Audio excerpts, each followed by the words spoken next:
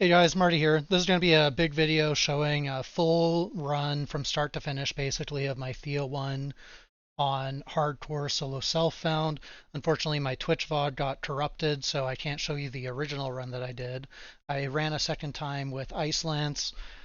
This was my original character where I was the third to complete on Hardcore Solo Self-Found. I did this run after I had already been the first person to complete on Hardcore Trade with Yuga 1. This character was Chain Lightning on my original run. My second run was Lance. I do think Lance is better, but I just wanted to make a quick video, show you guys all the links and everything that I used. They're pretty much the same between the two characters, but you'll see in the video in Lance, if you watch it closely, you can see every change I did throughout the run. But this was the gear. Of course, on the Lance run, it's going to be no dex and no conversion, things like that. But here's my talents. I figured it'd be handy to give you guys a little TLDR at the start. And these are the slates. None of them are anything relevant. I just put on any slate that did something, and I clicked some mods at the bottom. Alright guys, thank you for watching. I hope you enjoy the VOD, and be sure to check me out at twitch.tv/Marty. In case the Twitch VOD fucks up again.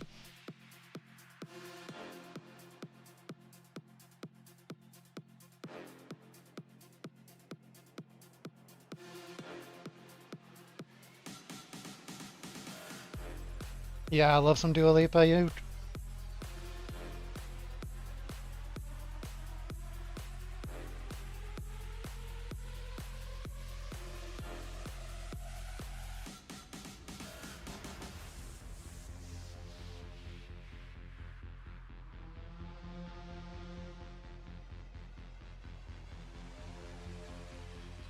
Yeah, check out that YouTube video, Swanson, if you have a minute. I've never made a short before, but Utrin and I just worked on that one together. I don't know if you're the kind of person that likes shorts content or like TikTok style content or anything like that, but I'm kind of proud with what I came up with there, and Utrin helped a lot.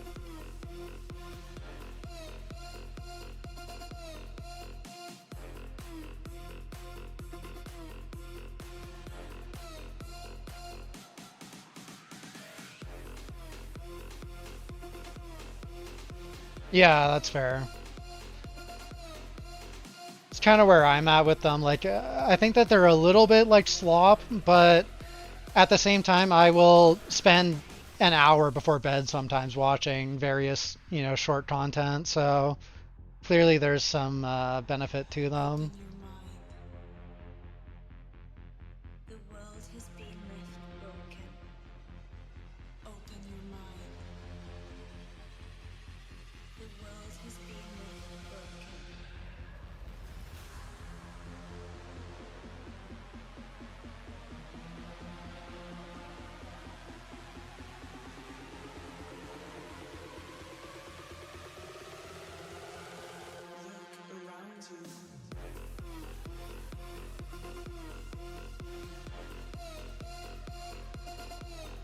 I'm going to be a little bit more like chill in this run than I was on my day of run since there's no race anymore. Already got my first place in hardcore and hardcore SSF.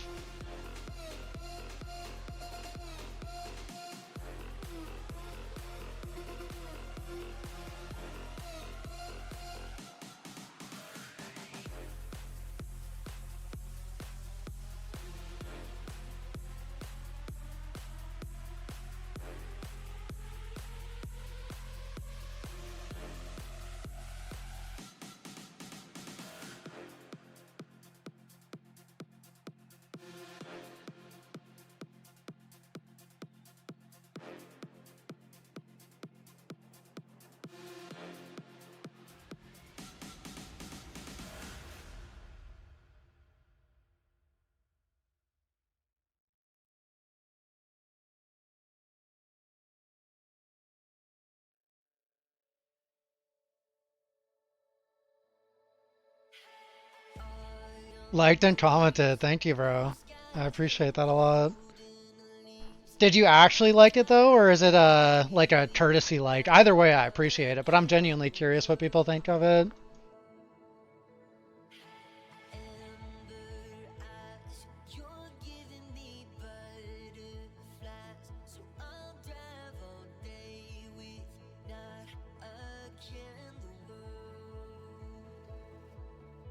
You liked from the get-go, but cool tech.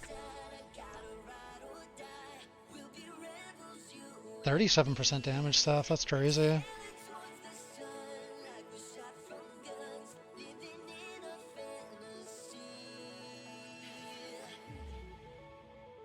You would have liked at the end anyways, yeah, fair enough.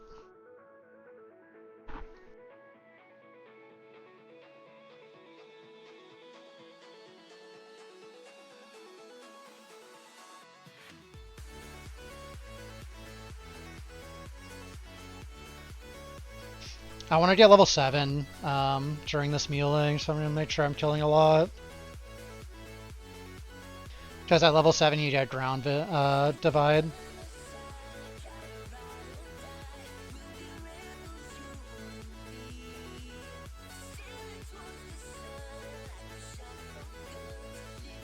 Thea3 looks so chill. Yeah, it is super chill, Kittner. I'm going to do the run on Thea1 again, just because it's what I've already done, and I won't take... I don't know if you even can take multiple slots on the leaderboard, but I don't want to take a potential top 10 from people. And then also, like, I've already done that run, and that's what I, you know, did before, have experience with. I think it's just the best idea as far as making, like, a good guide for people. Well, it's not exactly a guide, because it's basically just going to be, like, a long-form VOD. And then, you know, if people want to watch that, they can. And then I'll do, like, a shorter 10-minute video kind of talking about my character and everything. But I just think it'll be more beneficial if it's the same run I did originally.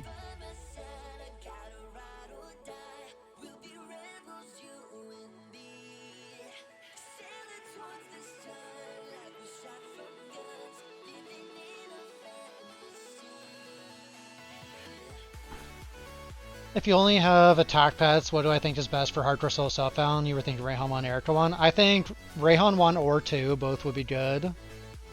Yeah,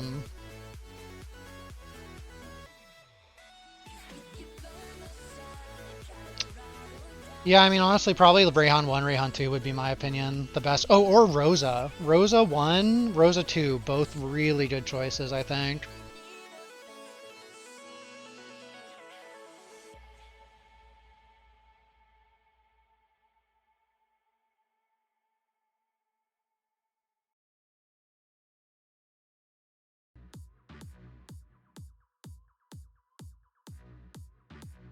Actually, now that I've thought about it more, yeah, I think definitely Rosa 1 or 2 are probably like the safest, and then like Rayhan 1 or Rayhan 1 and 2 are both also like decent.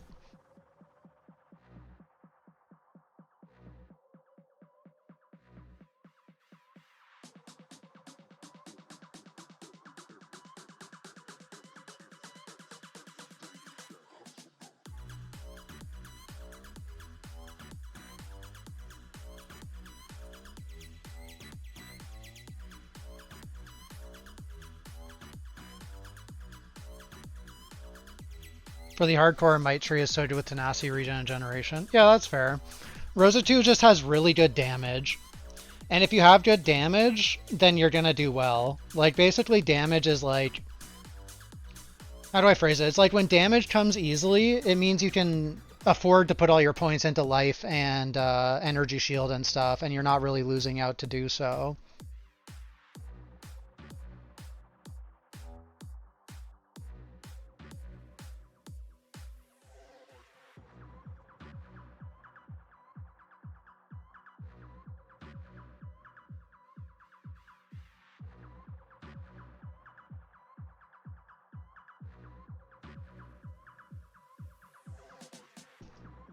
Yeah, Rosa 2 is really strong for like a Traveler 7 or Time Mark 8 rush.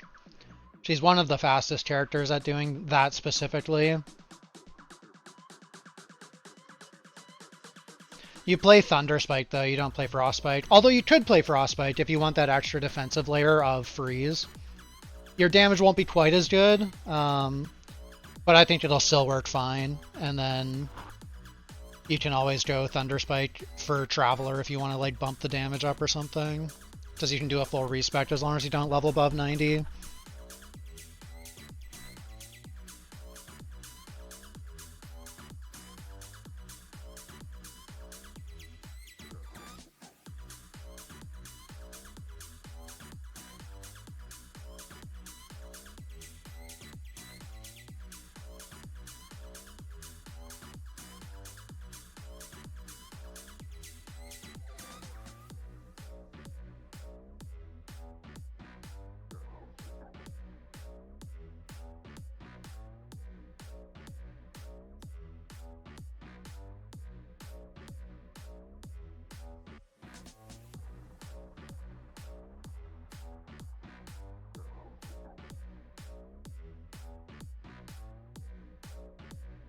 Fireburst really is not super enjoyable to play with, I will not lie.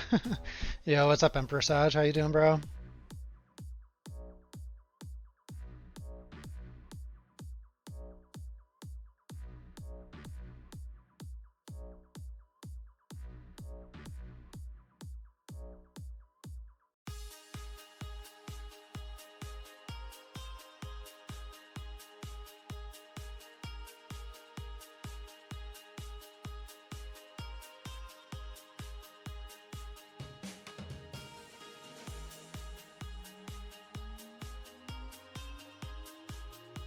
They kiss Fireburst in you. I think it's not as bad on Bing specifically, just because you can really abuse Spellburst on that character.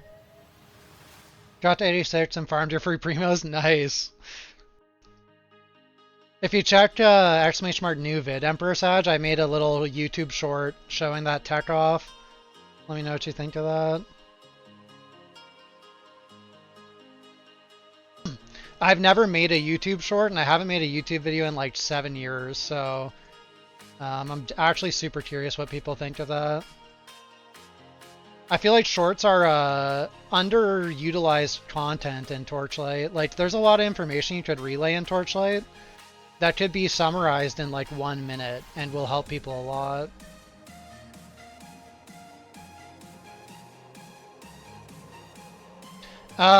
Yeah, so the problem is you can only upload shorts in square or in vertical. So originally I actually uploaded it in like horizontal, like 16:9 ratio, but then it wouldn't let me make it into a YouTube short. It had to be like a full YouTube video. So I had to switch it to a square, and then the best option seemed to be adding the little like blurred out borders kind of thing.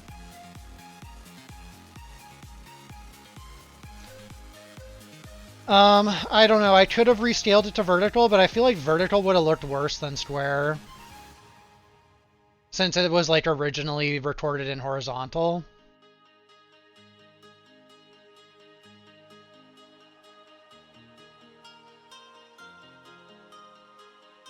I could try vertical next time I have an idea for a short, though, and we can see what people think is better.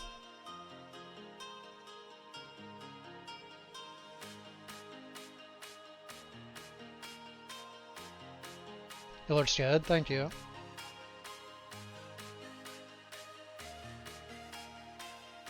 Can you link Duba shorts? Yeah, you can. I won't, well, actually, can you link them in Discord if you're in my Discord?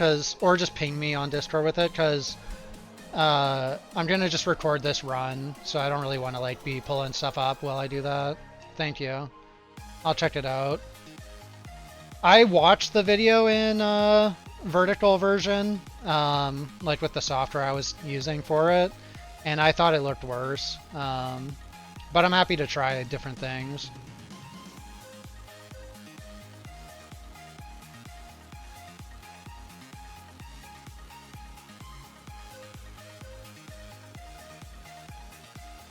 I don't know if it's because like all my stuff is recorded in 1440 or something.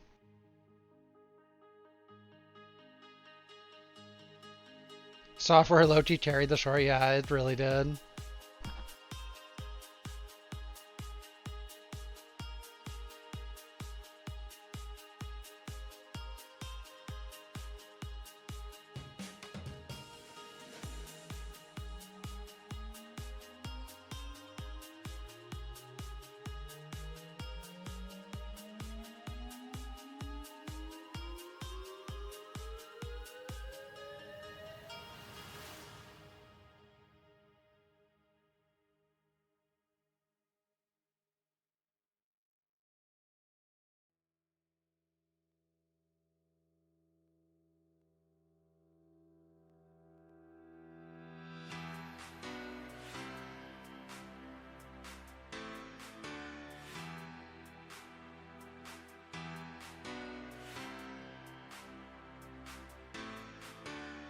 This is gonna be a much more chill run.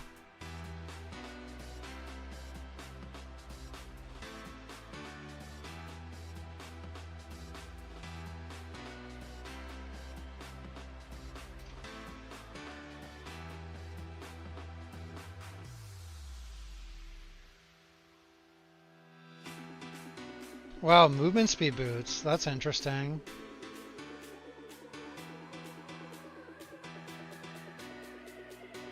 Wait, 32 strength? I thought this is a... No, I guess it's not a strength skill.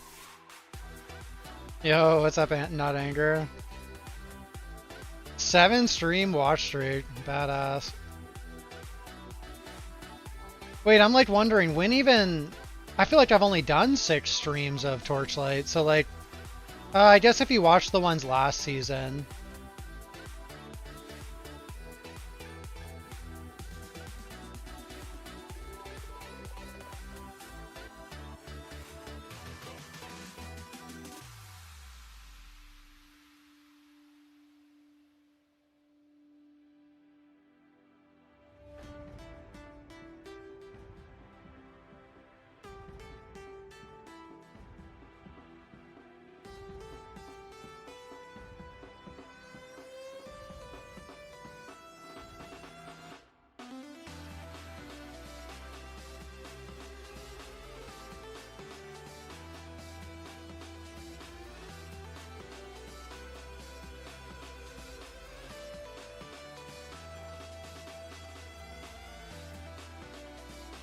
These movement speed boots feel really nice.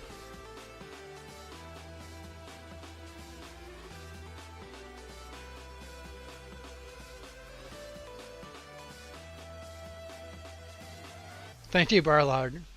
Did you like the video?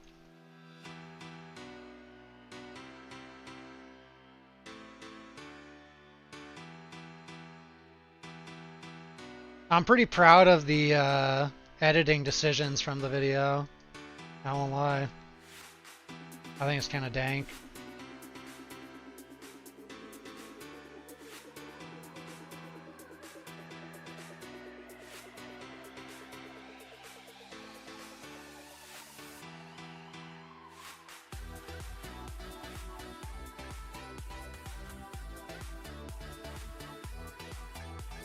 So after this boss, I can pick up the Haunting A-bombs, and then it'll be much, much, much better.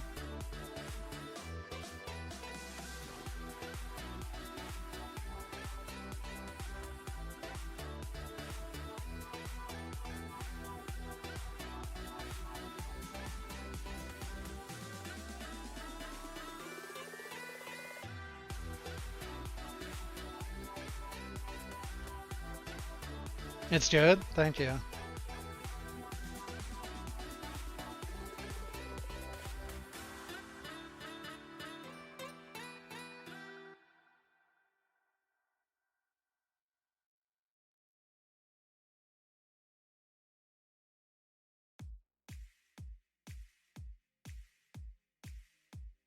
Yeah, what's up, Horsey Horsin?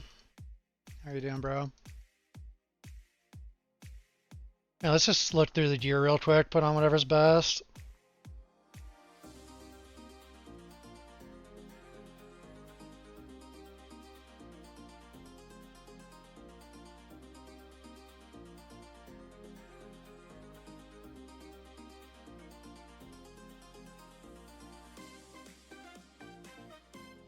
Actually, Blink should be here.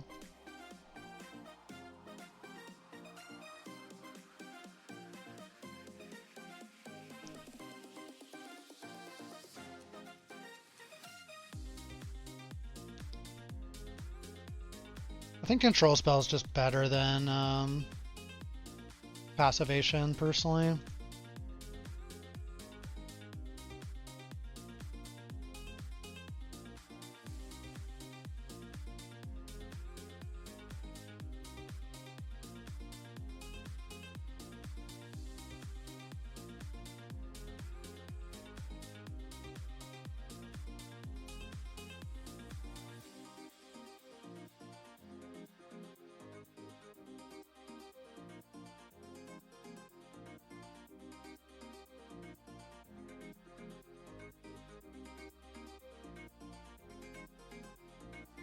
So 3 levels and I can claim the talent points. That'll be really big.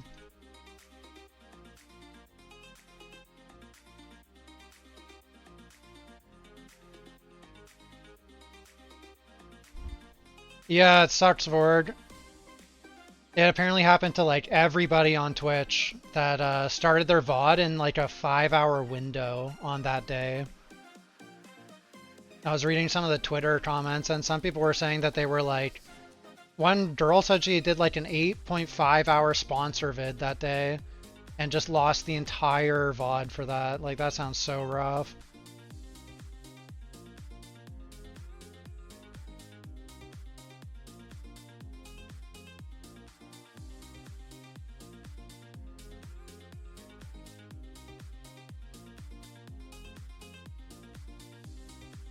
So I always, when I play Hunting A-Bomb, I always rush the mana cost reduction nodes. I think getting to 0 mana cost on your Hunting A-Bomb is like so premium.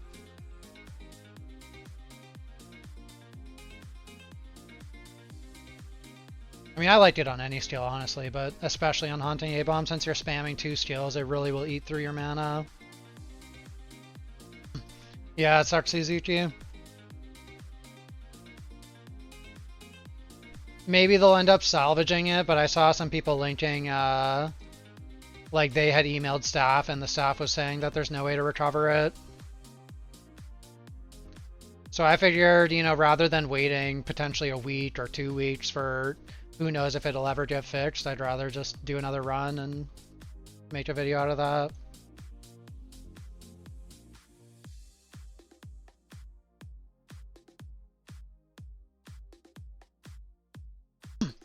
Yep, going again. The people need content. And who am I to deny them that?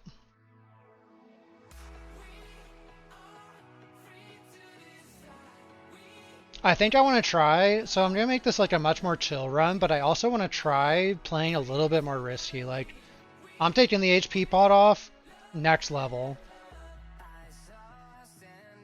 Call me crazy. I know, I'm a little crazy for it. Yeah, I actually love the early game in this game. Like, I'm genuinely going to enjoy this run anyways. Okay, actually, I already pussied out. I said I was going to take the HP pot off next level, and I realized, like, I don't really have that good of skills I could put in that slot, so maybe actually, maybe not.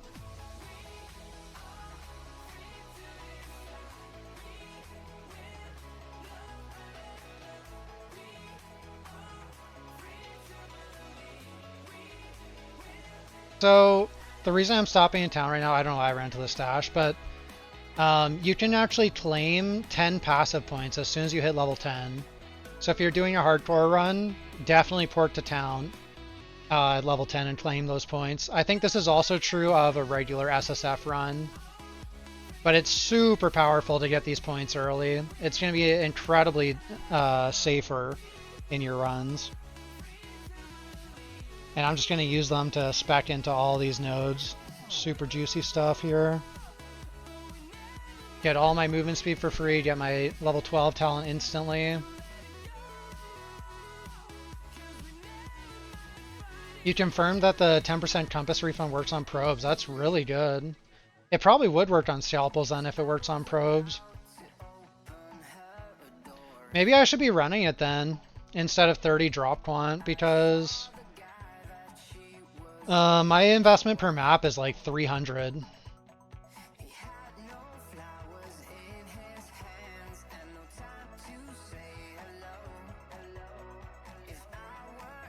This is a crazy leveling staff. Flat erosion base with int erosion damage. I'm actually going to wear this for probably the majority of the run. Because once I start speccing into nodes that are erosion based, there's no real point having other flat damage types, even if they're a bit higher.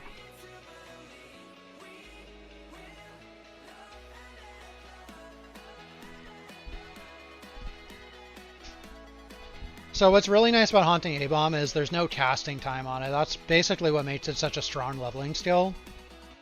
So you can just run through the campaign, spamming the ever-loving fuck out of it.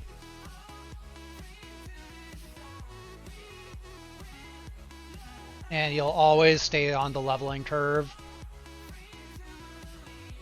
You run some Priceless Tar and Deep Space, both level 3 pests, kind of eh.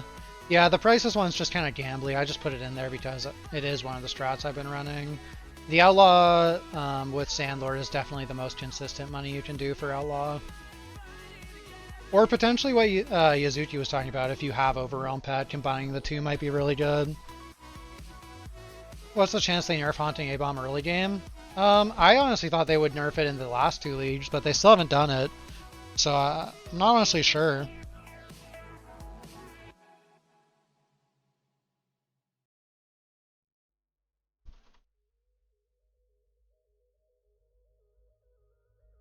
If they do nerf it though, there's probably other early game skills we can test out.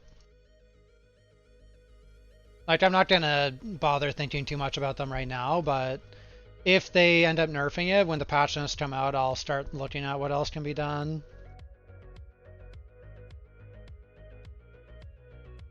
Before Haunting A-Bomb, we had rocket jump leveling, and that shit was crazy.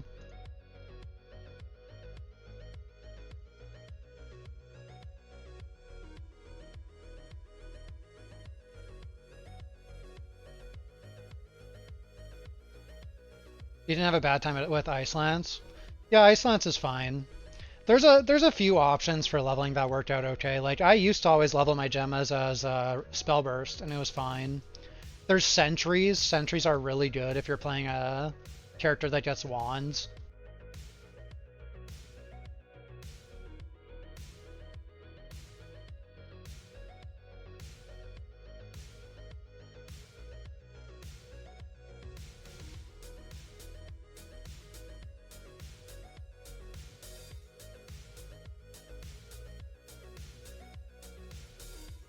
Might as well get my other talent here. It's a lot of damage.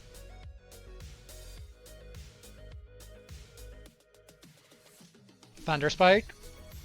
Yeah, T-Spike for melee. That's true.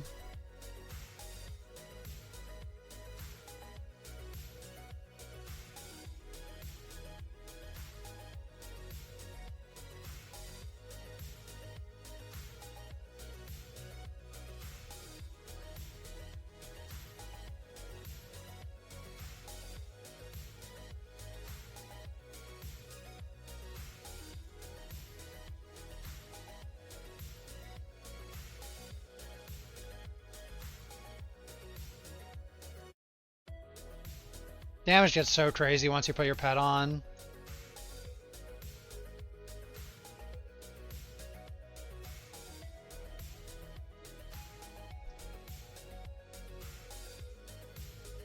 Yeah, I think it's fine without Despised Shadow. If you do have friends that play a character that gets Despised Shadow, they can also mail you it, potentially. So, until Thea1 gets fully claimed, I actually think she's a really, really good option for getting the top 10 runs, because she gets free access to Tenacity Blessings as soon as you get your first trait.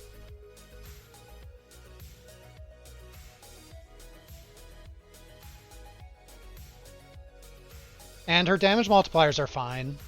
They're not insane early because your uptime isn't 100% on her mod, or her God's Boon, or whatever it's called, but she is very, very good. And getting that free access to agility, blessings, and tenacities, it's really noticeable.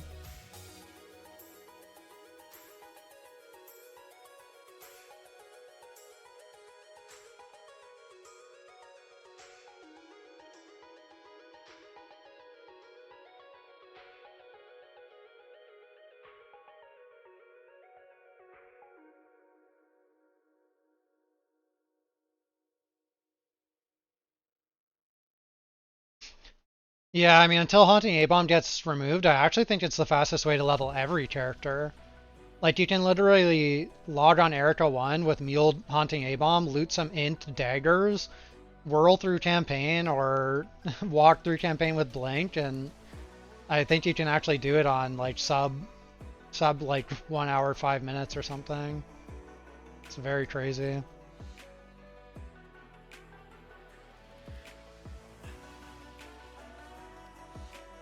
Maybe not 1 hour 5 now that they got rid of multiple shadow dashes, I guess, but definitely sub 1 hour 30 is doable on any character with Haunting A-Bomb currently.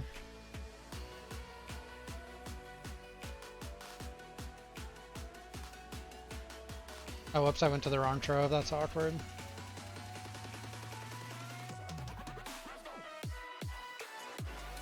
Focus stacking Haunting A-Bomb and it was slapping everything. That's funny. Yeah, U-1 with the Haunting A-Bomb leveling feels really good. It's so nice that his clone casts Haunting A-Bomb as well.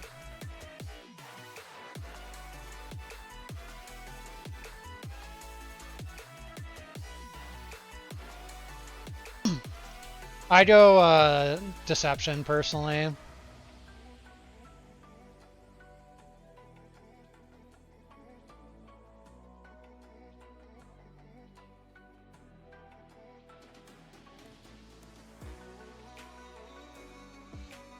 I think that the talents you get, like main talents from Deception and Shadowmaster, are just so strong. I want to get those as early as possible. Grace Boots first run, Spooned. I'm gonna go for 2 Born in Fires because that's how I would recommend everyone do this kind of a gameplay.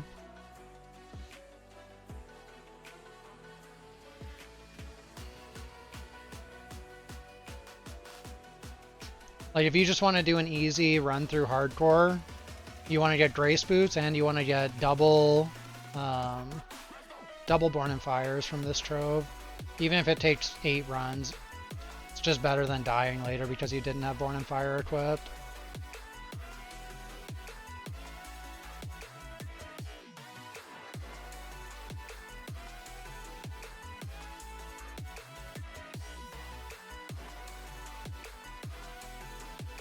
That's 1 Born in Fire.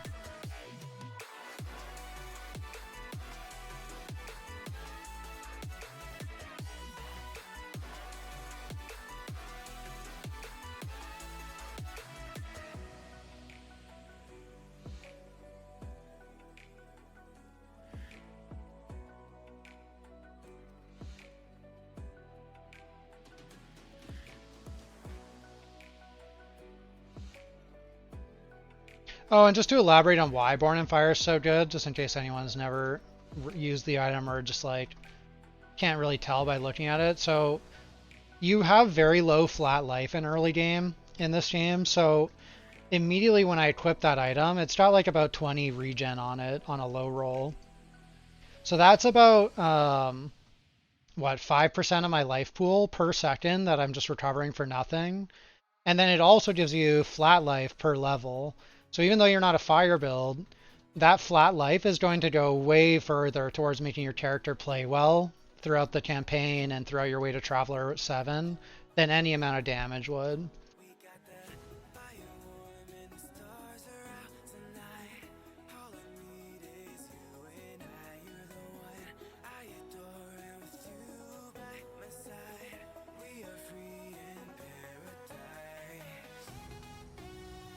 You're on a bad night, Vord.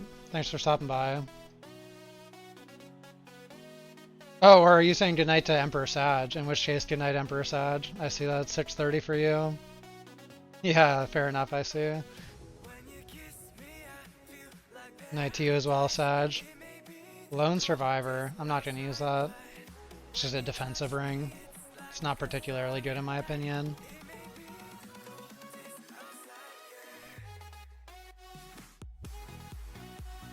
We're gonna go Timid and Blurry Steps.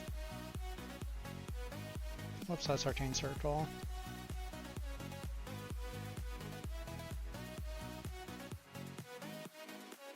Yeah, I'm leveling because my VOD got corrupted, Haxor, from the hardcore run. So I'm just gonna do another SSF hardcore run so I have a VOD that I can upload onto YouTube for people who want to see how I played it.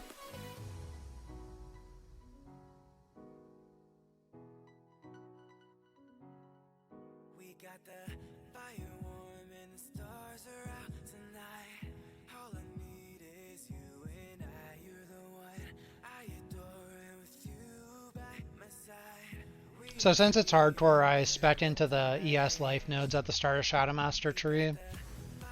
I think it's worth getting some extra tankiness. There's the second Born in Fire. Forgot I accidentally zoned into this other trove. It's not going to be like trying super hard to go fast run like my first one was, because it was lead start scenario kind of. This is more so just going to be a chill run, and I'll try to talk a little bit more about decisions I'm making throughout that I think are relevant.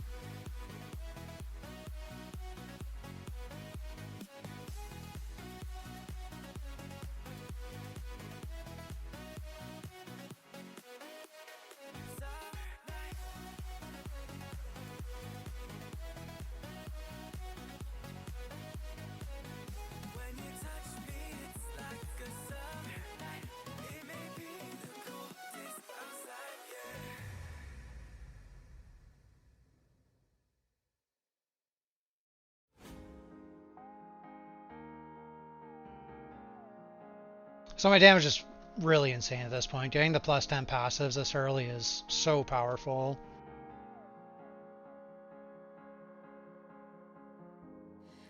And I'm super tanky because we've got double Born in Fire and Grace Boots, which is giving me a lot of flat ES and a lot of flat life and good regen.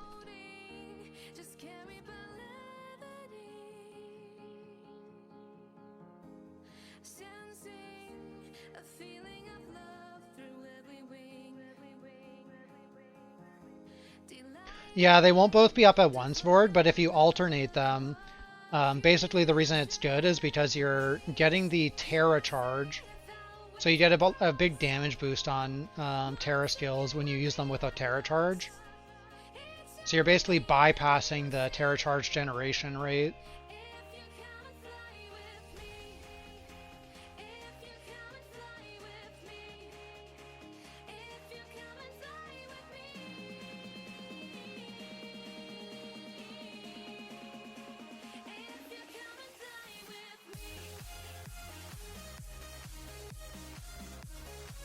So you see the number above my Haunting A-Bombs? If you cast it when it's at 0, it's going to do a lot less damage. And even with Drown Divide, well, maybe actually it might be fine with Drown Divide in. I'm not 100% sure on that, but without Drown Divide, you will sometimes be casting without a charge, even if you're running 2 of them. Oh, and then the other thing you're bypassing is the cooldown. So they have separate cooldowns, basically. So, like, see, I press Q, I press E, and I'm getting around that cooldown, and the first time you press it, it always does, like, an instant tick of damage. So you're kind of getting double benefits, actually. The Terra charges and bypassing the actual cooldown of the skill.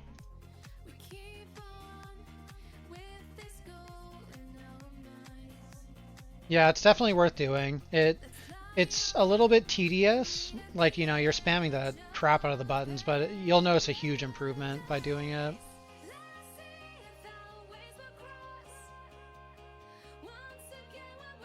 I gotta switch this T-bind.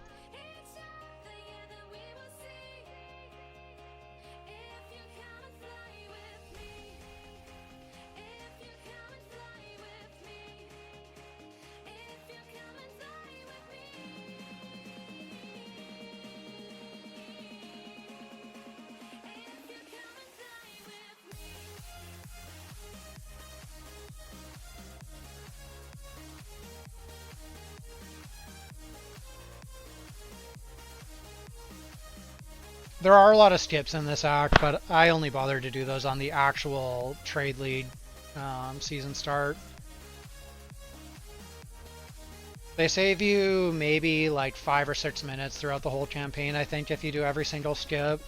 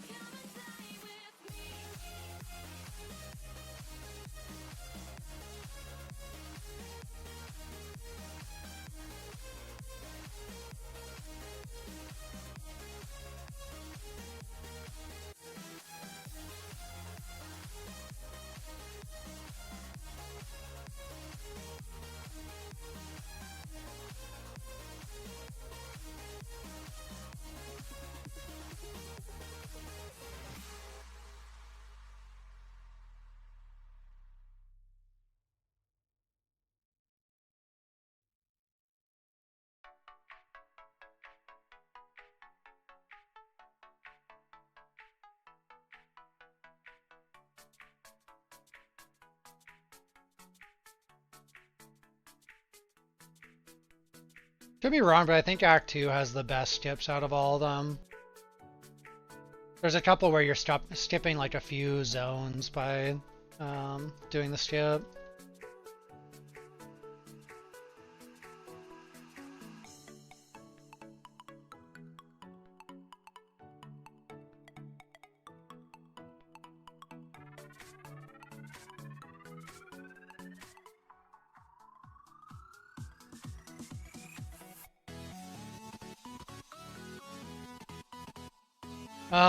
So you need blinks for some of the like jumping over walls skips, but some of the skips are just opening up map. So I keybind map to M, and on a lead start, there's a few points where by opening up the map, you can just immediately jump into the next zone, or you can open up and go right into the trove, which may not seem like a relevant amount of time save, but if it's going to let you put in 3 points into movement speed before you walk through the zone, then that saves you some time. And then also when you have multiple charges on your movement skill, you get all your charges back when you change zones. So it does add up a little bit to do those kinds of things.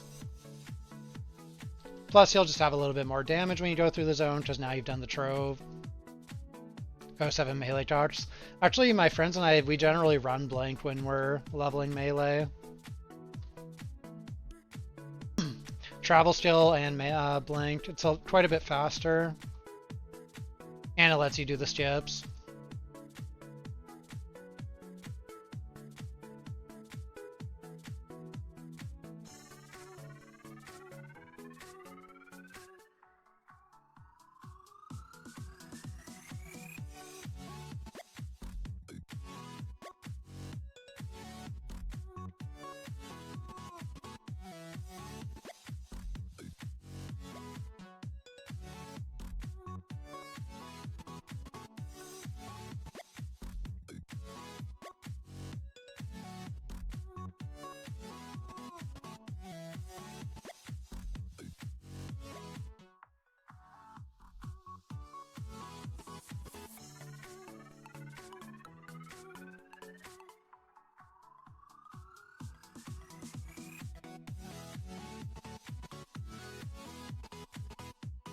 This is one of the ones that requires blink. You can just jump over this wall right here instead of going around to the right.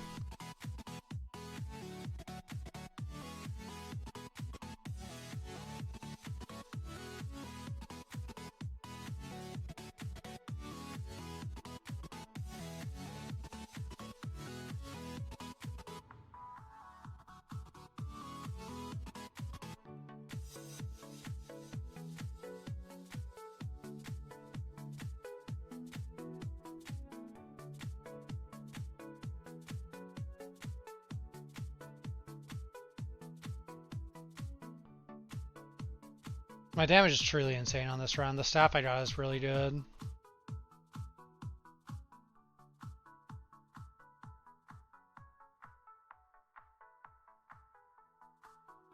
Yes, I would love that to be added board.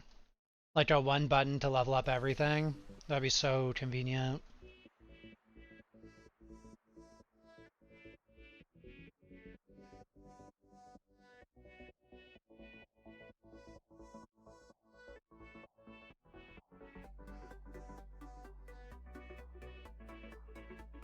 Honestly, I wouldn't be surprised at all if they add it. The fact it got added to PoE, like, I feel like these devs are pretty tuned into what other games are doing. So I think that it being added to PoE 1 pretty much guarantees that it'll be in this game within like a year at the longest.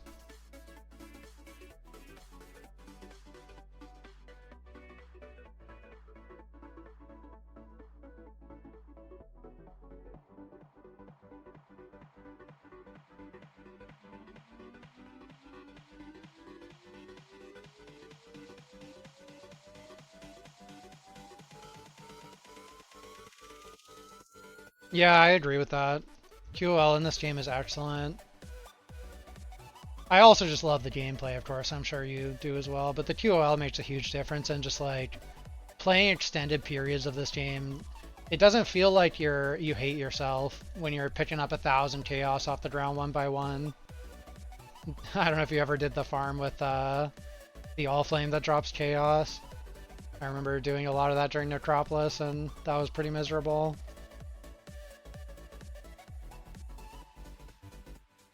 Right, yeah, it's a lot less draining, Vord. Frogs. Oh, man. You know, one thing that I think was so underutilized by people in PoE 1 that I did a lot of way back in the day is prophecies, and you saying frogs, that reminded me of it, but putting Rain of Frogs and Plague of Rats in, that was a huge amount of extra loot you got out of that.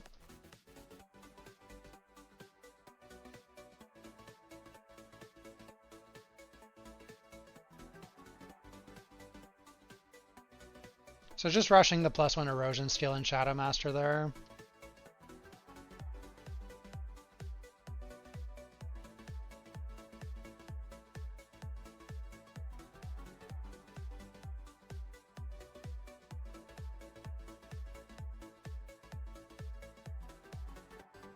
So even with no HP pod, I feel like I haven't really taken much damage since like level 10. I think it once you have the Grace Boots and the Doubleborn and Fires, it is pretty safe to take your HP pod off. But if you're not a very confident hardcore player, just leave it on. You don't need blurry steps.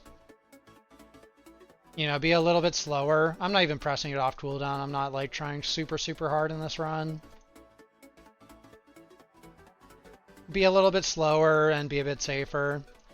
If you're playing like a hardcore thing for rewards, it's always better to just take the safe option.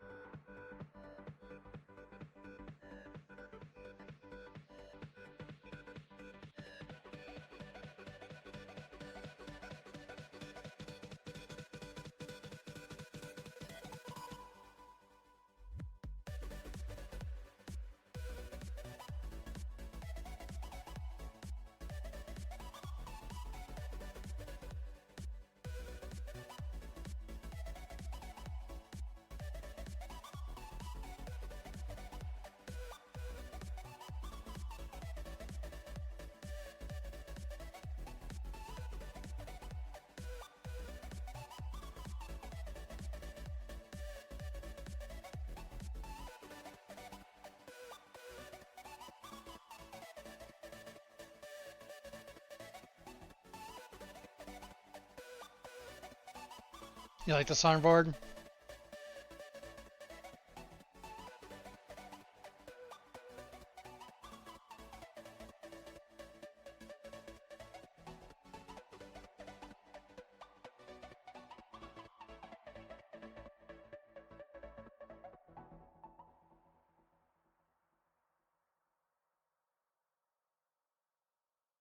Yeah, it was. I used to listen to a ton of like techno and EDM in the like 2006, 2005-ish to 2014. The first thing I ever downloaded from IP torrent was some like 10 gigabyte techno or yeah, I think maybe it was a terabyte. I think it was a terabyte of techno music from IP torrent. And that was like my main go-to when I would play StarCraft. I just felt like I played so fast with a techno beat in the background, and I think that's what led to me loving like all EDM and D&B.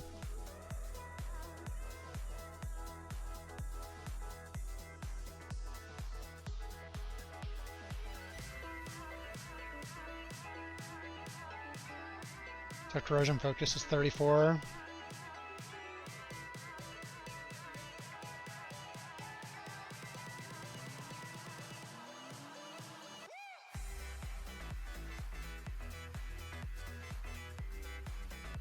So I'm not allocating this extra pact point. It doesn't make a huge difference, but if I auto-allocate into that 6% damage node you unlock from killing Traveler, it's just going to be a nuisance. I'll have to take it out later, and 6% damage isn't going to make a huge difference at this point. Even listening to old Liquidity mixes, I used to put those on a ton when I streamed PoE. There's a little bit where I was like, I want to put on copyright-free music.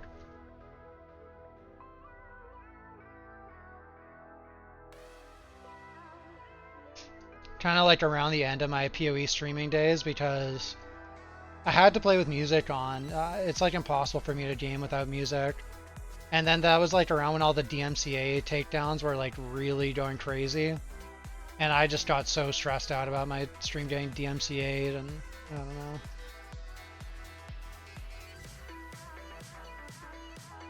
I got so many copyright claims on my old YouTube videos for having like copyright music in them.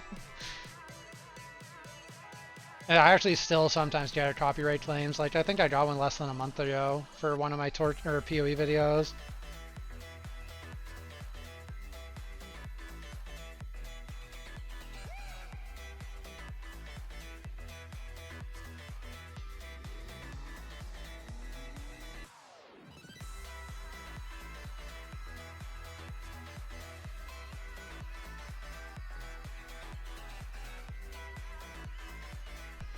You remember rhythm games were going through a scare time? Oh, that makes sense. Yeah, I didn't even think about that for rhythm gamers.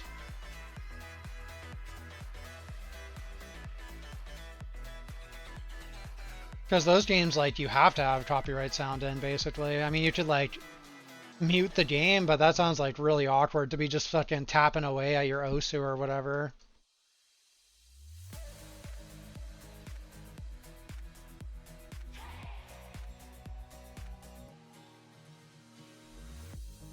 I'm just killing a little bit extra here. Doesn't make a huge difference, but I'd like to only do one run. I'm not even worried about getting Sage's Foresight.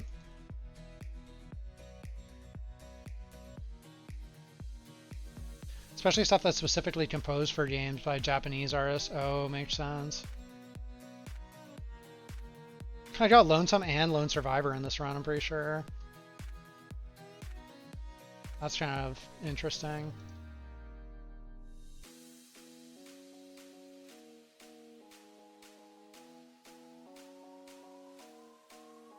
So I have to manually allocate all these points so it doesn't put in that 6% node.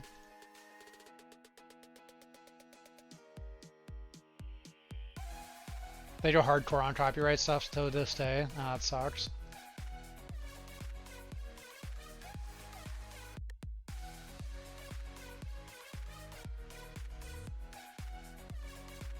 I looked up some no copyright piano music for my little short I uploaded. I'll make sure any like background stuff I have on YouTube always has like some sort of copyright free stuff. This song's a jammer. This is my current favorite walking song.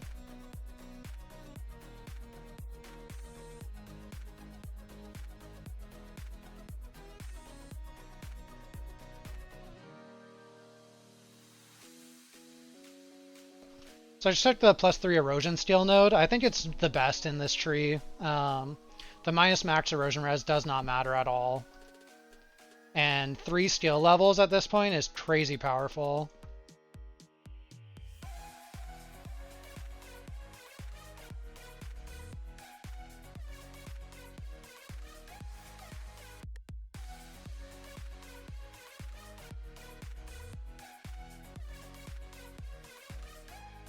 Oh, just in case anyone's watching this stream back on YouTube and you can't hear the audio, the song I was talking about, that's my favorite walking song, is called Run Rabbit by Alt BLK Era.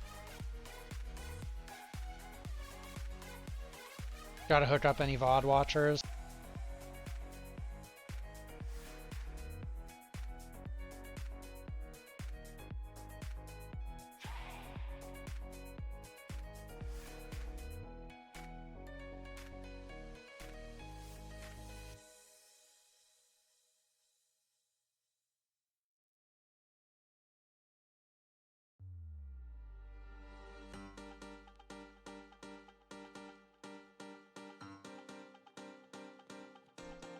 Keegan is a little bit of a scary boss on hardcore. I would recommend trying to play a little bit safe on him, avoiding damage. If you still have your health pot at this point, it's probably not a bad idea at all. His attacks do a lot of damage. Like, I'm not getting hit by them, but if you do get hit, they will chunk. And this little breath thing, I don't know if it's a one-shot in campaign, but it is definitely a one-shot in the endgame fight, so definitely want to always position yourself where this shield goes up preemptively.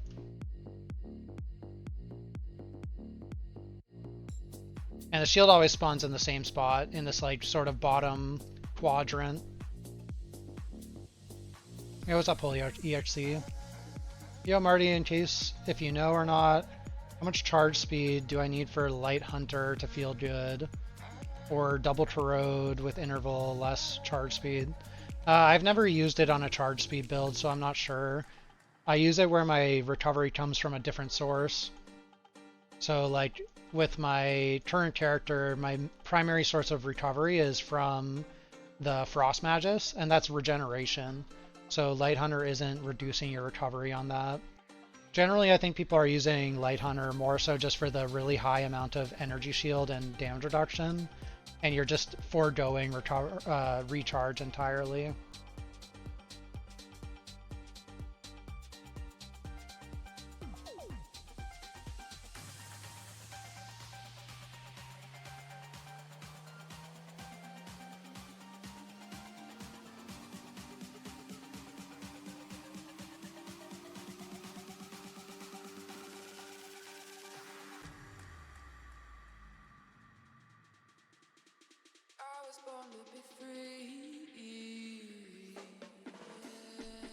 Yeah, so like what I'm trying to say is like generally you don't want to use an item like Twilight Vestment with Light Hunter. Like they're sort of counterintuitive together. I don't know how people who are pairing them together are making it work. It's more for setups where you're relying on like regain or like regen from a Frost Magus. Did I have attack and cast speed breakpoints on this game? As far as I'm aware, there are not attack and cast speed breakpoints without specific exceptions, like certain channeled skills have like a breakpoint where they jump from 15 APS to 30 or 28 or something. Or maybe 15's their cap, I can't remember. But generally speaking, attack and cast speed just improve your character linearly. Yeah, no worries, Holy EXC.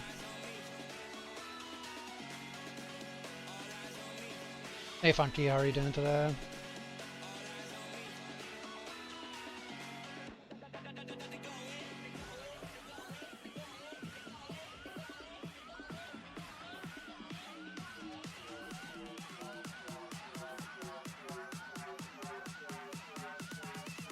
Save up for Cage and Double Crowed Light Hunter, yeah.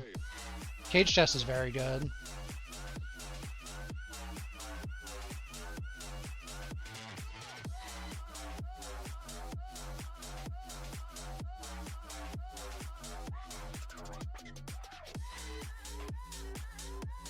I'm good, thanks.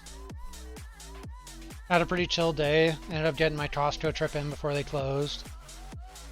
It wasn't too busy there or anything, which was nice.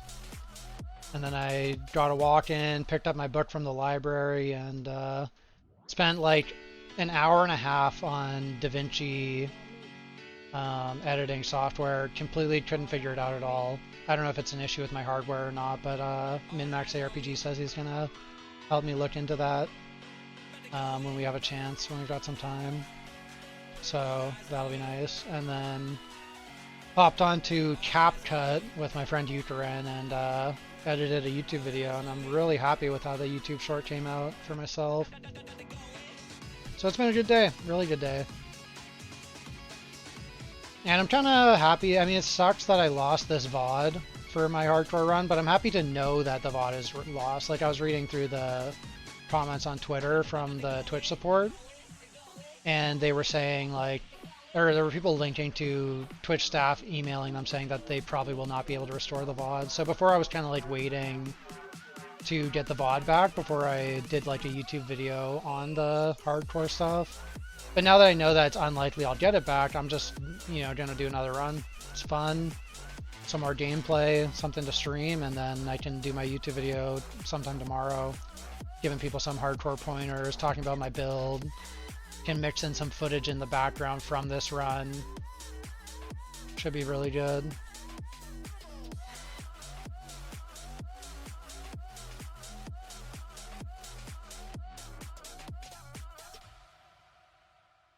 Yeah, it was good.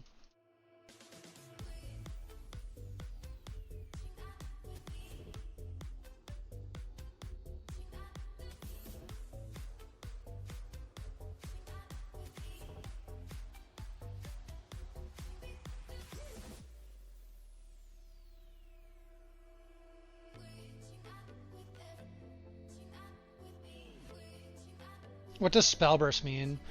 So is this your first ARPG, Shiro, or have you played PoE before? Because if you've played PoE, it'll be a little bit easier to explain. But if you're new, I can just try my best.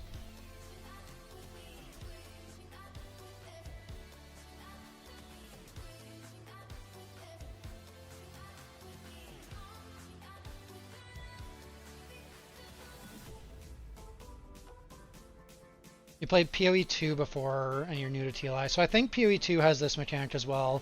It's called Unleash. So Spellburst is similar to Unleash. It's not one-to-one, but basically what it does is you generate charges over time, and you're able to release those charges to do a burst of spells all at once. In this game, it's a little bit more fleshed out than Unleash is in PoE 1 and PoE 2, but that's the gist of it. You can get sort of more specific information if you look at the help menu in game here, F4. I'm not going to do it right now just because I'm recording this for YouTube. I want to have my run. But the help menu can give you a little bit more specifics on how it functions. Is it applicable to Rosa 2? No, not really. I think the only way it would be applicable to Rosa 2 is if you were playing some sort of a Moonstrike build, but generally Rosa 2 is an attack character, and Spellburst is, as is in the name, it's mainly just for spells. The only exception to it being for spells is that there's one skill called Moonstrike, and it has a special support that allows it to be Spellburst. It's kind of like a unique benefit to that skill specifically.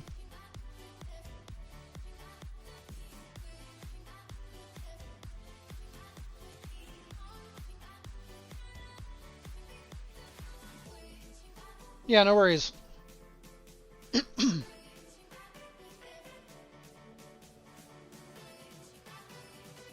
don't know if I was muted, I was kind of spaced out, but yeah, no worries, man. Hope it helps. So I'm a little bit under leveled on the zone here. I saw when I entered on the previous zone, so I'm going to grind this one extra run on this trove.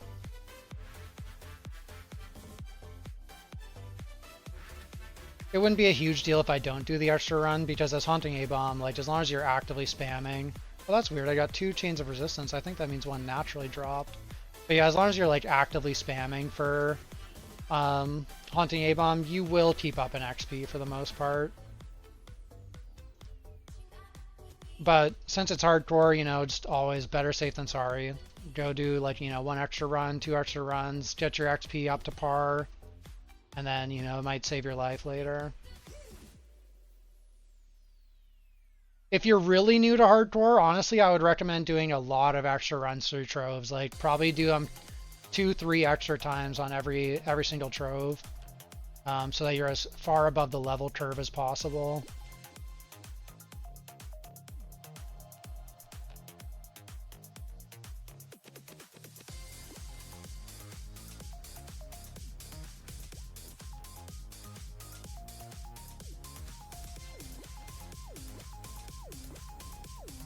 So now I've got the majority of the good damage nodes in Shadowmaster and God of Deception. I'm now putting points into Prophet, which is what I'll be respecting to later.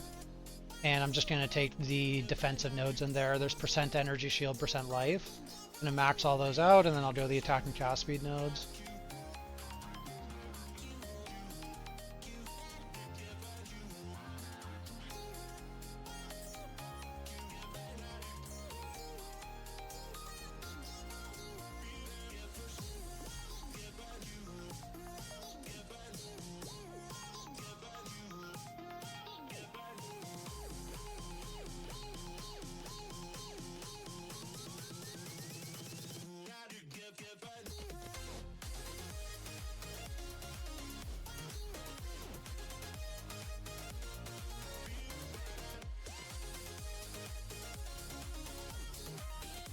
Oh, and if anyone's curious as to why I'm using Timid over Corruption, because Corruption's the erosion curse, I like to just put on Timid when I know I'm going to be respecting my build, because eventually I'll be playing Cold later, and I just think it's more convenient to not have to swap out the curse, even though you might get a little bit more damage out of the specific curse, because of like plus erosion steal levels, things like that, from my tree. I think the damage gain is insignificant enough that I would rather just have the convenience of having less things I have to swap out later. Oh, and I got an int memory. That's really lucky.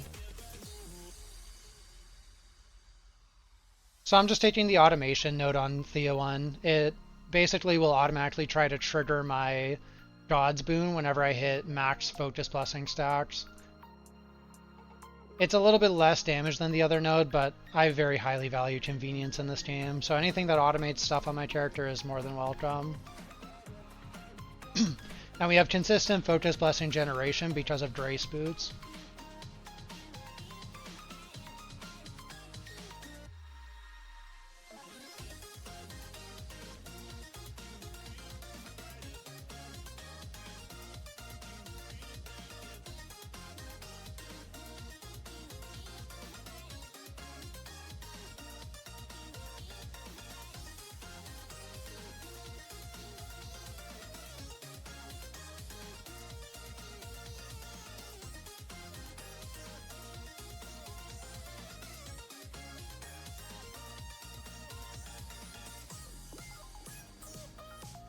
So I like to loot all of these little chests here.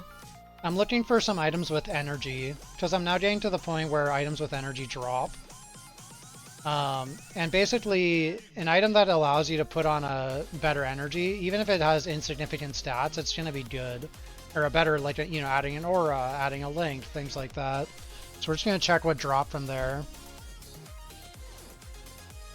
This is a damage upgrade and it has some energy on it. That's excellent.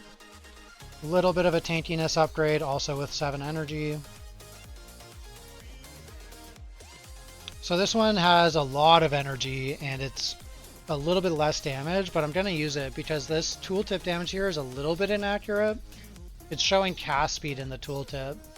And because we're spamming Haunting A-Bomb, we're not benefiting that heavily from cast speed. And the energy is going to go much further.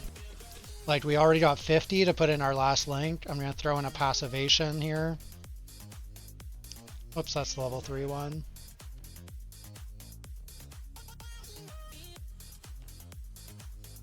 And I can do a second aura. Very nice. Going to put in erosion focus here.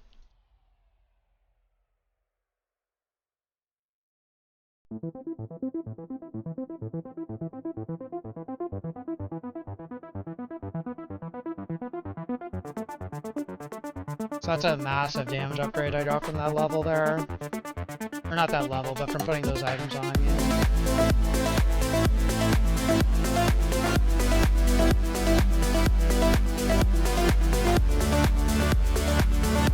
And I'm realizing in my yapping I forgot to grab the orb. Not ideal.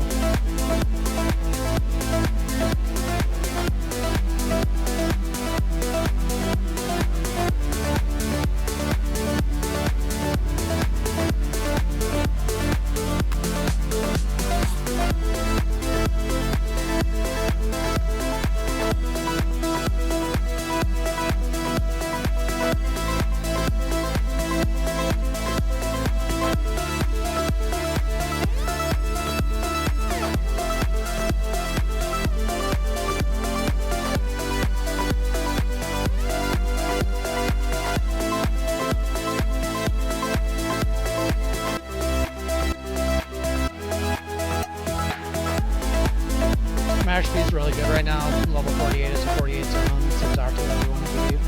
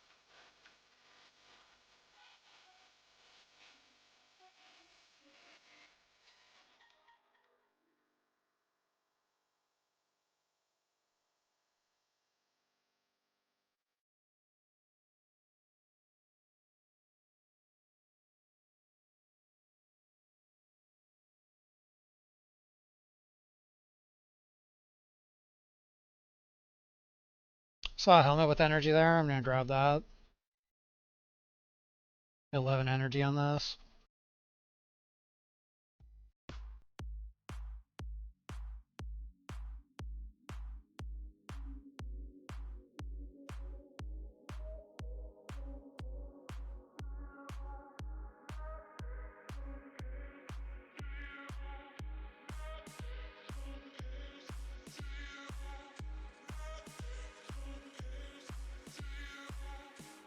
Gonna put on my trademark Frost Magus that I use in all my hardcore runs. Really big fan of Frost Magus recovery.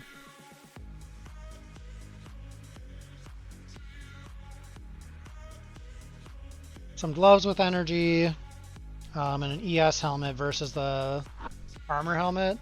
I'm actually gonna go for the ES, even though it says it's a survival downgrade. I think having dual pools is good, just whenever I get chunked my energy shield down, I'm going to be actively regenning that from the Frost Magus. And I can regen the health at the same time. So I think having both pools bigger is going to be more beneficial to me in terms of overall survival. Even though I'm giving up some resistance there.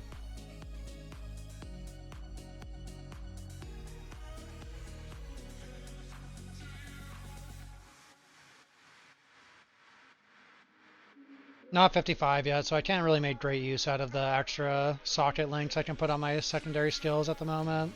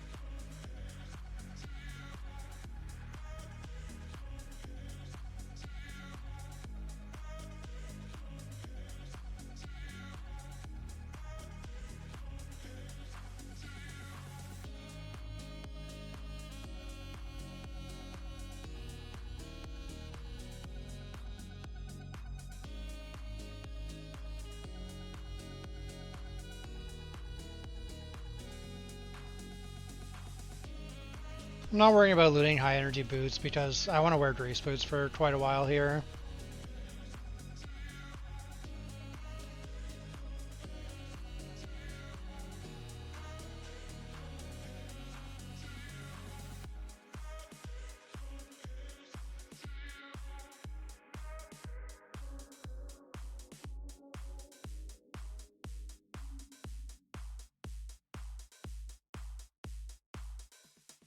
So I'm going to put on Spell Amp, and I'm going to switch my Thunder Magus for Swiftness.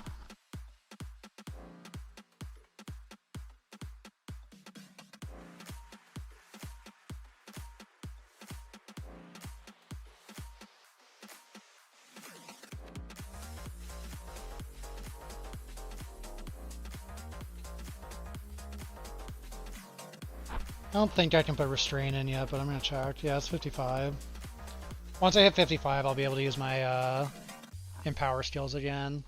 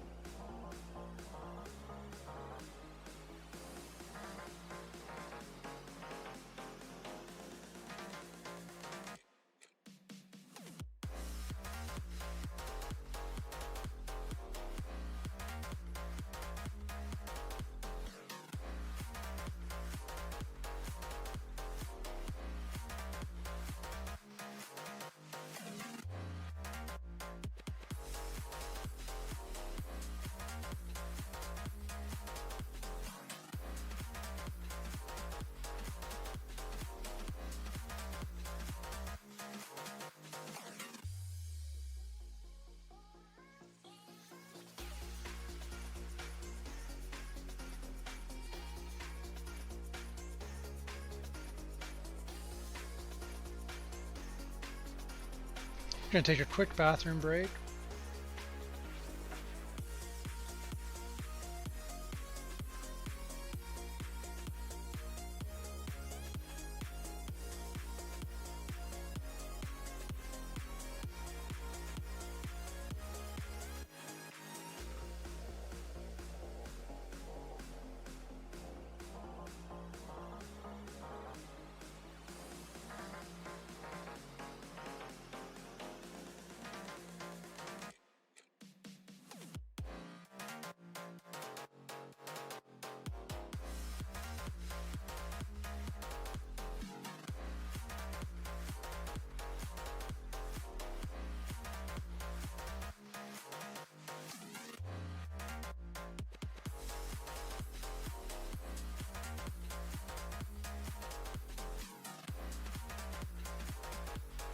Dropped a Pepsi Zero while I'm up too, might as well.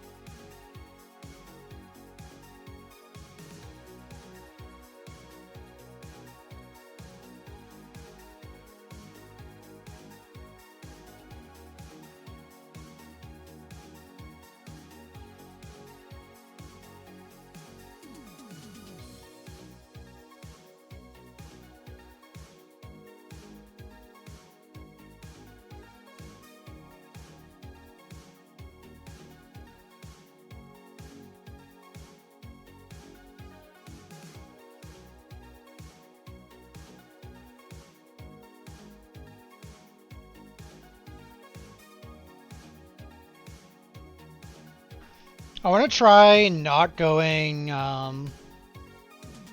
Arcanist on this run. Forgot to loot my chest, too bad. A bunch of them are going to die here.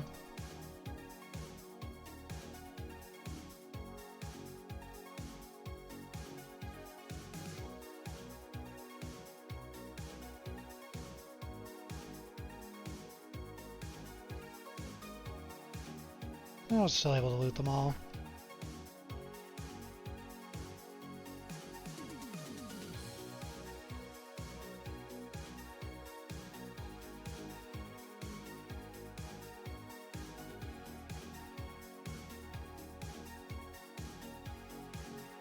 I'm just looting all the high energy weapons and armor and shit here.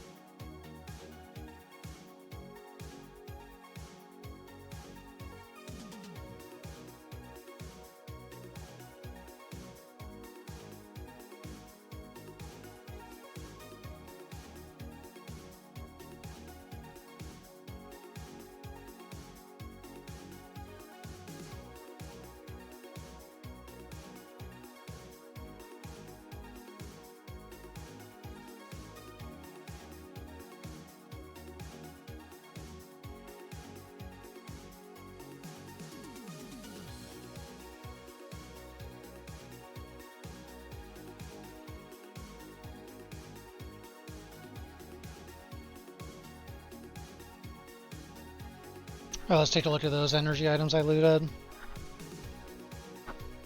Huge energy upgrade on the chest, putting that on.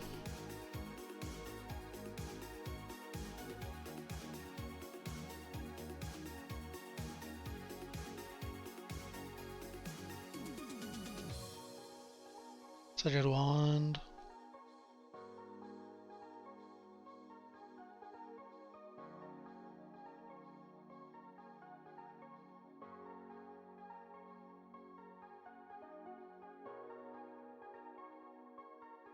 Oh, that's a great wand.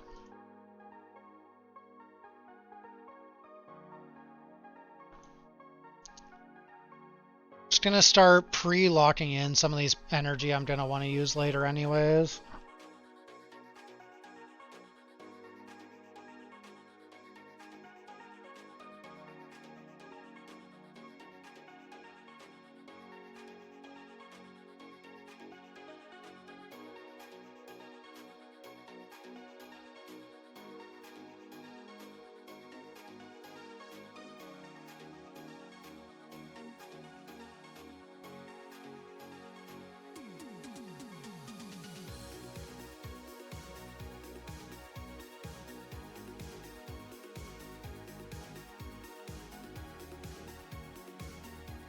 Damage is insane right now.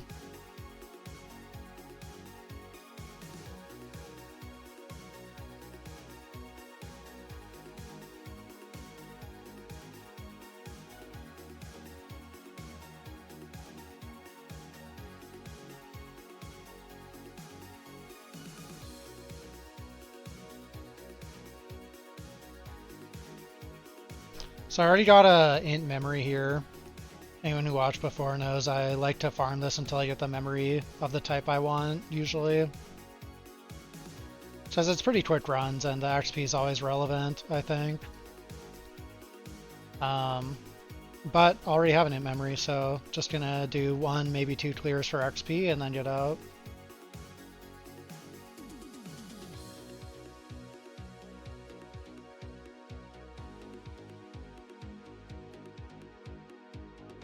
Now that I'm level 55, I can also grab all the supports I've been unable to equip until this point.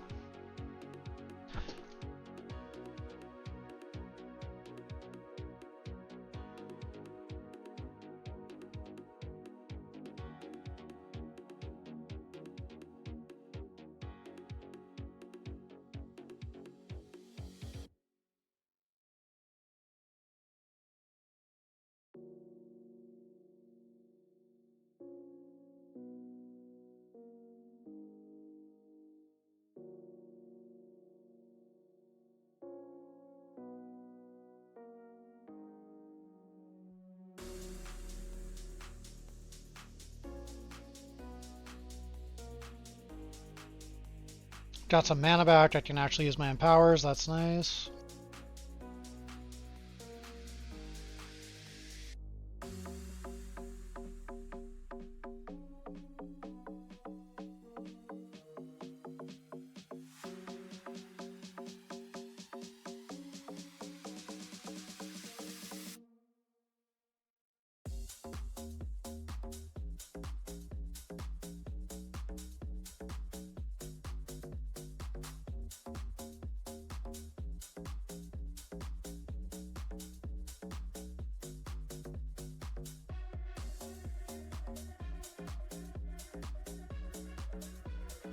Enhance my hero memory before Kitava real quick, get another like 3-4% damage.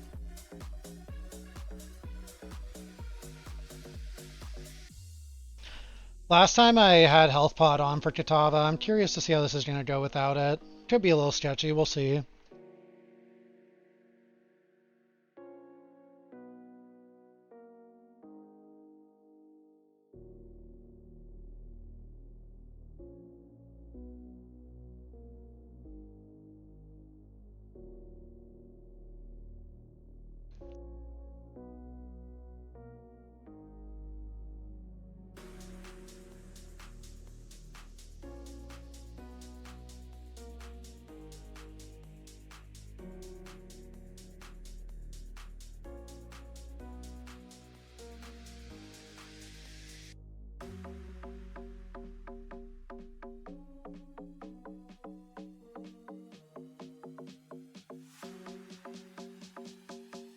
So you saw an example of what I was talking about earlier where my energy shield is depleted, but I'm regenning my energy shield at the same time as I'm taking health damage, which means I'm kind of getting double dip on my value from the Frost Magus.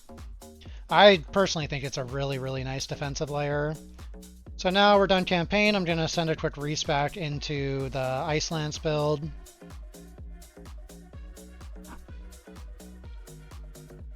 Getting out of God of Deception and Shadow Master.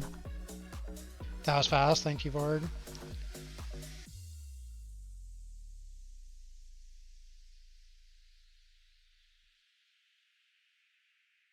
So again, since it's hardcore, I'm going for a very defensive tree.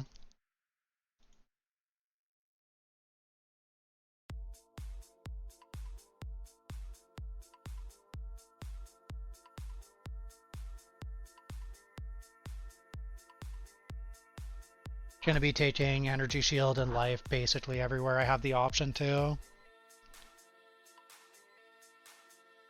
I think this time I want to try going Magister instead of Arcanist. I'm not specing these energy shield nodes here just yet, and the only reason for that is because my energy shield on my deer is still very low.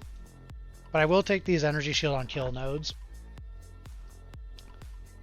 They're a big part of why I think that this tree is worth being in. As well as these flatty ass.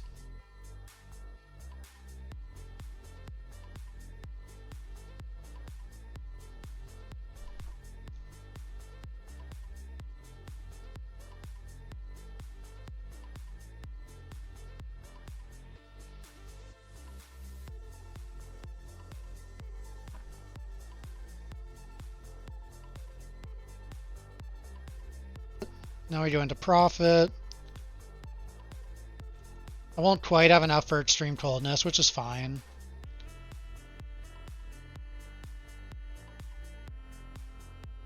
Two levels and we can switch over to using Ice Blink.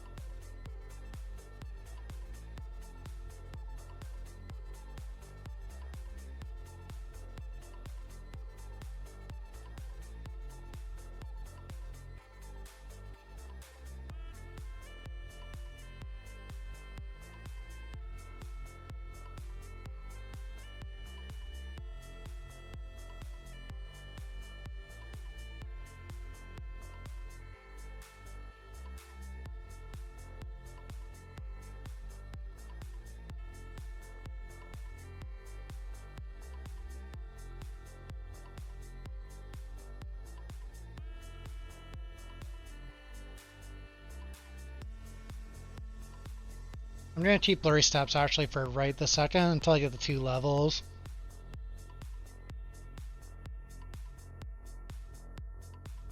I think this should be good.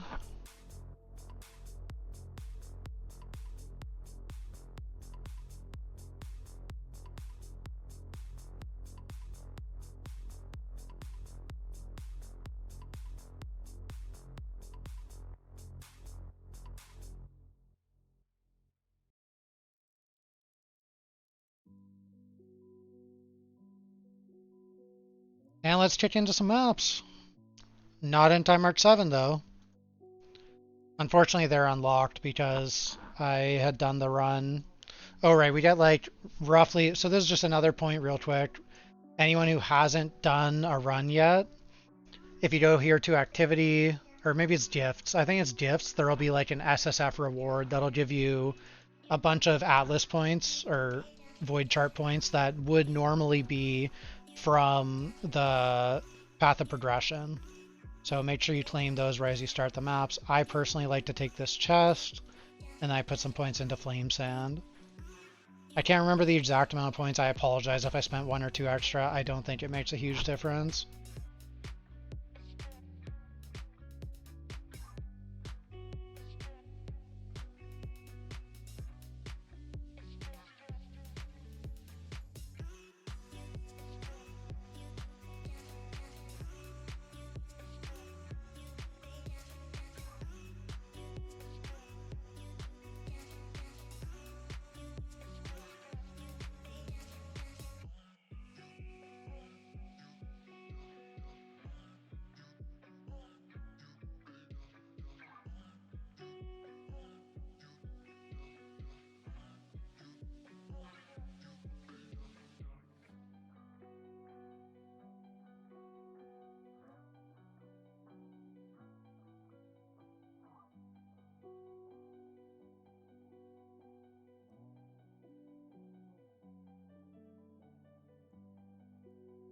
You might not have these cold pets. They're sort of like whaley pets. The purple one you could have, like anyone might have.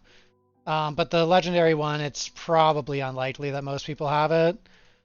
If you don't have it, it's fine. You just don't transition into frigid transmission at the earliest point. You'll switch later on when you can craft a ring. You only need one of the pets and a ring craft to be able to use frigid transmission.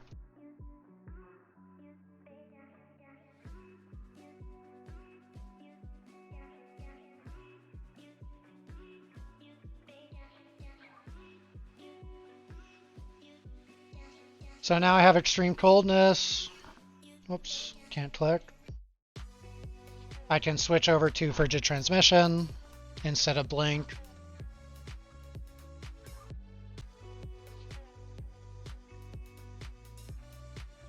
Some people don't like the frigid transmission gameplay anyways. You can absolutely play on blink and blurry steps.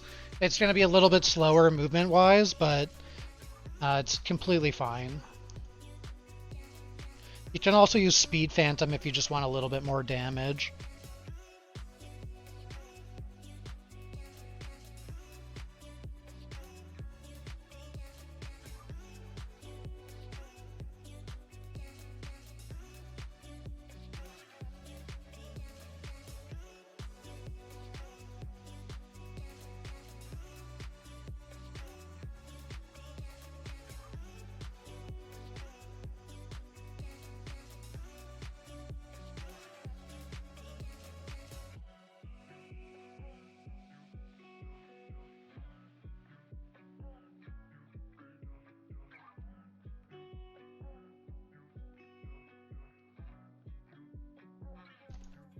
So at this point, I need to do extra runs also. Hopefully I remember to do that all the way.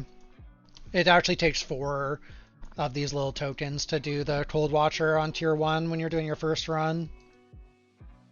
It's only 2 because I already did that run that the VOD corrupted on.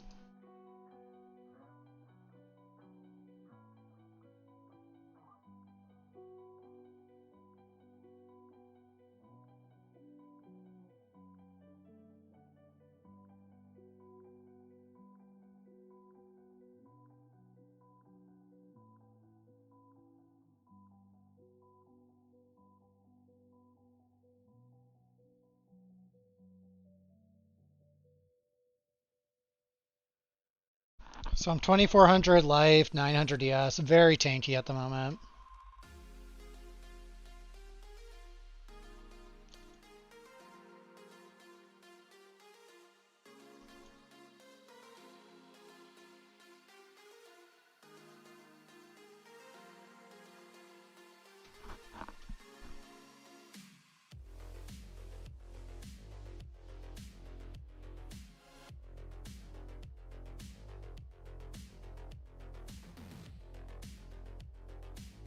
Well, 60 just throwing in my new memory.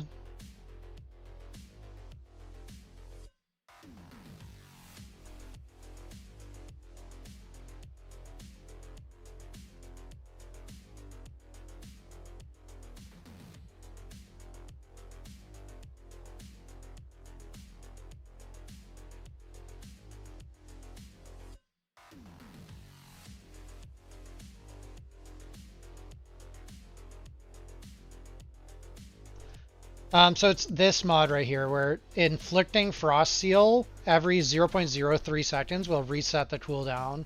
And what's powerful is that, as you'll see, like it's resetting me to full charges.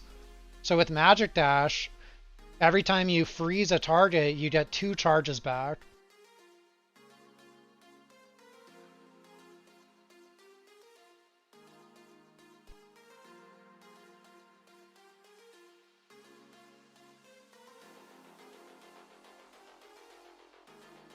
Again, it's a lot less damage, but I'm just going to spec the yes in life. Just play safe. No reason to take risks like that in hardcore.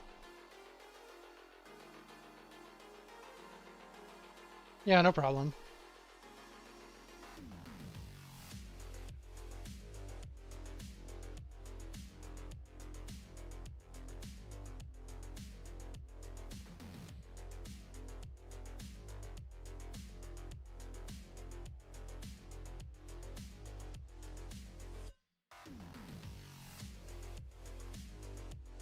I'm trying doing no acquaintance with without Arcanist. I don't know if it's gonna be worth it or not, but I'm just curious to see how it compares since I already did one run.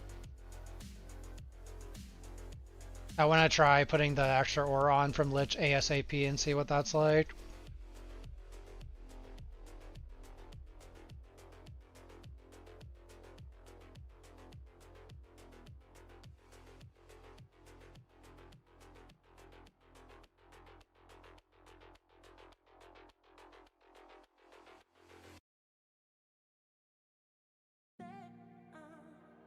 So sad they removed the Shadow Dash tech. Yeah, it was very strong. Before this season, maybe it was last season, I guess they changed it. Right now I would be running 2 blinks usually on my bar, sometimes 3.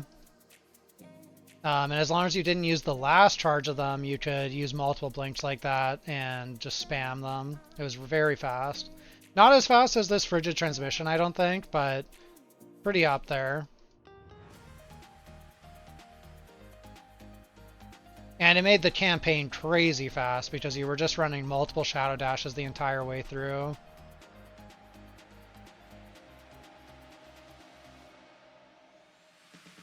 And you didn't need to go cold. Very true, Vord.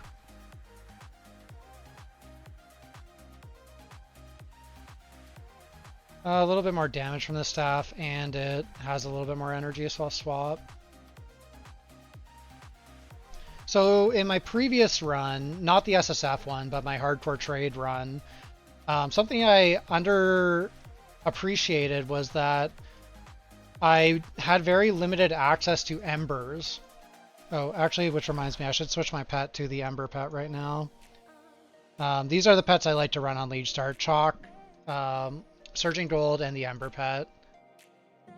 But I had very limited access to Embers, which was really awkward throughout my run. So an adjustment I made for my SSF run last time, and that I'm also doing this time, is I'm not going to craft my gear, really, until time mark 3 or 4. In a normal league, I craft pretty early because you get a lot of embers from the path of progression, and it's enough to sort of carry you through that awkward stage where you just run out of the low tier embers. But for this SSF stuff, you just kind of have to be a little bit more frugal with your initial embers. I'm not going to fight these Eterna mobs. Did I stream PoE 6 to 7 years ago? I used to watch somebody named Marty back then. Yes, I did used to stream PoE. Back about 6 to 8 years ago. I can't remember exactly how long.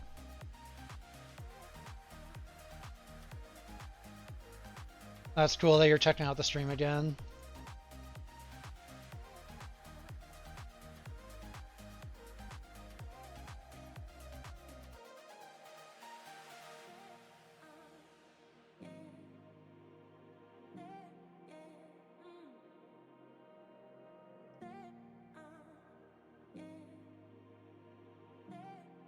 So now I'm giga tanky. I have all the all the life ES nodes in all of my trees. So I'm at 3,200 life and 1k ES, and we are only at level 65. So ultra tanky. Should be very easy to make it through the early time marks, even without upgrading my gear very much, without the embers. Damage is not going to be insane because of all the defensive nodes I've spec'd, but that's fine.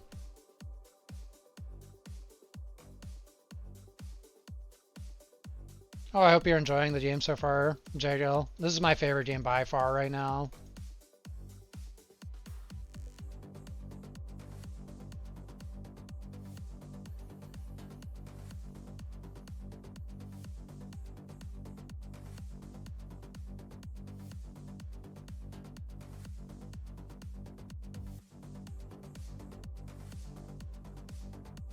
Something a lot of people underappreciate is that levels actually contribute a ton to your damage early. So even though the damage is a little bit hurting at this particular instant, once I've done another 15-20 maps, I could easily double my damage just by spending a few more talent points, getting access to my 4th main talent, which is going to be the Lich node, which will let me run an additional aura, damage aura, instead of swiftness.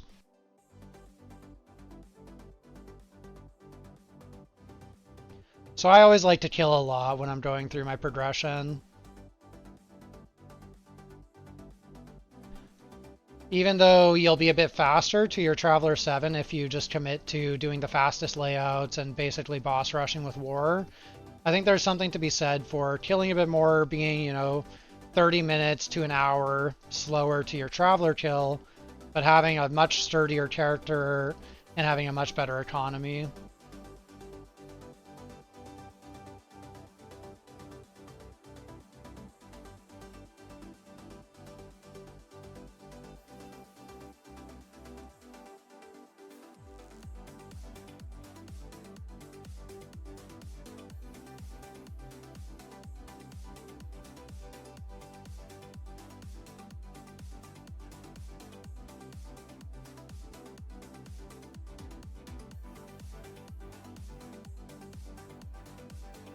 What build have you been playing so far, Jaggle?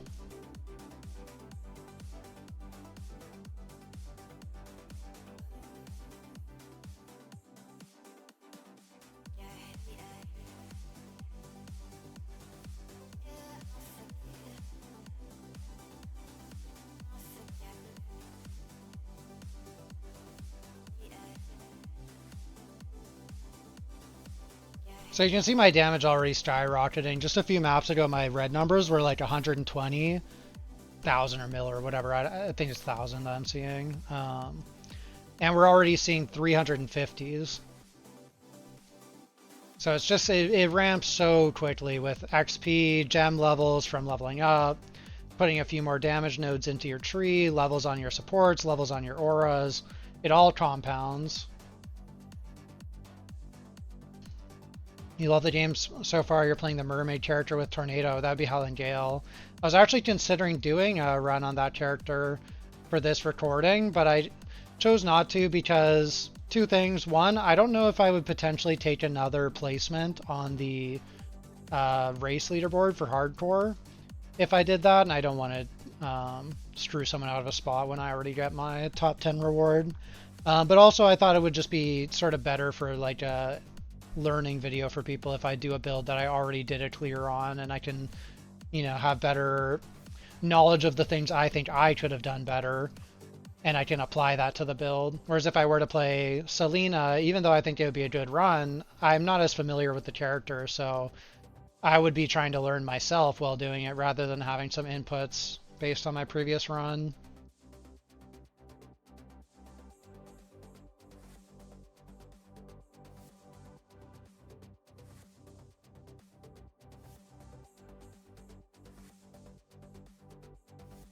But I'm glad to hear you're loving the game. This game is, to me, a 10 out of 10. Are there things they could improve about it? Sure. But they're insignificant to me. You like the song Barlog? This is one of my favorite movies. The whole Bitcoin crashing going on, for some reason it just like filled my head with thoughts of Fight Club, like the scene at the end where I don't actually know the character's name. Like, I guess it's Tyler Durden, but I think they don't tell you that character's name because he's kind of like the narrator of the story. But the scene at the end where he and Marla are watching all of the buildings explode. That's how I felt watching Bitcoin lose $50,000 in like a 2-day span.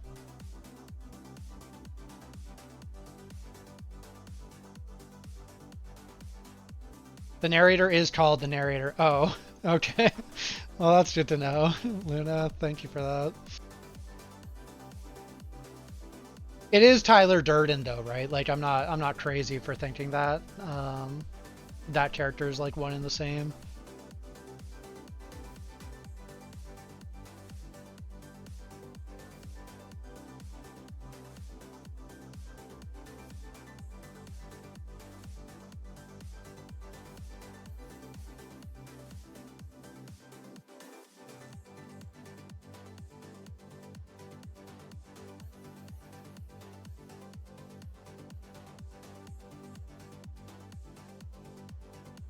I like videos like these since your knowledge is kind of limited at the moment. You just want to understand mechanics. Yeah, for sure.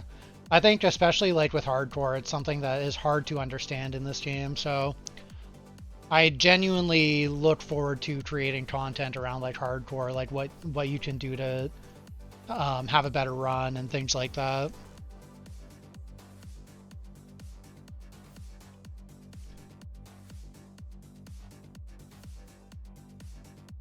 A little low on beacons here. I generally try to run a lot of these beacon cards early on. You can buy all the beacons you will need from the shop, but I like to not have to hit up the shop every couple runs if I can.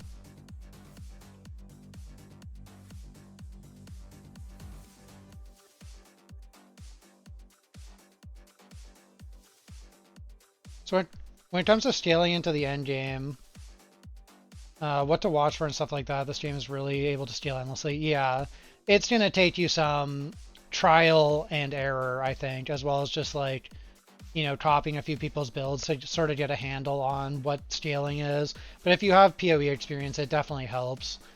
Like things like crit, you know, like crit is crit at the end of the day. So if you understand it from another game, you know, you're going to know that it's pretty good in this one. But I think some of the more nuanced things are like understanding what's multiplicative. Like one of the biggest pitfalls people fall into is overstacking attributes, because intelligence will say that it gives you 0.5% additional damage for every... Oh, I saw a chest. I'm actually going to go back in and loot that. But 0.5% additional damage for every point of int you get. But that is not multiplicative with itself.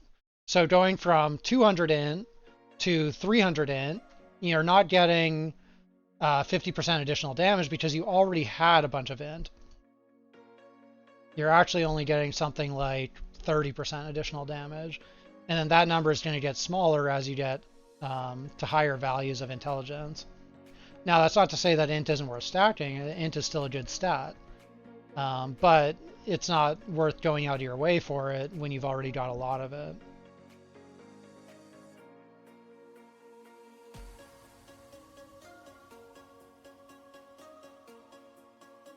And there are exceptions to this. Like a very good archetype in this game is attribute stacking.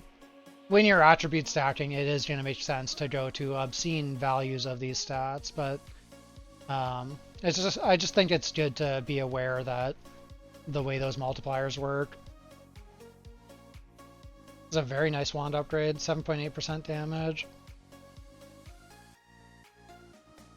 Also, even though that says 7.8, it's important to understand that tooltip numbers are not always entirely accurate. Like I mentioned earlier in the run, if you weren't here, I got a staff upgrade when I was playing Haunting Abomination, and it said something like 10% more damage, but that 10% damage is actually talking to the cast speed on the item.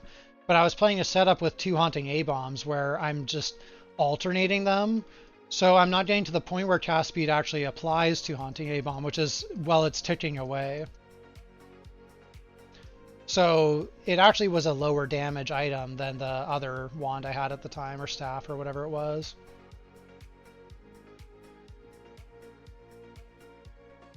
Tooltips in this game, yeah, I mean, they're a little bit debatey, but they do have some value. Like when you're comparing one-to-one items, it actually can be valuable. Like this is a good example here. This chest, this tooltip is not going to be very wrong because it's the same stats on everything. It's telling me that going from 35 to 100 ES is going to give me 2.6% more survival, and it's telling me that getting that 1 int and losing 1 crit is going to give me 0.5% damage.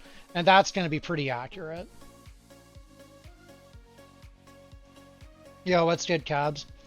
You know, a little bit without your alerting, but if you type !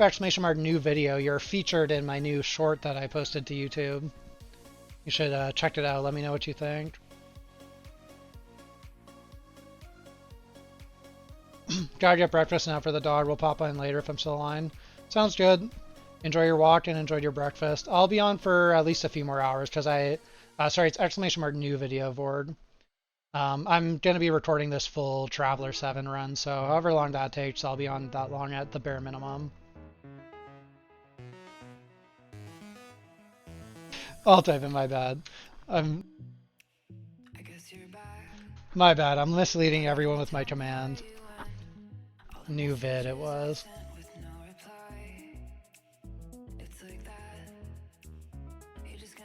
Does my title say new vid or new video? I actually forget if I put it correctly.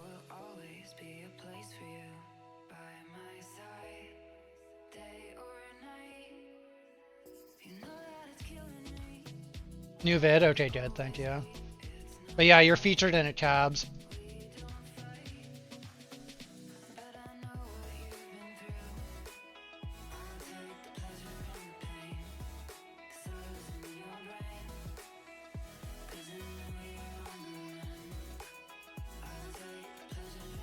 I'm going to do a little bit extra in my next few maps, as long as the layout allows for it.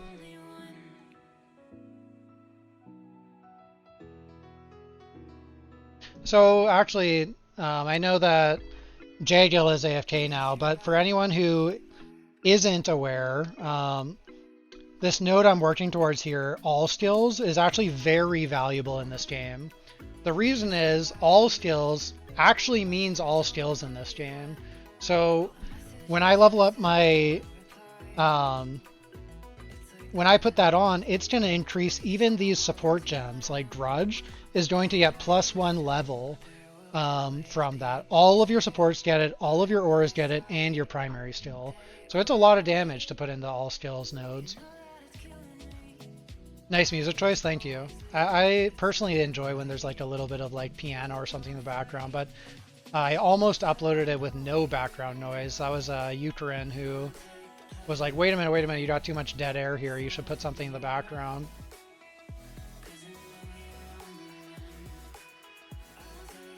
Do you like that format though? I'm really curious. I personally love what I came up with there. But I wonder what you guys think. Like, I feel like videos like that could be really useful for TLI. Kind of just like a short, has some information in it that's relevant for most people. And a little bit like, I don't know, some cuts and stuff. You already learned so many things with 5,000 hours in the game. That's awesome, Daljoths. I'm glad you're learning, bro. And no problem. I appreciate the kind words. Really high energy on those gloves, that's nice.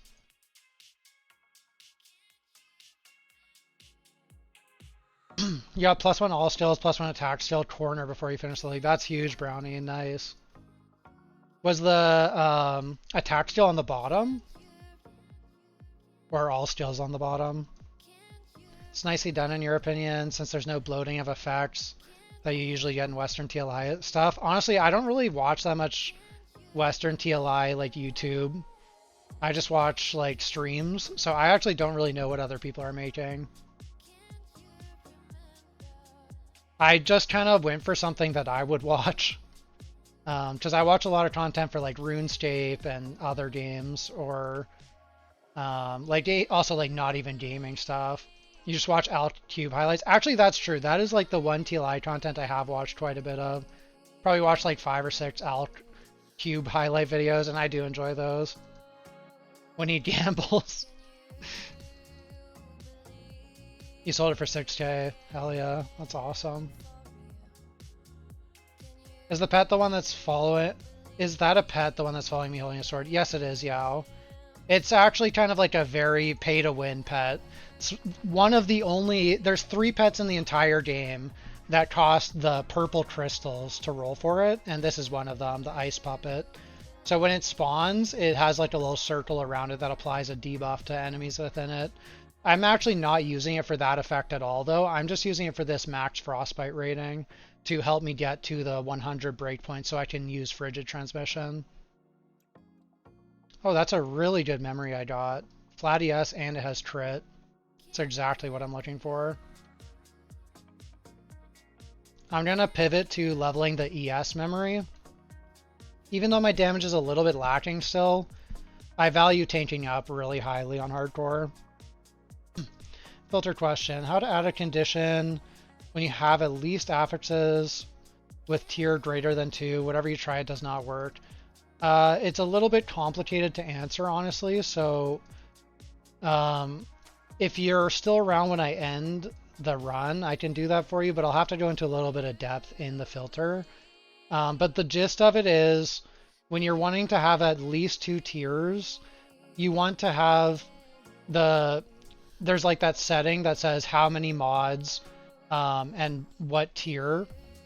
You want to say it needs to have X amount of mods, so 2 mods that have a maximum tier of 4 if you want 2 T2 or better. Because what that'll do is that if you have a tier 3 and a tier 2, that's a total of 5. So it's not going to show you that. It wouldn't fit your parameter. If you looked into my filter or even the default Torchlight advanced filters, they should have a section. I think in my filter it's going to be disabled, but you can still find it in the gear section. And you can see the T1 section that I have set up. And then you can just expand that to tier 2s. I probably have a tier 2 section set up in there as well. That's hidden because I only showed at the very beginning of the league.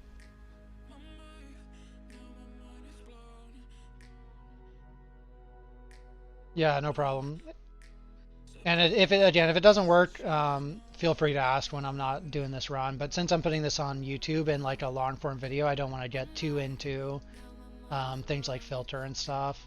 And at some point I will do like a long form video that sort of goes in depth on filter stuff.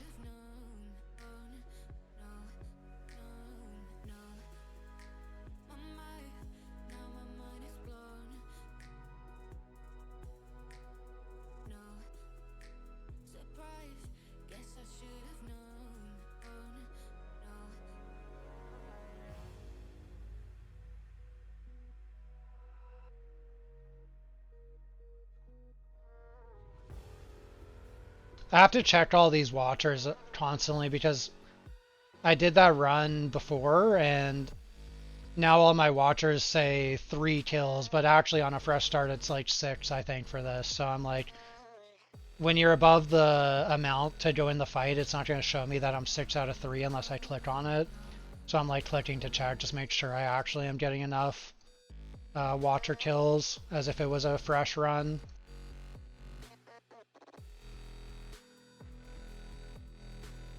And so when you're playing Tangle, I'm spamming Tangles throughout the map, and it does give you a little bit more damage if you spam them.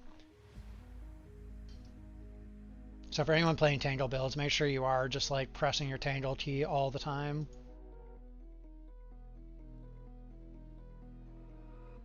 When I do softcore runs, I don't spend my points as aggressively.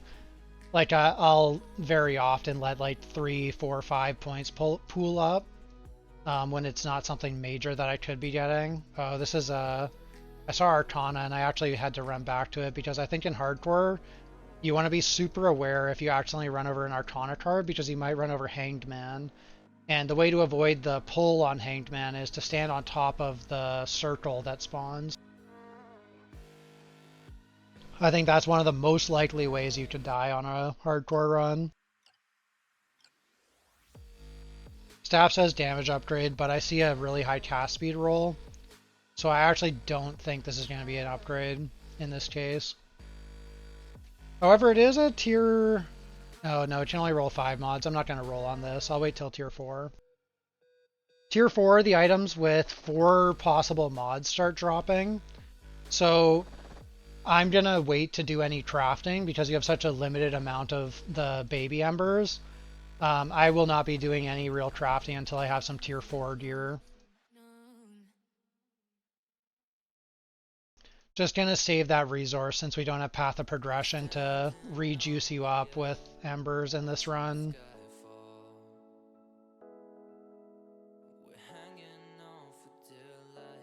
False gods. It does have an int roll. I'm gonna use it. It's a big damage upgrade. 10% stats is really nice too.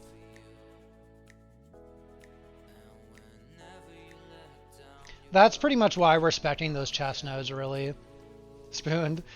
Yeah, I mean, not entirely wrong, but also, you know, if you watch all of my SSF runs I've done so far on hardcore, I'm pretty sure I got 1 usable false gods in all of them. Honestly, like, you are pretty likely to get a false gods if you have those chest nodes stacked. And if you're not like a cube pet haver, then I would just keep those chest nodes in pretty much the whole way until Time March 7 probably. Because even if you don't get a false gods that's usable for you, you might get a false gods that's got like Dex. And then you just go sell it for a couple C or a couple FE I mean, and then you buy yourself one that works for your build.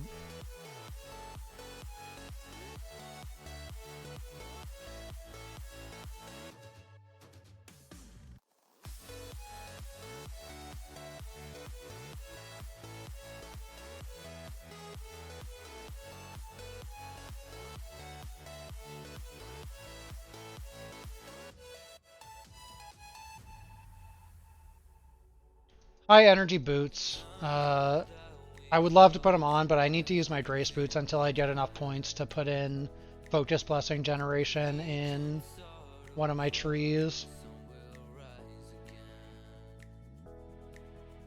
Which in this case is going to be in Prophet. This character desperately needs something that instantly fills you back up on Focus Blessings because she eats her own Focus Blessings constantly.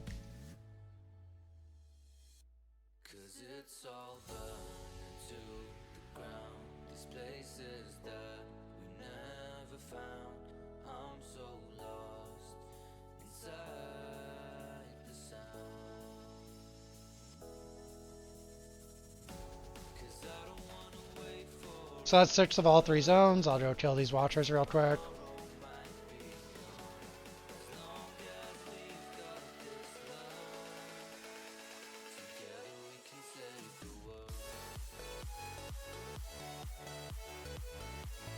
On this Fire Watcher, be very careful about your positioning. You want to stand near to the boss at first until it's going to do its swirl.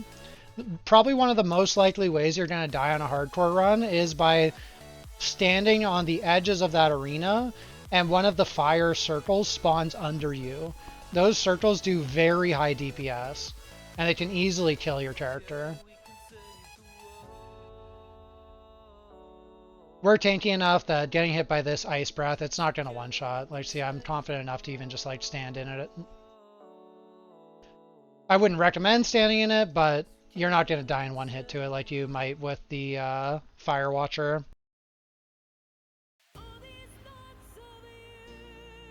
I don't know what Arcane Shield is. I just wanted to read it, see if it's worth equipping.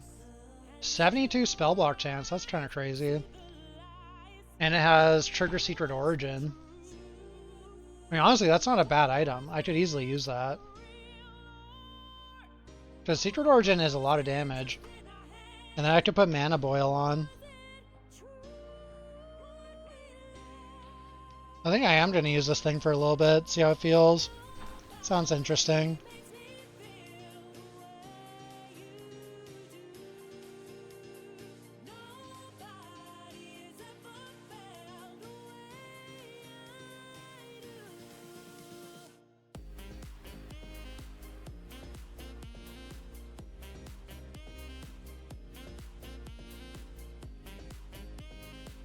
Right now I'm not committing any more energy, and the reason for that is just I would like to get my 6 link going next. Look at my ES now, that's really nice. And the Secret Origin from this looks like it has full uptime. You can see it in the left here. Yep, full uptime on that Secret Origin. That's a really nice shield this early, actually.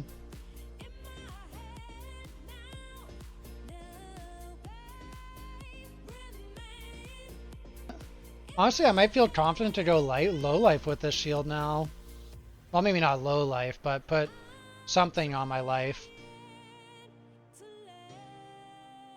I think I will do that.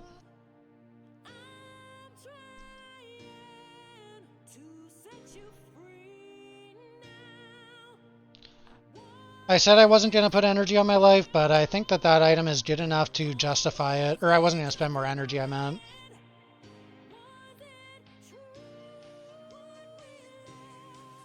If I'm doing it, I might as well commit all my restraints so I have a better idea of what my energy looks like at any given moment. So we're going to put Thunder Magus in here, and I can put Friend of the Spirit Magi on him.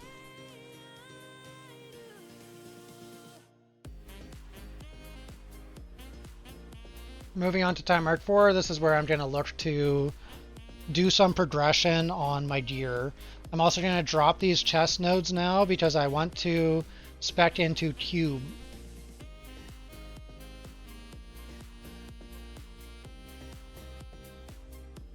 So I have respec points from my previous run, but you can actually claim a ton of respecs right here because I did all these quests.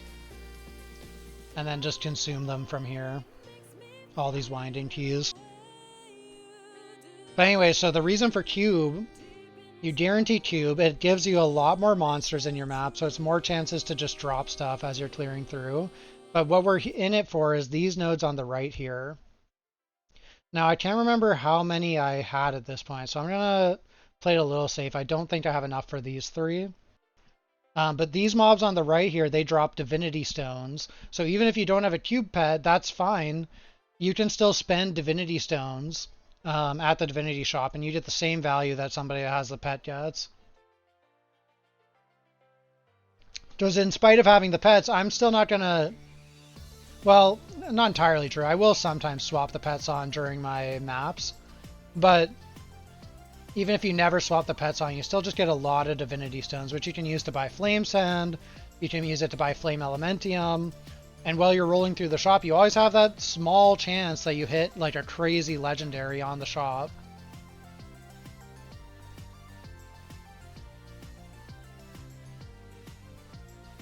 So now that I'm in time mark 4, I am looking for some gear upgrades because these items will have 6 slots available. So I'm actually going to be pressing Alt a few times on the bosses as well, just looking for very relevant slots.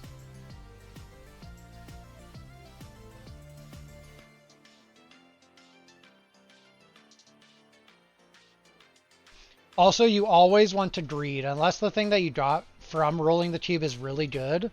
You want to greed early on because you're actually hoping you fail. Because when you fail, you get divinity stones as well.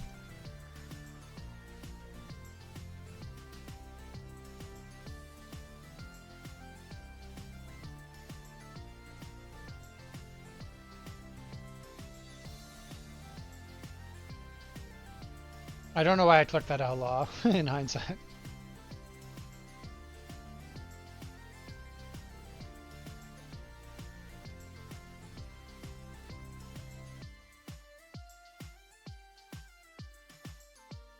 There's some gloves with high energy. I might craft on those potentially.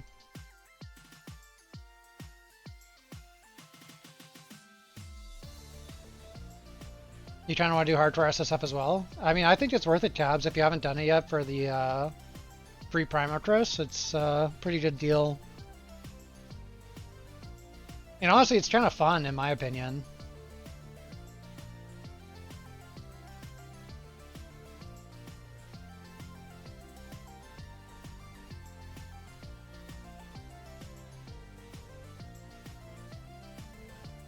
High energy wand, that's exactly what we're looking to craft on.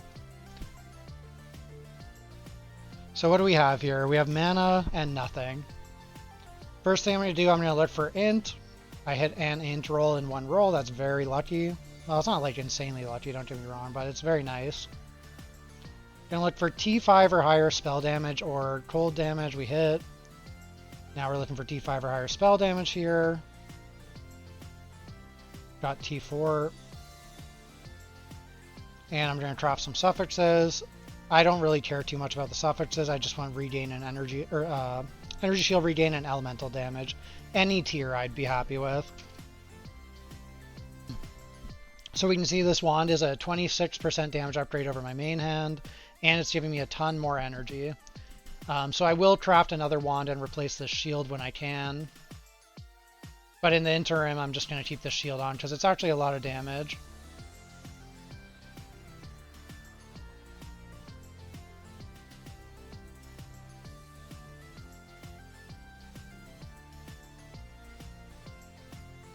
I'm over 40 cube juice, so I'm going to roll here.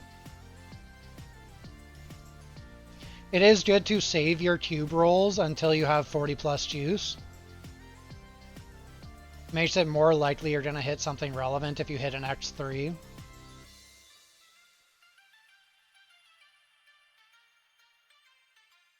That level gets me the all skill and lich, which is excellent. Lots of damage from that.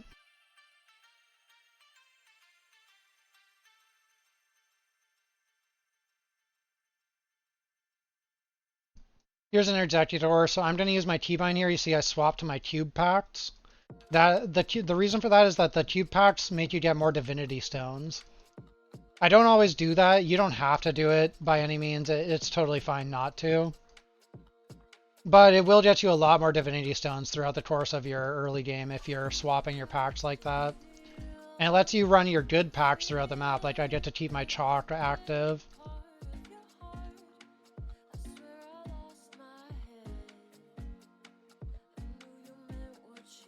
I'm looting this Regalia even though it didn't show up as a high energy item. The reason is just if it got good rolls, it's going to cost me much less to craft it.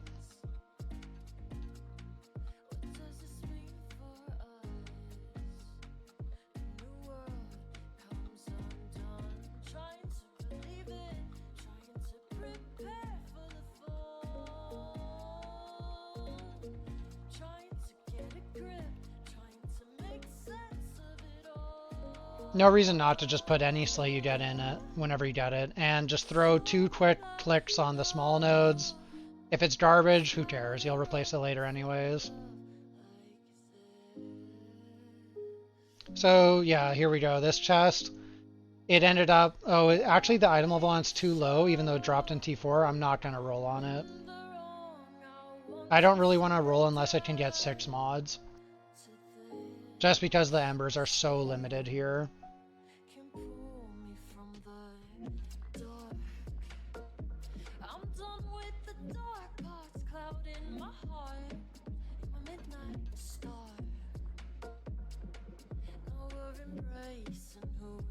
Another Malice Executor. I'm going to swap on my Cube Pet.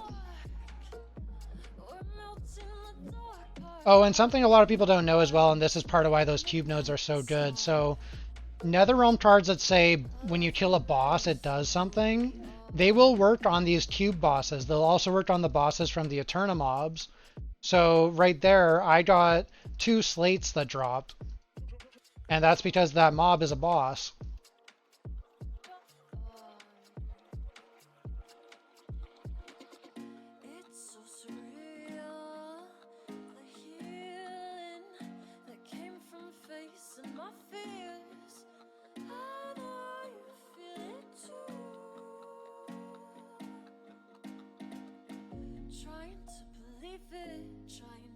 So this one can get 6 mods. It already came with a nice energy shield roll, so I'm just going to look for literally any int roll. Lowest possible is fine. If I get unlucky on the rolls, it'll be the end of my crafting in this tier. I click once here. And I'm saving the rest of the embers for when we craft a wand.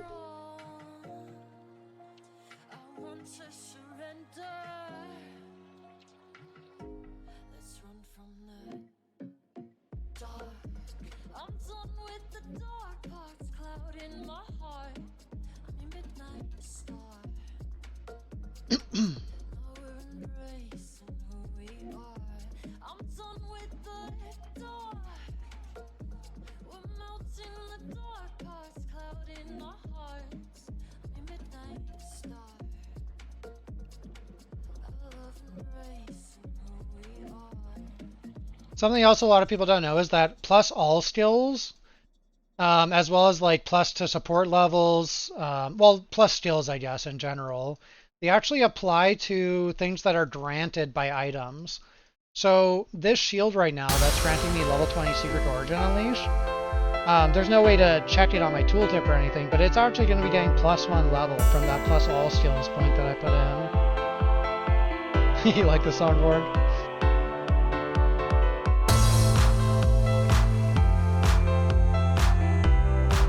The Blade intro, or not intro, but the club song, I think. It's from Blade, I'm pretty sure. Malice Executor, swap on the cube pets, swap back to my regular pets.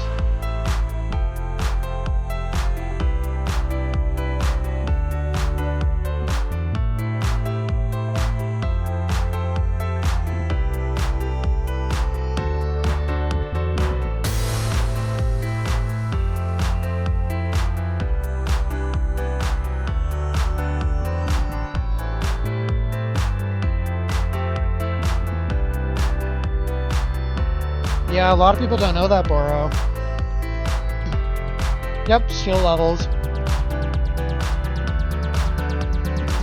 As long as the tag would exist on the actual skill itself, it'll work.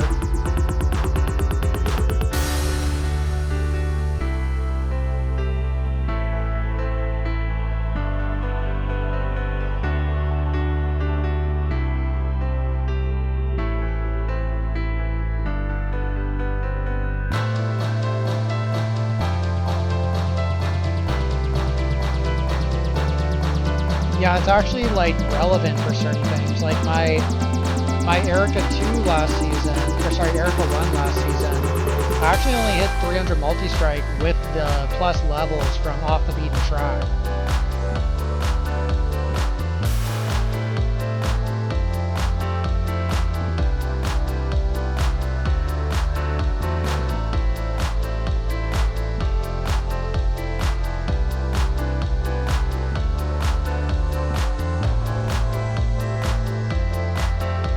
Yep, it works for a trait. Rantle and multi-strike.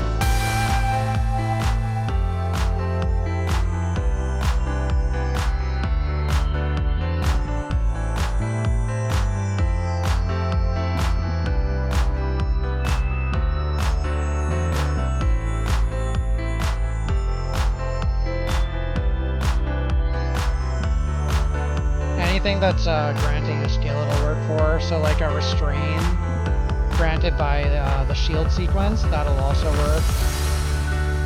Yeah, it's really cool.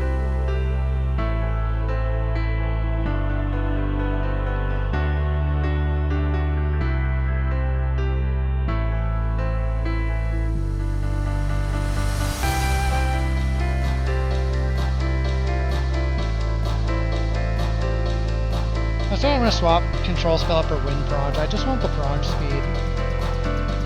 Like, I just was watching one of my ice lances fly kind of slowly.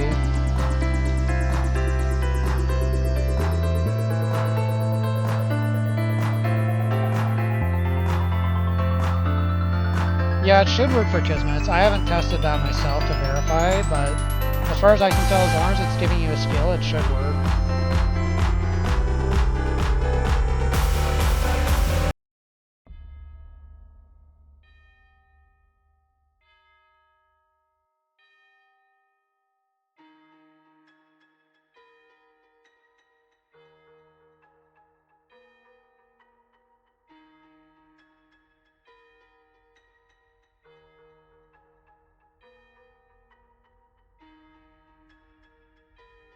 Yeah, no problem.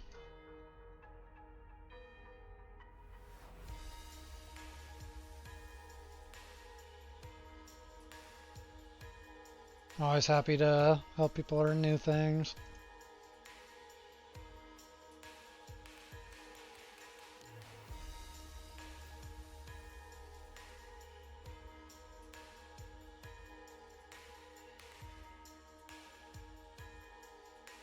Mouse Executor, putting on my cube pets.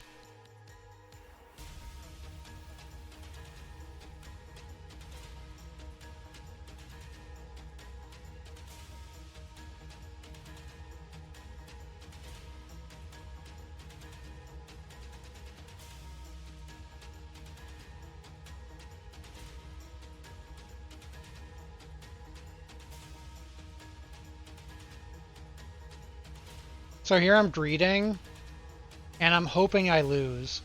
So I won, is what it is.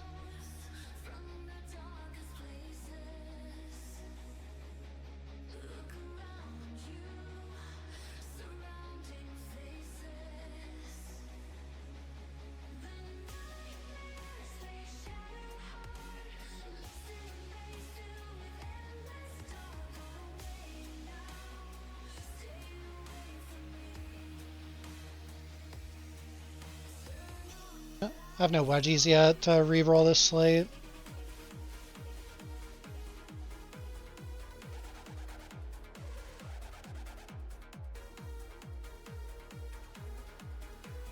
This one is decent. I think I'm going to draft on it, potentially.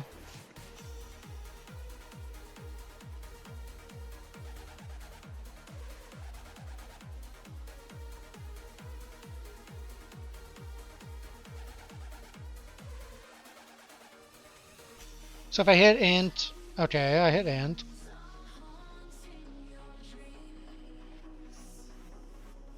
Just looking for literal minimum rolls here if I hit them, until I have something workable. Because I would like to switch to this over my shield.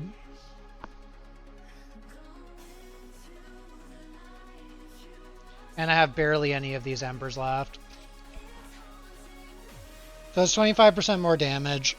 I think technically the shield is better, but I just want to get switched over for the energy.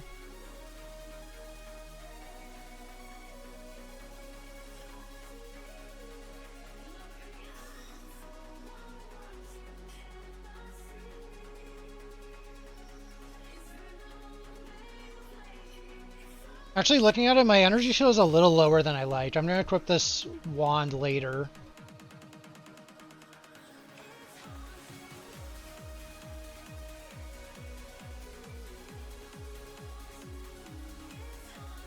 On EU, there's way more slots already claimed for HCSSF than you expected. Wow. Are there any characters with, like, no completions? Cube boss, just putting on my cube pets.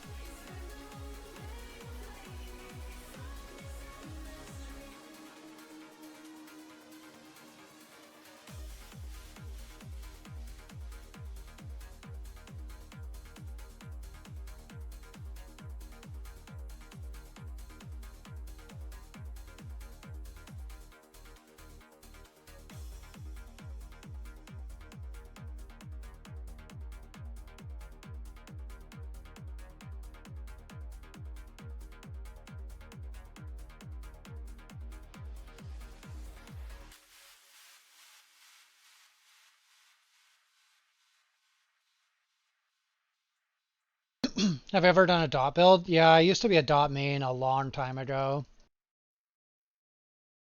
My first ever SS20 kill was on Gemma 2 Frost Terra. And I played Frost Terra as my lead starter for several seasons after that. You've only done attack and spellburst builds. Wonder if I've done one. Yeah, I have. Torino 1 and 2, most of the motos. Erica 2 and 3. Ah. I feel like Torino 2 should be pretty good.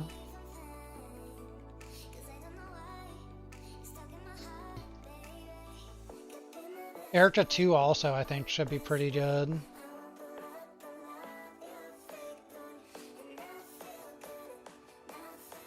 Yeah, I gotta do some disenchanting here.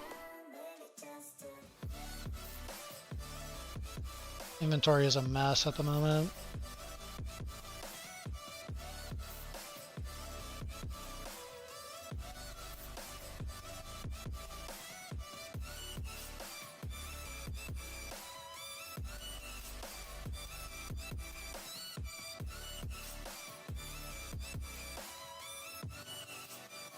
You'll roll the dice? On which character? Oh, some sort of attack build. Good luck. You were second SS20 Gemma this season. You remember I'd stay private profile before getting the kill and you can't spy on me? Yeah. I enjoy being private profile until I kill. Like, I don't really look at other people's builds until I kill, and I just prefer people to not copy my build when I wasn't streaming, until after I've killed. But if I'm going to stream, you know, I'll just be public profile because people can watch my stream anyways.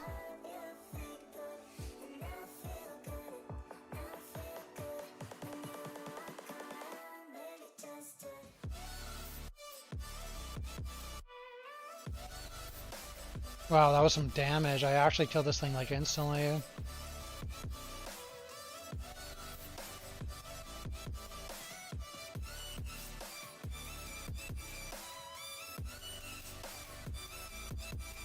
Honestly, I think I just keep this shield over swapping to another wand.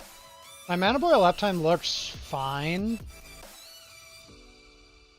And that means that I basically value my mana boil as the damage from the shield. So it's only like a 6% damage loss, but I'm getting a lot more survival. You and spying on China server, nice.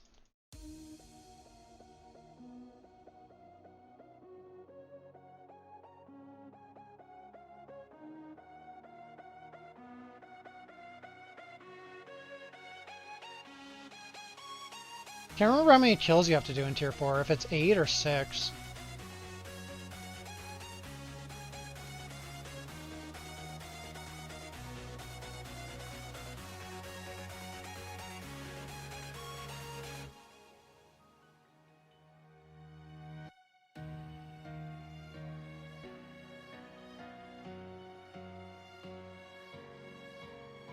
You're more a blaster than a character builder. Yeah, that's fair enough. Nothing wrong with that. Not everyone has like a brain that wants to figure out a character.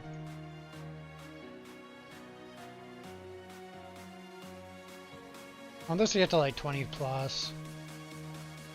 27's fine. I think I'm gonna use the shield for a while.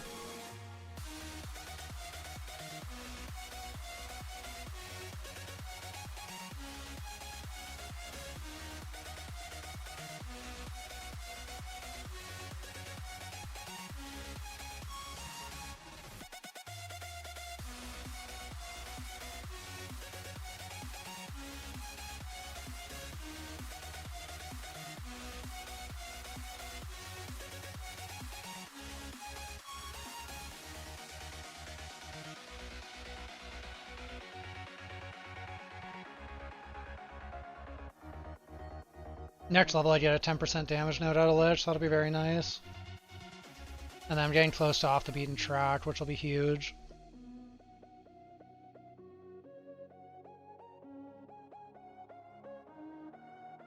Oh, that's an excellent cube. An X3 and I hit the like, you get a bunch of stones option.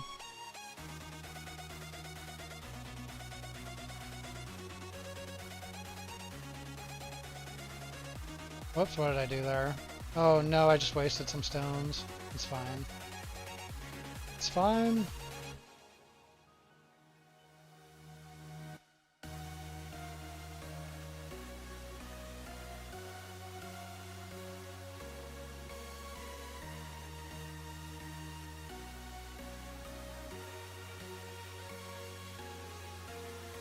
Okay, so I have usable slates, so now I'm gonna wait. Like, I'm not really gonna care about equipping slates for a while now.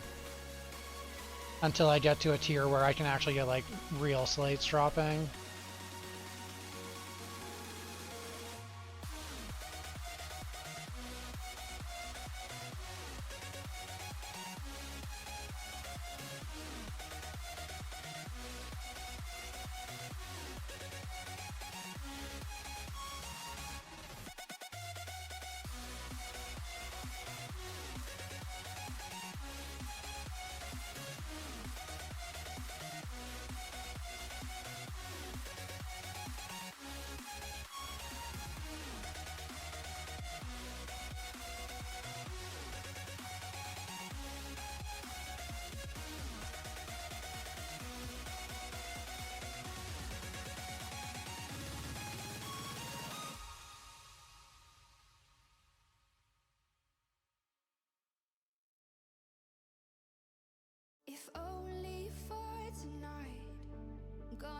Cube boss, throw on the cube pets.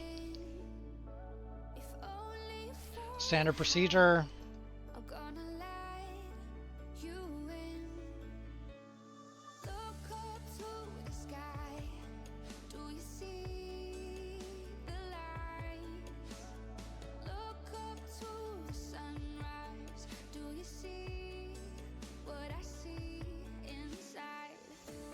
A bunch of wedges there, really nice.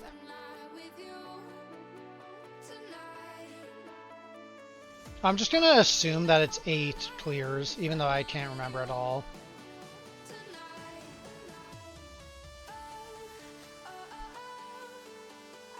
Better to do more than not enough.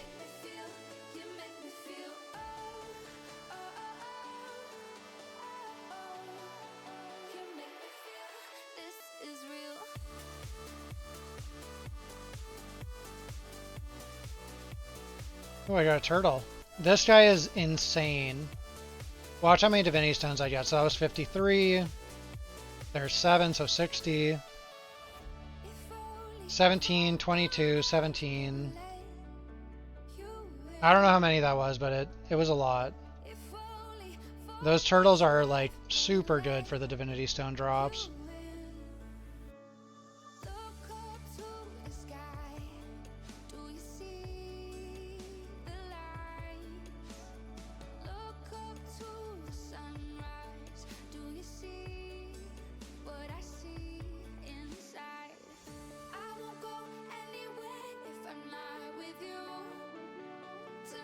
You guess your E2? Good luck. Apparently Mia was doing E2 and then she died on, like right when she switched to Tangle or something.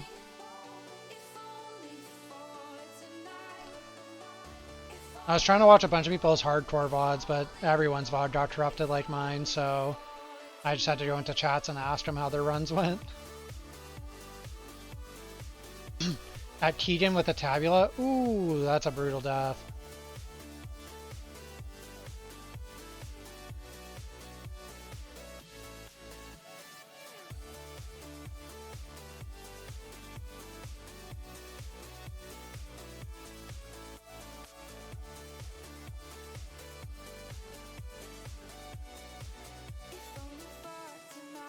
Losing a tabula is a real feels bad. Omniscient prototype. I actually got an Omniscient prototype drop in one season start. I forget which one. I think it was Outlaw.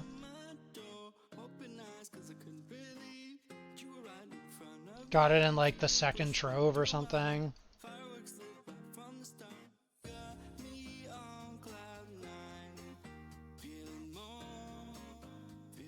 I mean, it's really, really rare.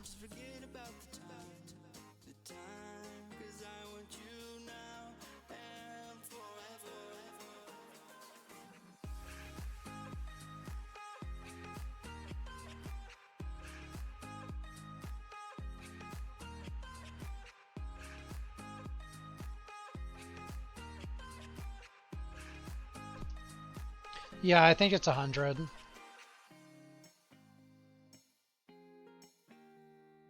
It's massive energy or whatever it says on it.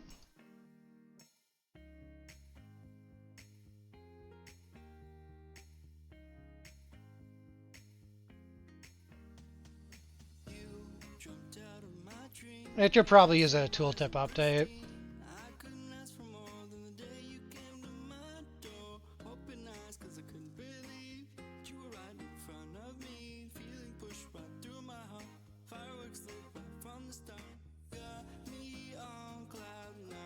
Cube pets on the cube boss. You gotta do what you gotta do.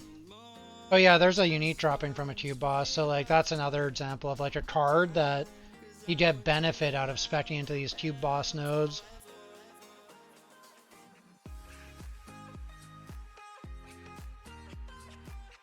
Yo, what's up, Zerd?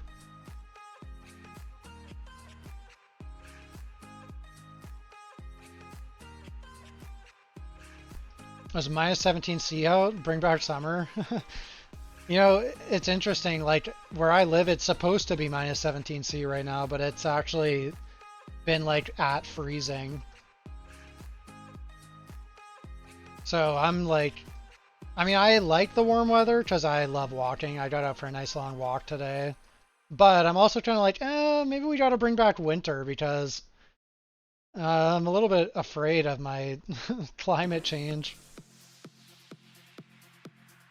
Yeah, you ranked one on Yuta last day on Hardcore Solo Self-Found. Nice, bro. Congrats. Did you do Chain Lightning or Ice Lance? Or something else?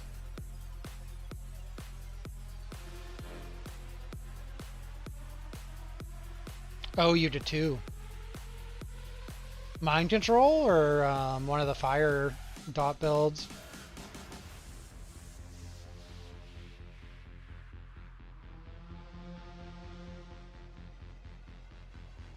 Yeah, you healed 2 times because of the quest. Which quest? MC, I got it.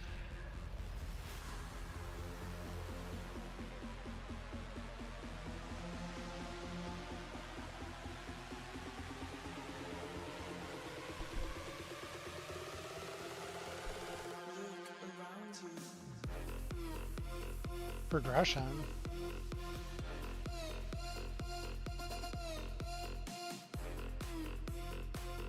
7% survival. I lose energy though. That's fine. I'll put it on.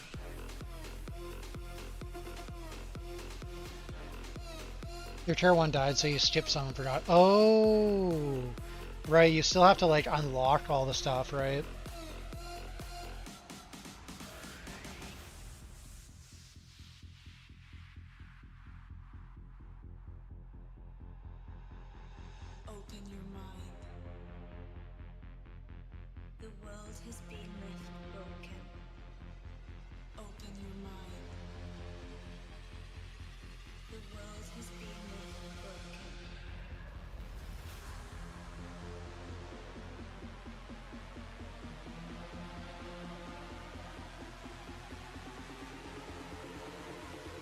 I'm gonna grab another drink, I'll be right back.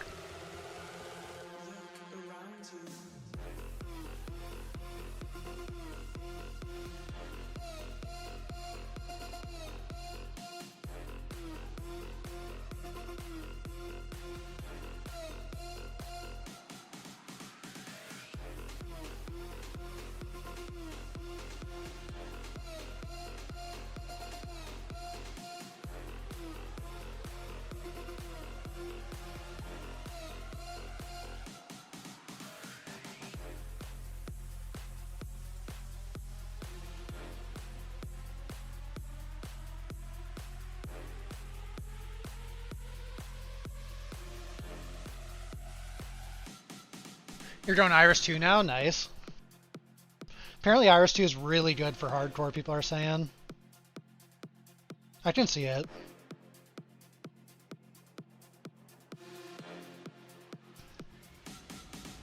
I realized I spent so much time editing my video earlier that I forgot to eat dinner. So that's kind of unfortunate. I'll have to make some food after I finish this run.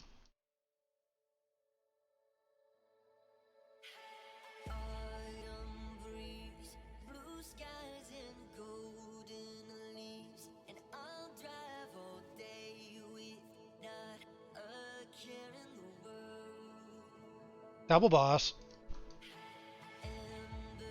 Oh, Grace Boots, winner. Getting Grace Boots with energy is just so good.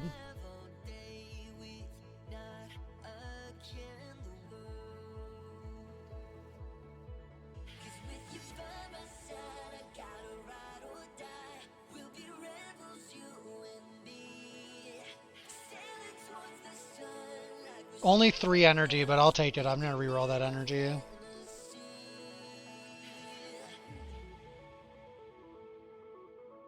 What's the meta builds at the moment? You're thinking of rerolling something? You like spell builds. Meta spell builds. Probably Gemma 2, I would say, is like the most meta for spells.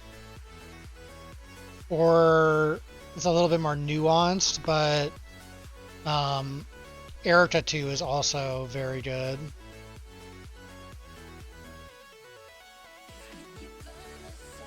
I'm gonna try and make all these into squares.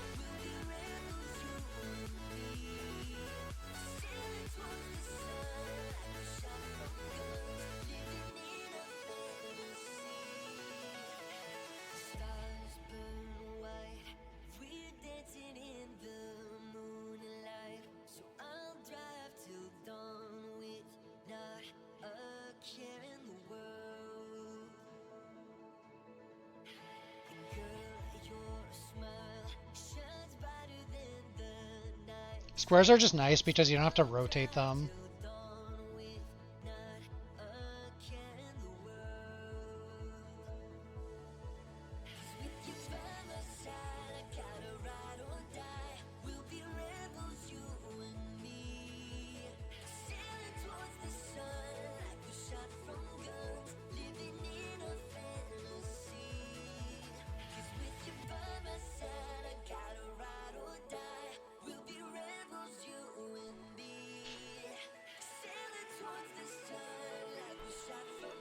A friend of yours who started the game drives SS20 kill on Torino 2 and under 100 KFE. Oh, that could be a good choice then too, Jago.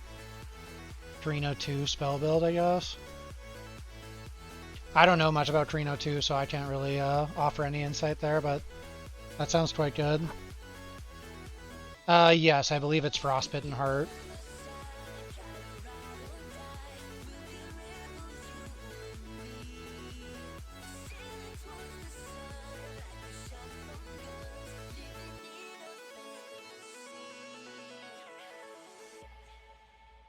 Ice Lances, nice. Is that as Tangle, or what kind of trigger for their spell are they using?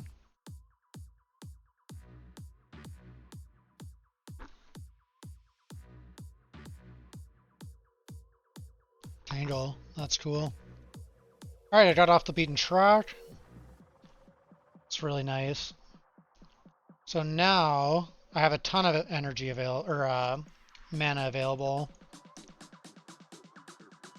So I might, if I commit my energy here, can't remember how tight this is, but I might be able to put in 50% on my mana. Or actually, I'll just put it on my life if it'll let me. I think it should.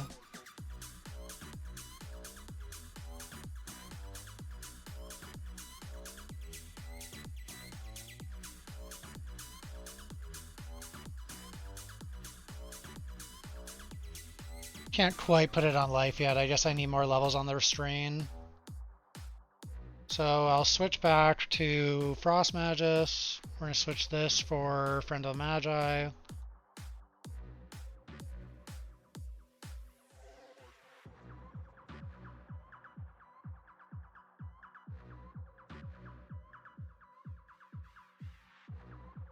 Oh, I can put it on mana with 0 mana remaining. Interesting.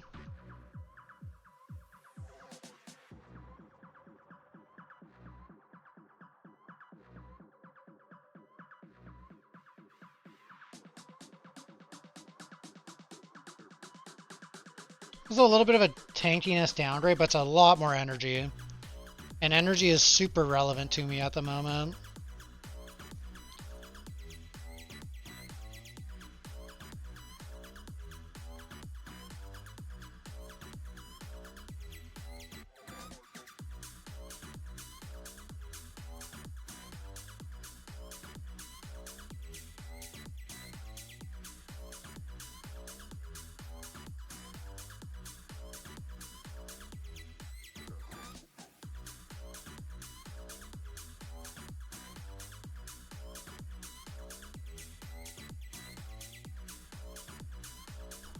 Gonna need a chest to be able to go up to a 6 link, it looks like.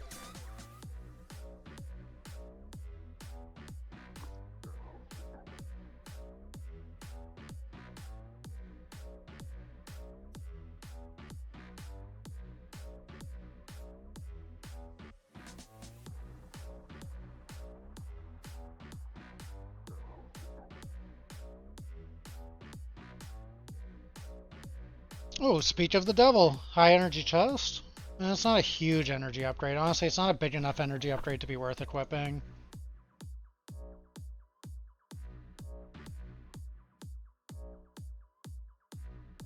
Alright, so just steel left. I need 7 beacons. Well, it might be 5, honestly. I can't remember if it's 5 or 6 for these, but I'm committing to doing potentially extra runs because I want it to be as close to authentic as I can.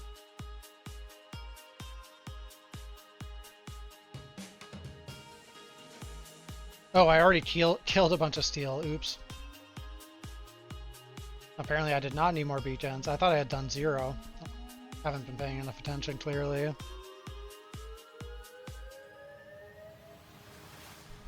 MC range is so low. You don't recommend it on hardcore. On T7, you had to be closer to boss than melee. Yeah, that's what me and my friend were saying the other day, but somebody said that it wasn't like that on their MC build. Good to get some confirmation it is actually like that. I mean, it's 6 meters, right? 6 yards is very small, or 6 meters, I don't know what the metric is in this game.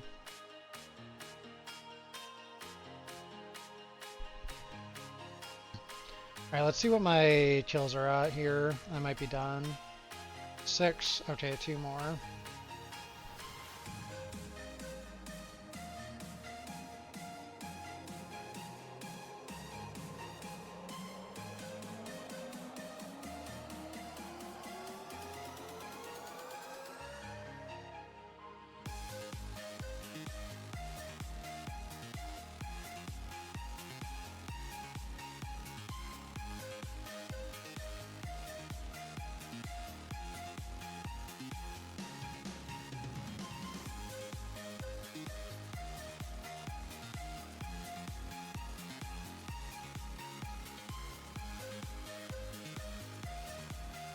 You ripped a level 80 on the fire boss because you weren't paying attention. Ooh, brutal Tyrant King.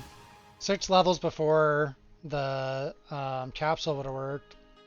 What character were you on? Sorry about that, man. You've hit +1 focus on every base except 1 this season. Oh no. Well, it might have been money on Scepter, was it? Rosa 2. Oof.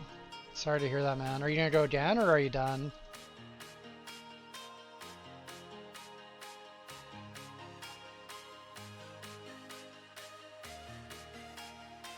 You're gonna go again, but maybe Erica 1. Okay, sounds fair. Erica 1's a good choice. On Hardcore SSF, this free capsule don't work. Yeah, you have to do it on Hardcore Trade.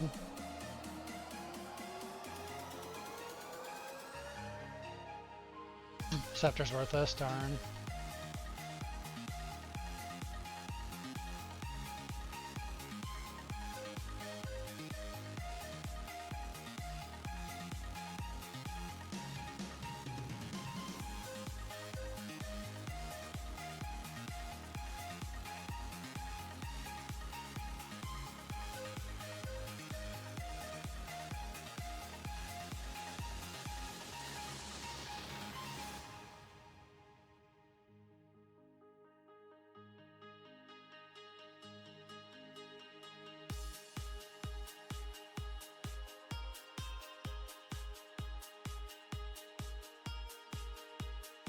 So I'm about to get into tier 5 once I kill all these watchers, and that's where crafting gear becomes like a real option.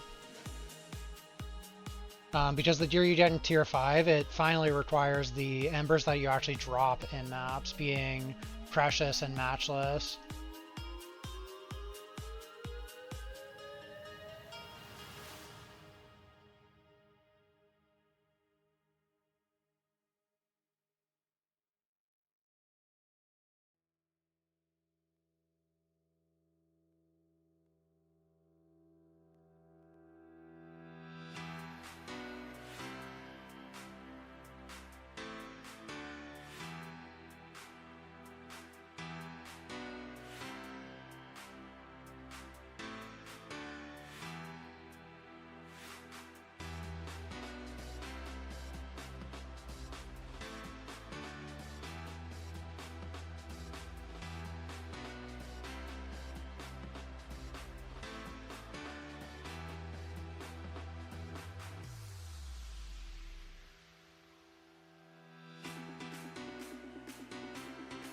Mercurial Torment might actually be better than False Gods. Yeah, I think it's a bit better actually. Wait, never mind. I lied. It's about the same really, but it gives a little bit of survival, so I guess I keep the False Gods.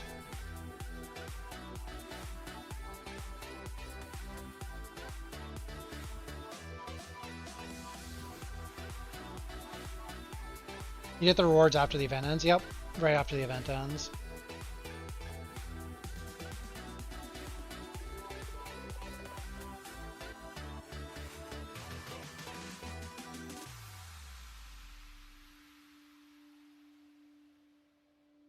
Alright, let's go Lava.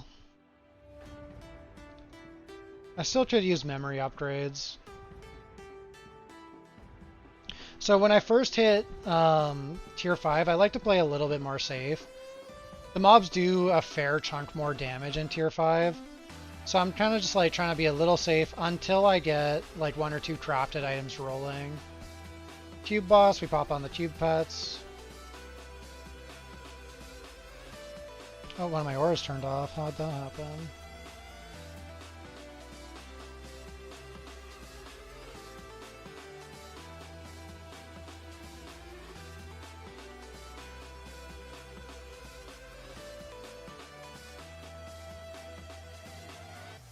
Honestly, it might be worth crafting a staff, but I need to craft some armor first.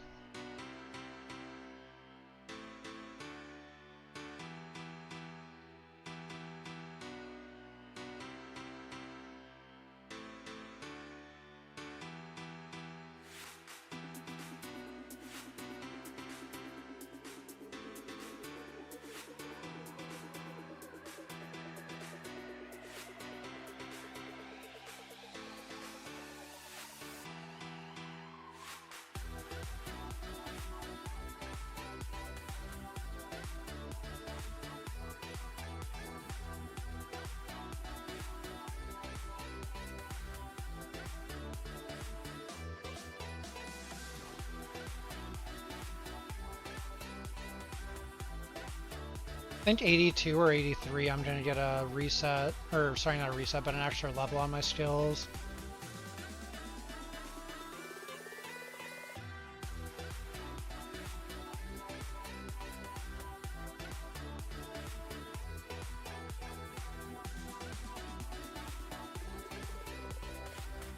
Another noteworthy thing is that the cube bosses, again, they're bosses, so you get drops out of your Ember Pet if you have him.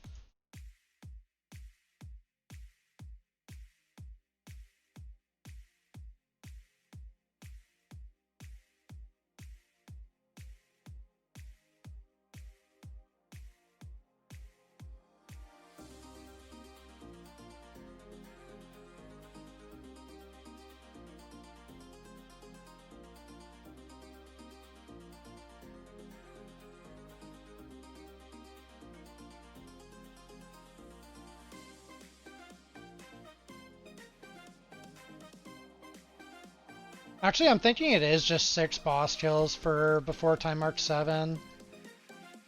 So I did 2 extra of every map. Not a huge deal.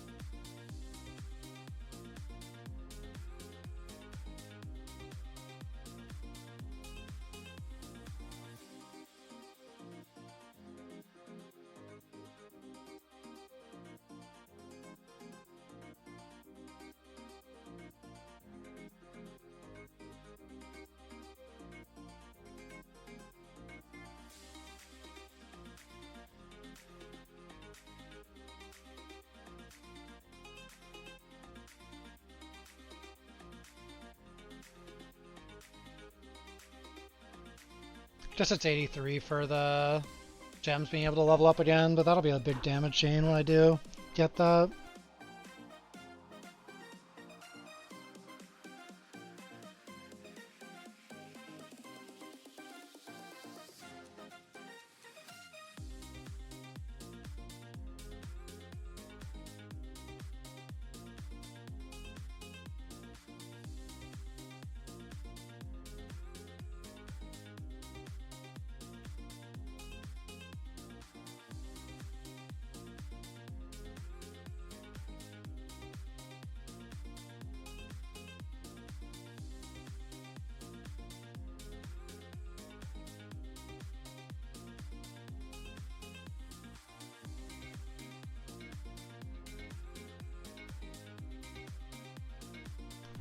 Six judges. This is one of the best cards you can get. I wish oh, that's scary. Okay, that's really bad placement for all the judges. I don't know if I'm going to be able to clear those, honestly. They're too dangerous when they're all stacked up like that, I think. Some of them died. Maybe it's doable.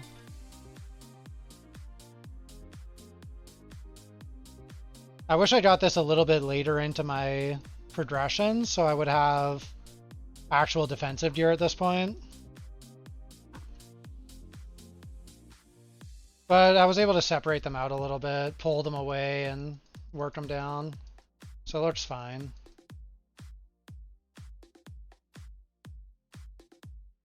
So that was a crazy amount of Divinity Stones there.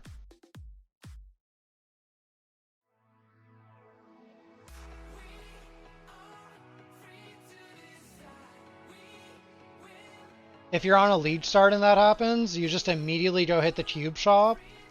You buy as much FE as you can, and you buy a bunch of upgrades. Like, let's see how much Divinity Stones I actually have now.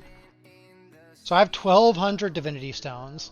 That's probably enough to get, in my opinion, like 20-ish FE. Maybe a little bit more if you get lucky on the shops. And what can 20 FE buy you at this point in a lead start? Well, we're 2 hours and 58 minutes since I started my characters going semi-casually, so let's call it 3 hours.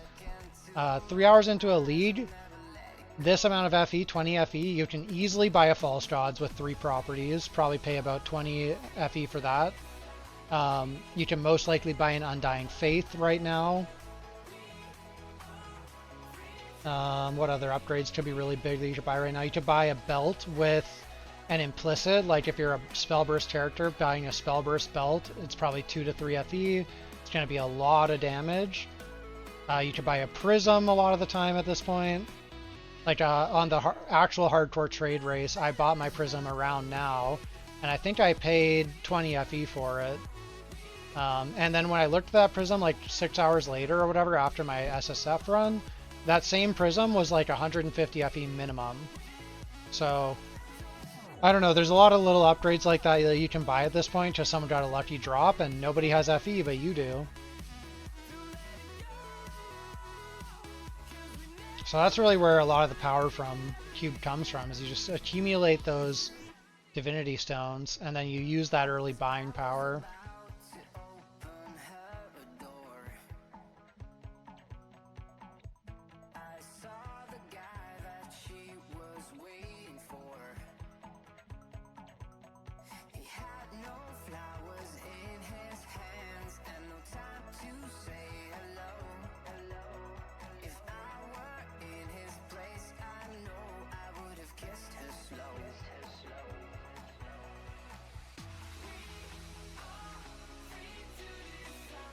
I'm gonna craft the staff now.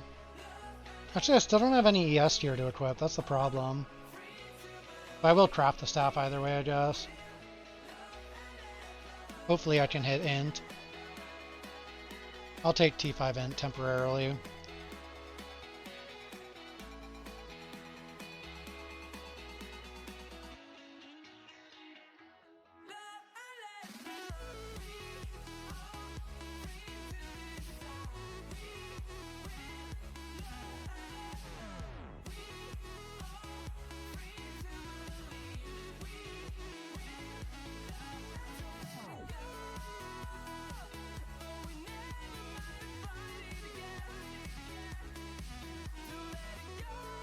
Yeah, that's awkward.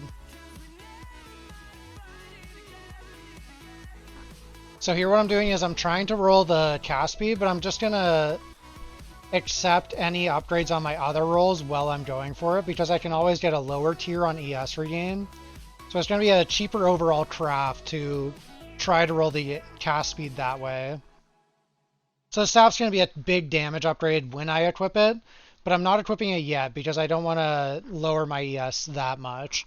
I need to get an item upgrade like an energy shield chest or something before I'm willing to do that.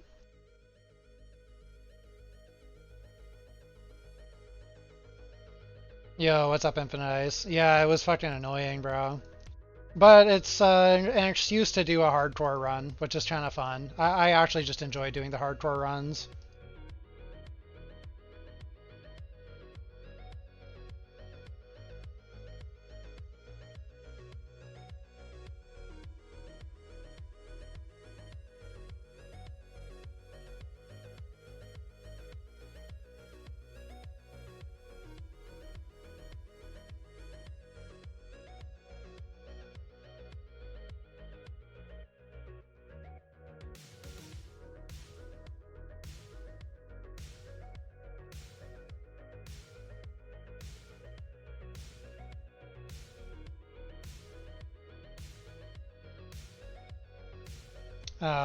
I thought the cube opened. Work it out. I want to roll that. I have 80 cube juice in that map.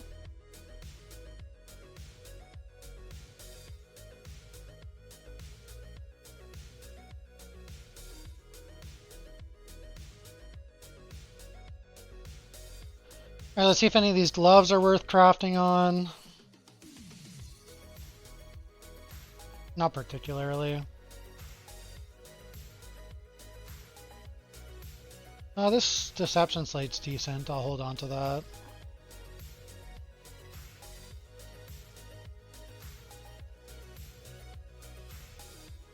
Oh wait, I have a very mediocre slate in. I can try and put this one in.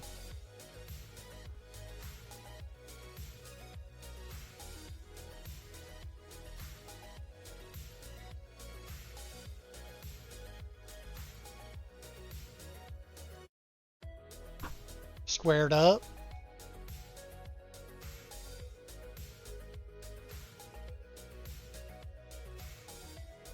I'm gonna reroll this nodes. Oops, I should have kept that 3% defense.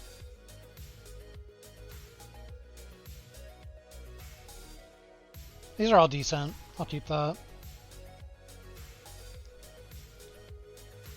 And we recycle the rest. Wait. Okay, yeah, we're good. Don't need this stuff or this slate anymore.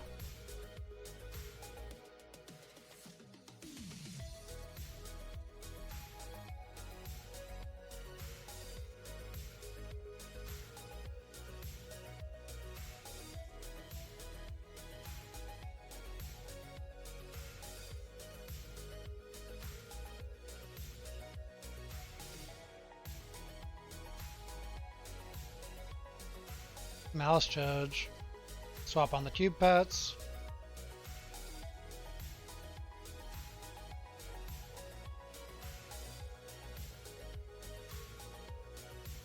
Big level there. Can level up all my supports.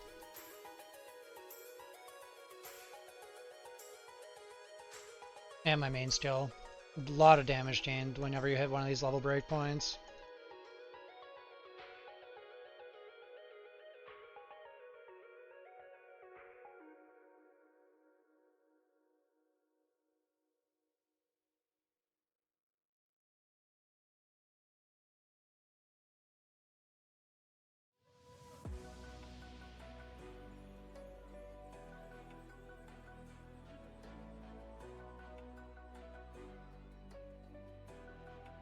I do want some rings too. I would like to swap off of Born in Fire now that I'm reserving a lot of life.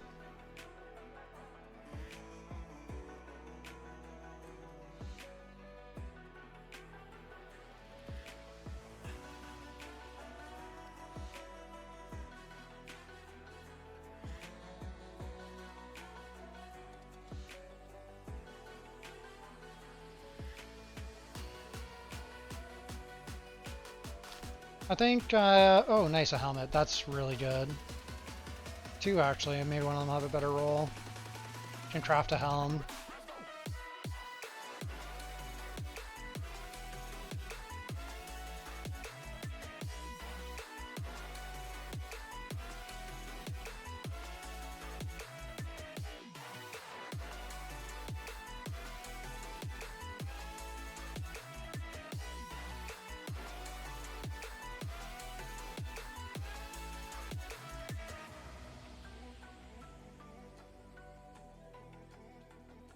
Alright, let's go buy some flame sand.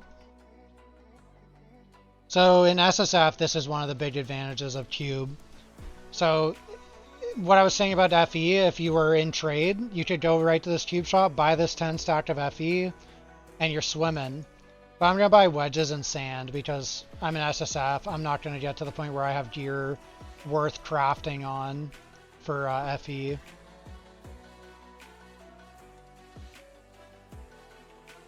So I'm just buying these things that are useful to me in SSF.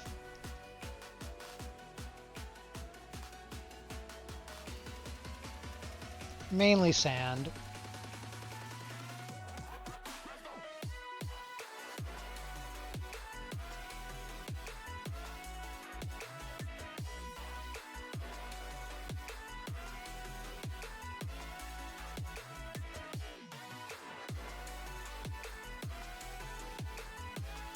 I'm gonna spend all my wedges just so I have a better idea. Yeah, another 10 stack of FE. I would have easily gotten like 25, 30 FE out of my stack of Divinity Stones here, I think. These ultimate numbers can be decent to buy sometimes in the middle stage of the league.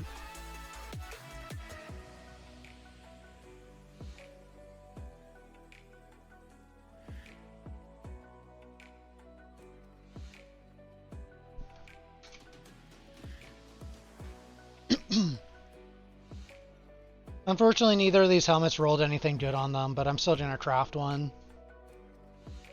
I don't need any super crazy mod, so it's pretty reasonable to get a craft in.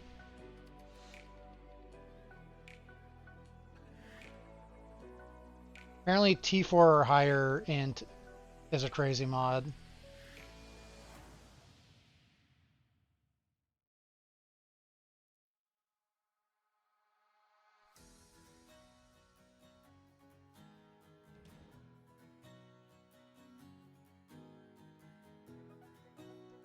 My reses are so low at this point, I'm literally just looking for any res.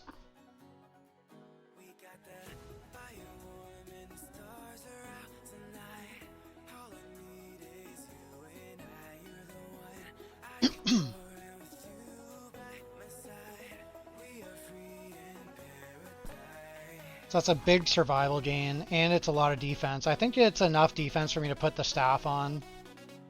I'm now at about 3k ES. And I now have the energy to put on my 6-link, which we're going to use jump for clear right now.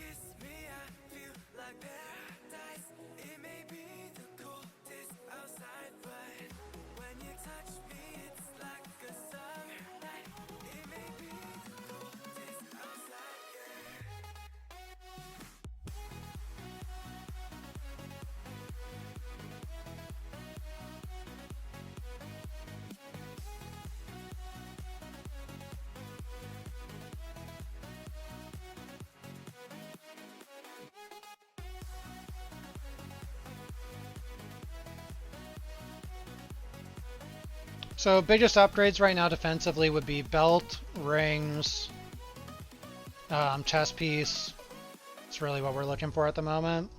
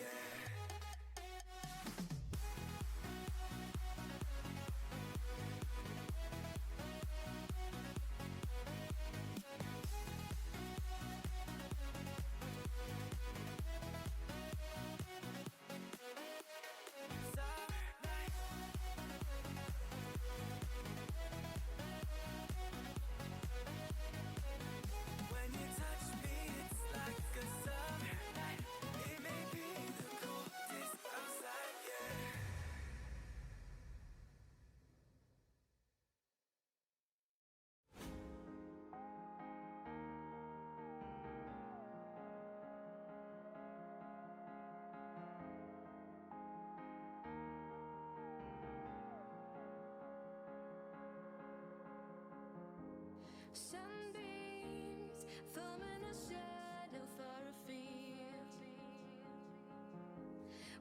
Your 400 movement speed unbuffed. Your character's giving you motion sickness. Nice. I think that's about what my Gemma 2's at. 400 MS, roughly.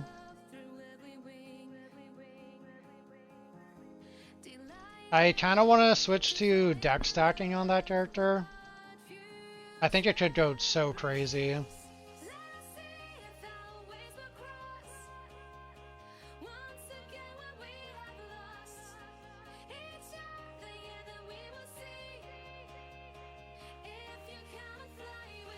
Another pair of Grace Boots should be an upgrade. Ooh, another Executor.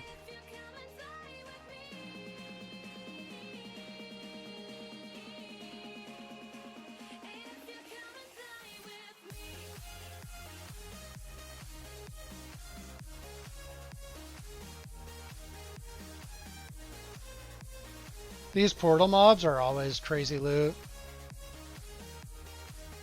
3,800 dex with Ralphs, nice. I actually got a Frozen Lightning again. I technically could go Chain Lightning, but I don't think I want to. I already did Chain Lightning twice. I want to see how Ice Lance feels when I get to Traveler. These are definitely an upgrade. Higher energy and better roll, apparently. The ES is a little bit lower, but it'll be worth it.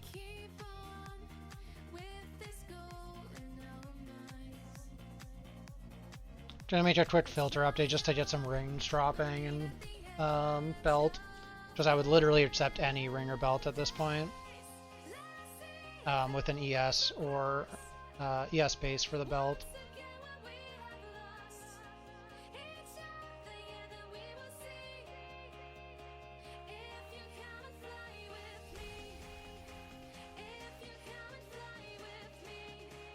So it's worth it to me to just see a white base, basically.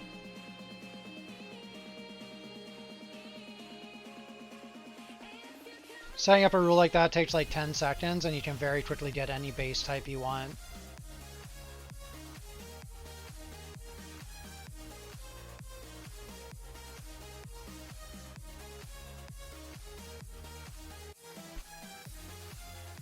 And we need a mirror to mirror the Verdant ring so you can deck stack E2.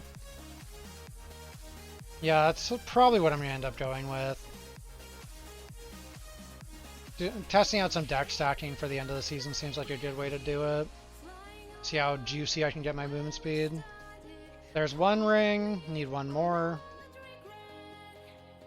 I probably will wait to craft until I have both.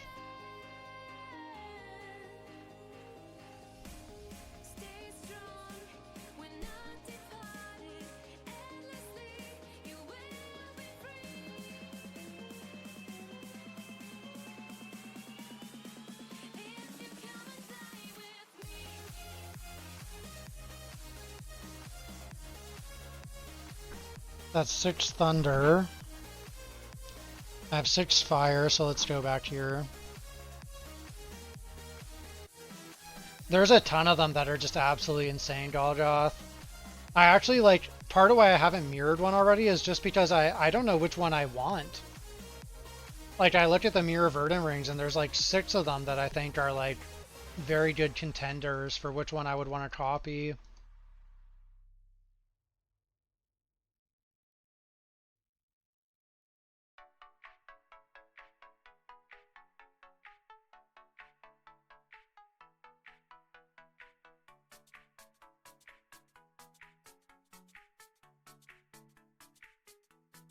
There's a ring, so I can take those off. We're now just looking for a belt.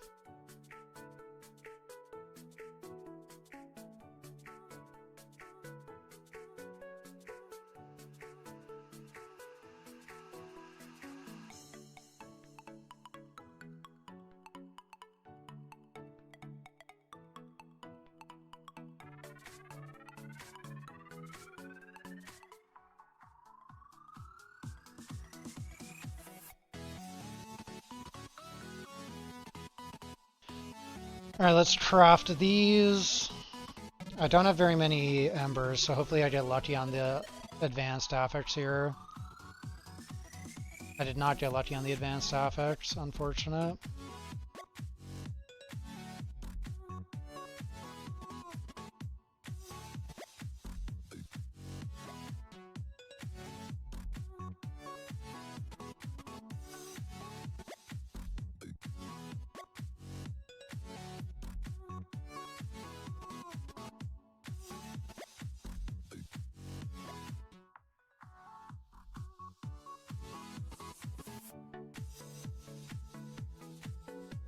So I'm well over on cold res.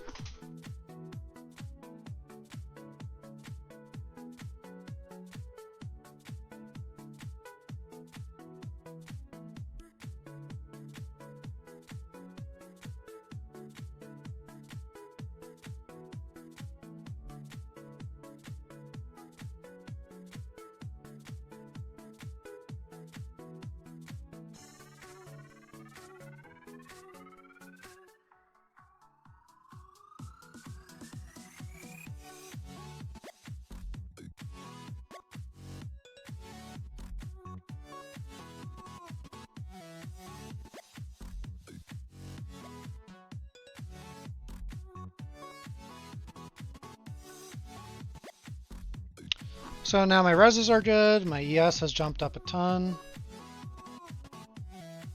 Looking good.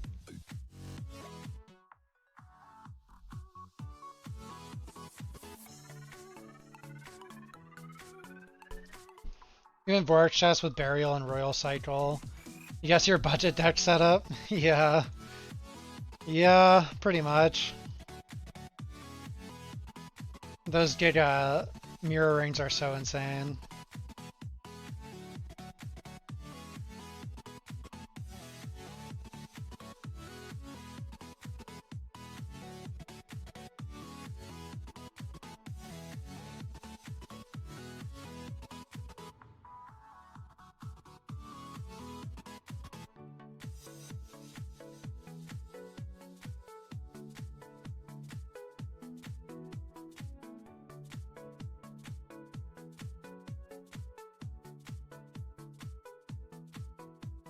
Belts really are rarely.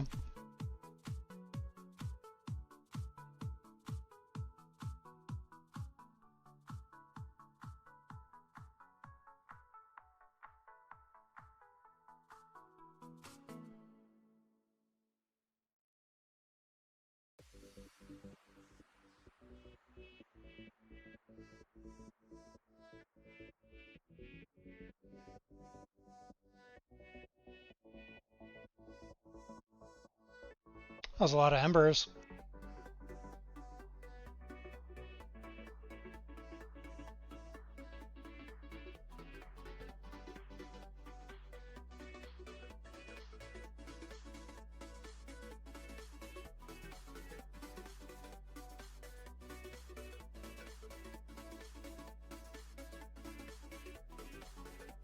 Oh, also, I guess I didn't mention earlier, unfortunately, but my tube setup, I actually run the 2 big tube pets and then the ember pet. So when I'm swapping my tube pets on for these tube bosses, I'm still getting the ember drop chance.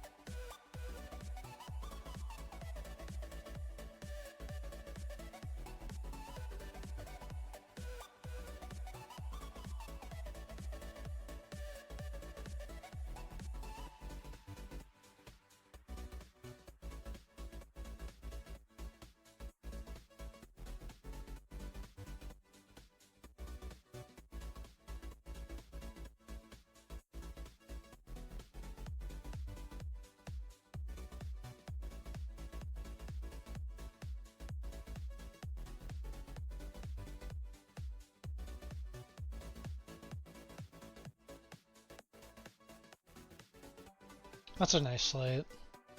I recommend people to try out HC. It's insanely fun and less crushing if you die since the campaign is so fast. Yeah, very true. I completely agree. I'm having much more fun on it than I thought I would.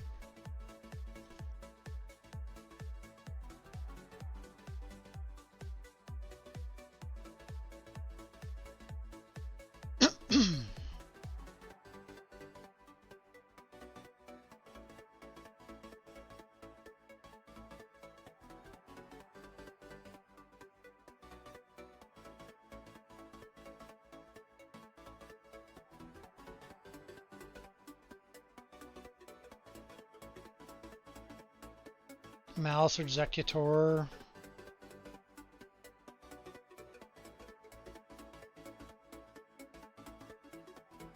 Might just pop some fucking energy crystals into a chest since I haven't gotten a high energy one yet. Or maybe I wait until an old magic or old robe or whatever it's called before I craft a chest. All magic robe, whatever it's called.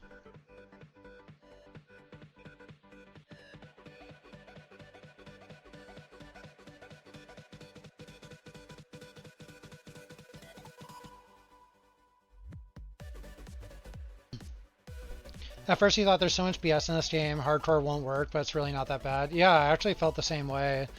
I was like, man, hardcore sounds insane. Like, you're just gonna die to some random one-shot, like, constantly. Like, I thought campaign would be a nightmare, but really, if you spec your character carefully and you play to survive. Like, it's really not that different from softcore in this game.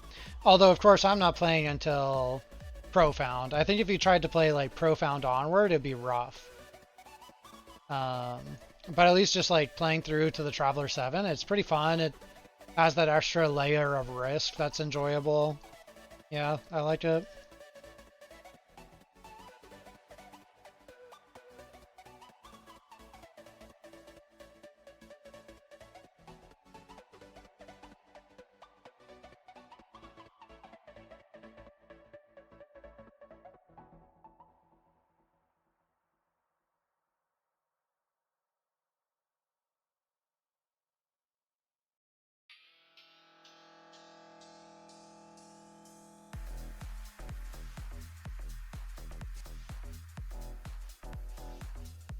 You looking at stuff wouldn't normally look at in town panels, yeah.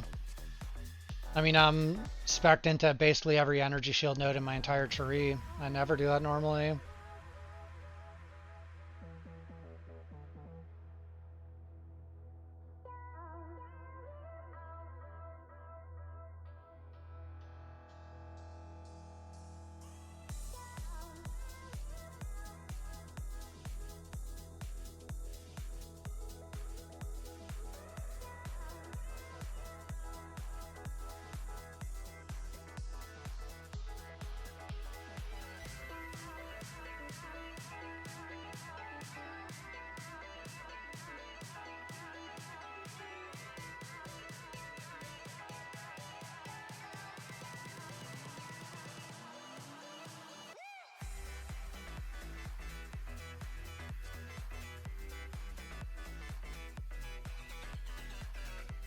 Had a good chunk of hero memory straps there.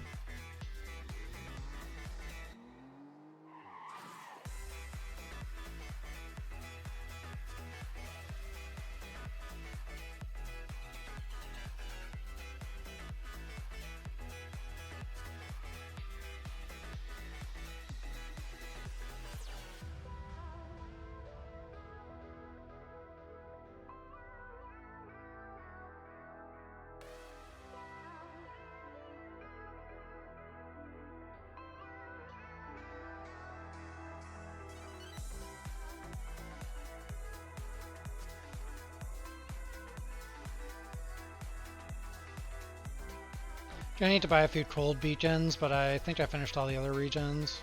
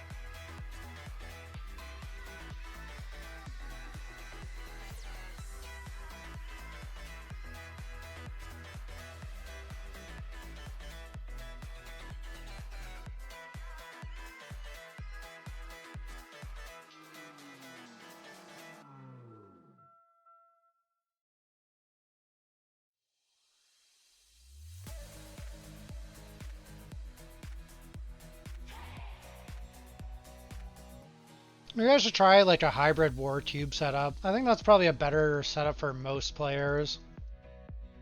Just throw guaranteed war on, drop the reduced gamble cost.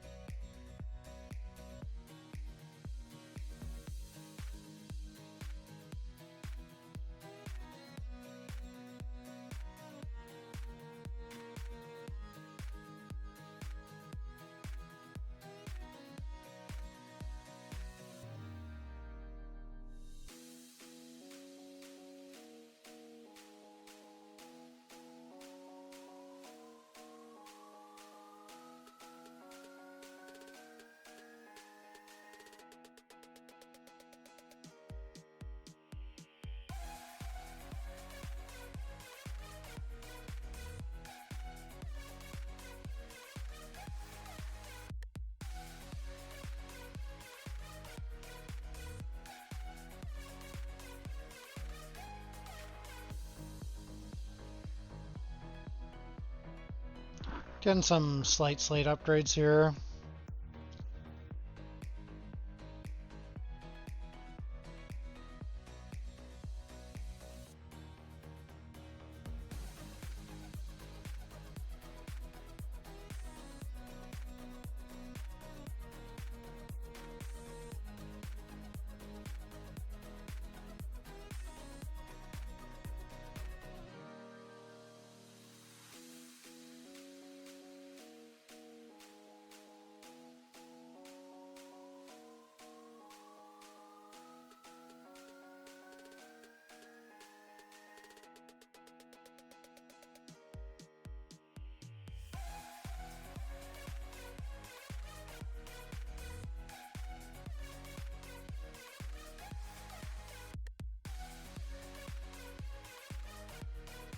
Got some gloves with high energy. I think I may craft on those.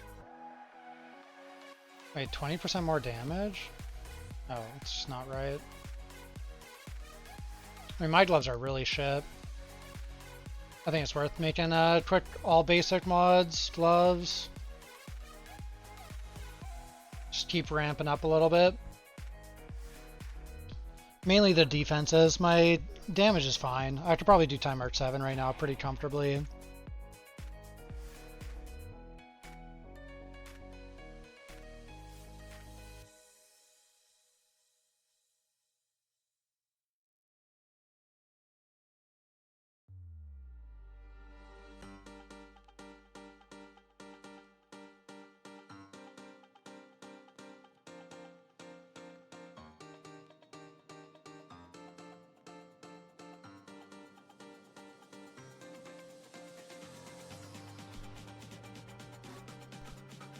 Reses are starting to look very good, and my ES is getting up there.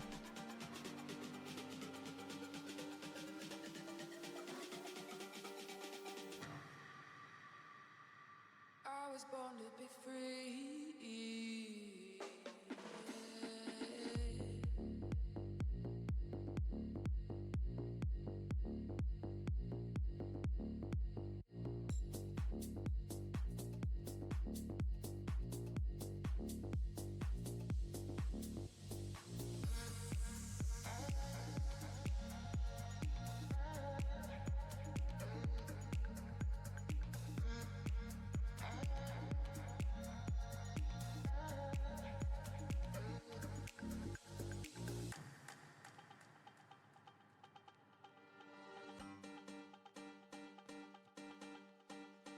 I see what I think is embers.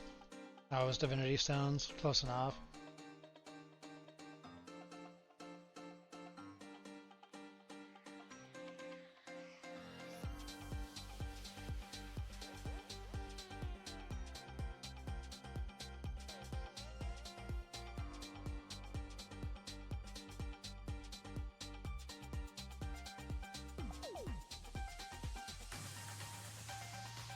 Alright, time to kill all these watchers.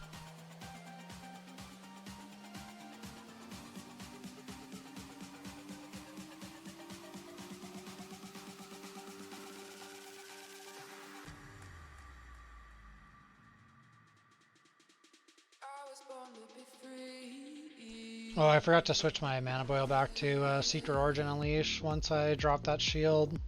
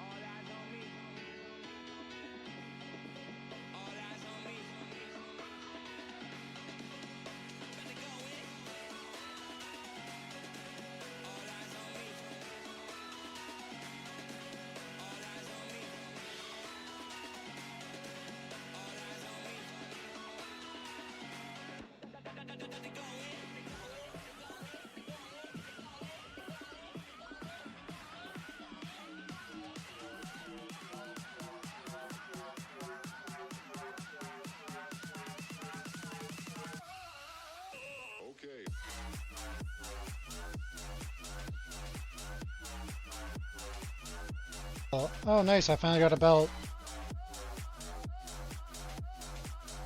Apparently I got one a little bit ago and I didn't notice.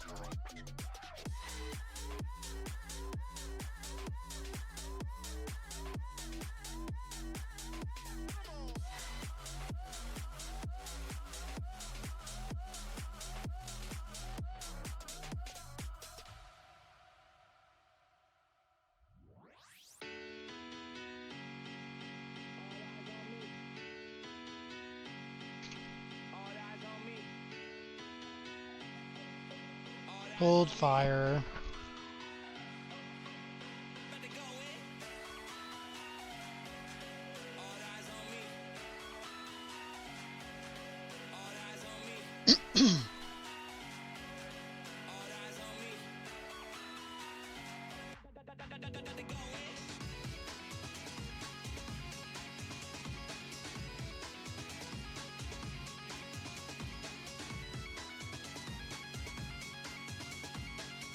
So I'm gonna drop lightning res on one of these rings later, once I get some more sand and everything.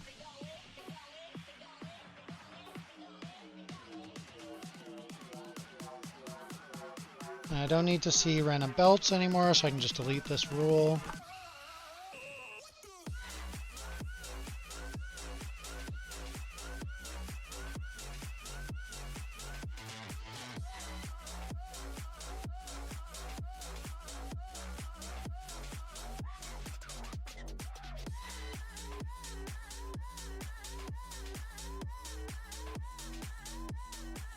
So, let me think.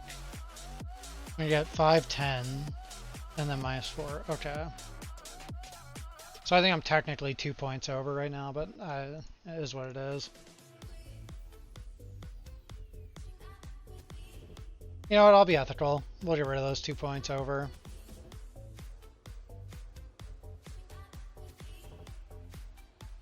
I have the most beacons for Thunder. Ooh, nice card.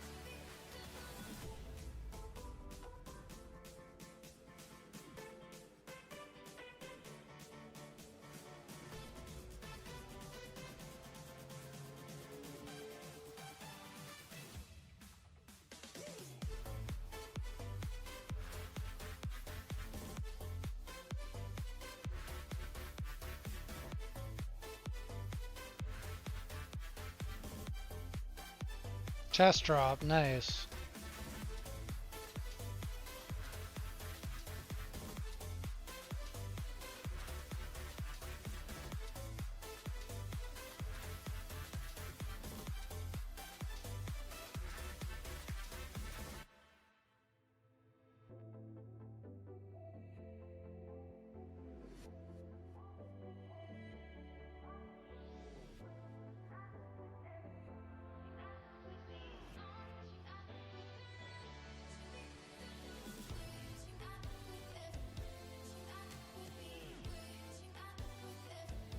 Yeah, it's primarily for movement speed, but it also gives you like some projectile speed. And I think it gives cooldown reduction for movement skills. Not a lot, but a little bit. Maybe it doesn't, I don't know. But anyways, it just makes the map a lot faster. That's kind of the goal. Like right now, my goal is basically kill as many cube bosses per hour and get to time mark 7 because my gear is pretty damn good.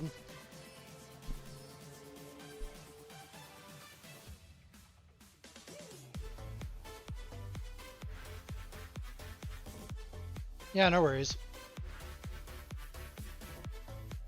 I get it. Always good to be inquisitive.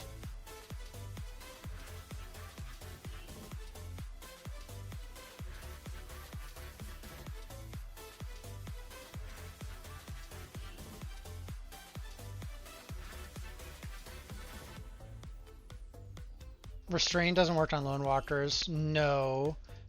Well, do you mean for the Lone Walker damage buff or for, like, yes, it works for the Lone Walker damage buff. Sorry, that's, I assume, what your actual question is. I missed. For some reason, I was thinking you were asking if, like, the aura from Lone Walkers would be affected by Restrain, but it doesn't cost mana, so it didn't make sense what I was thinking. Yes, the sealed mana comp you get from Restrain does work for Lone Walkers buff.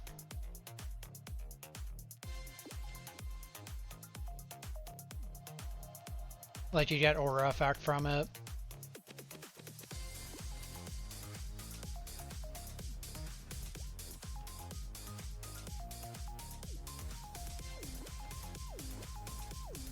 Yeah, no problem. You're welcome.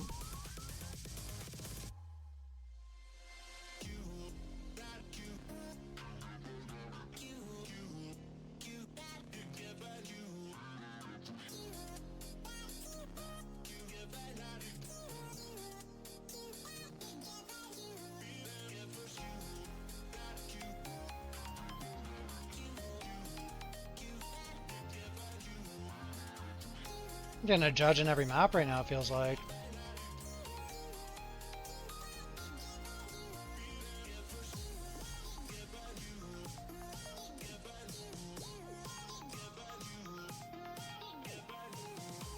I'm gonna have a lot of sand when I'm ready to do another crafting session.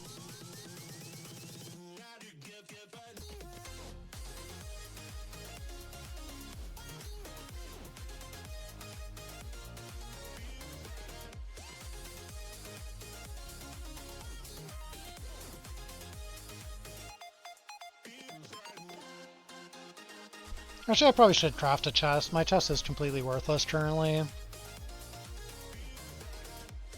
What do I have on here? Erosion Cold.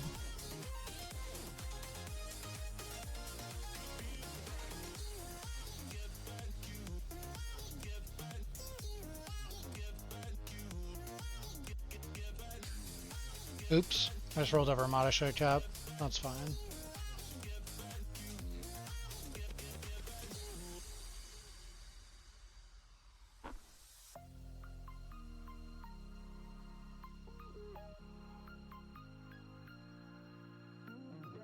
Gotta do a quick sand shop.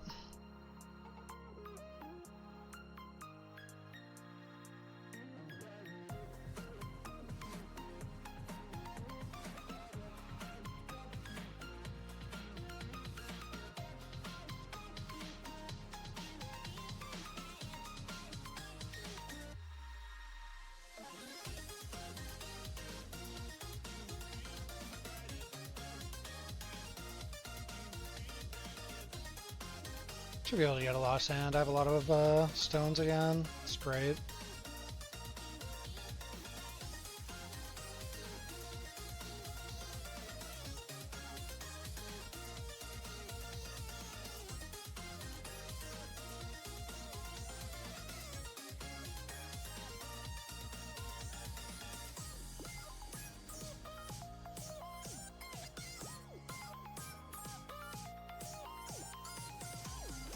You know what? If I see another legendary wedge, I'll leave it on the page and buy it, just for the fun of a gamble at a slate. I probably should have bought the ones I've seen already, although sand is very relevant to me currently.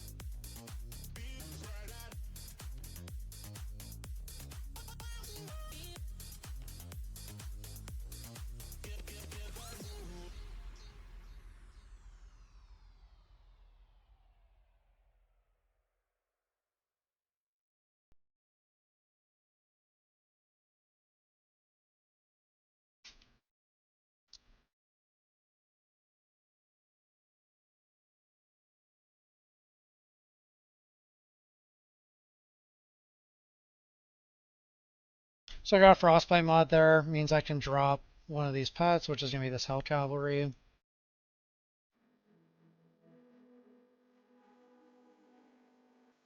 Yeah, it does suck, Turtler. Is what it is, though. I'm just looking at the positive, which is that it means more TLI hardcore gameplay, you know?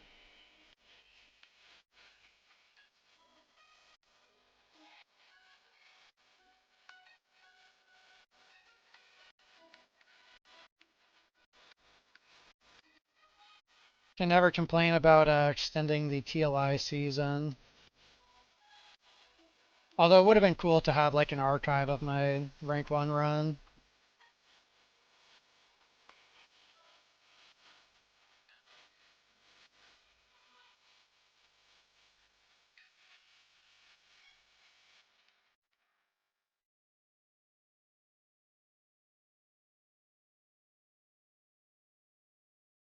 I'll get number 1 again next season, maybe. I'll try, probably.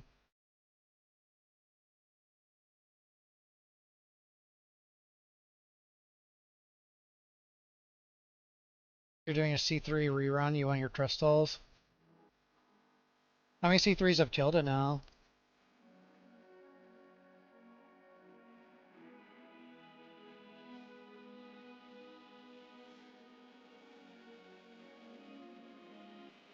On HCSSF 0. Oh, nice. That'll be easy then. People don't know about that chromatic shot. Does it pop off? I mean, it sounds like it based on what she said. I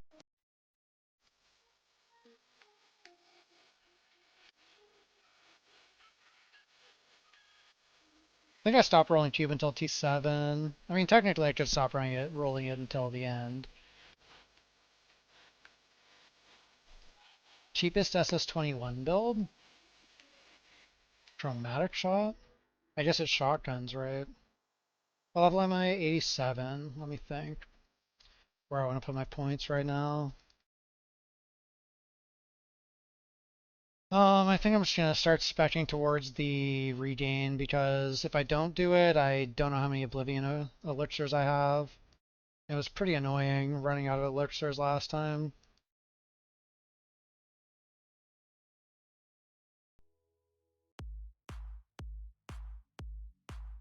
Oh, that's why my ES is lower. I forgot in Magister I didn't spec the yes nodes at the bottom there. That's fine.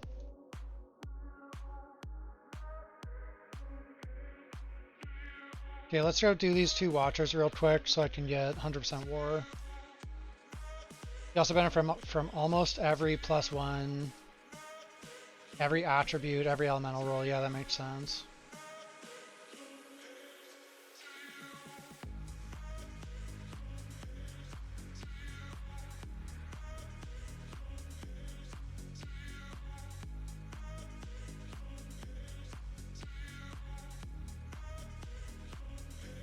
Can C3 Tangle?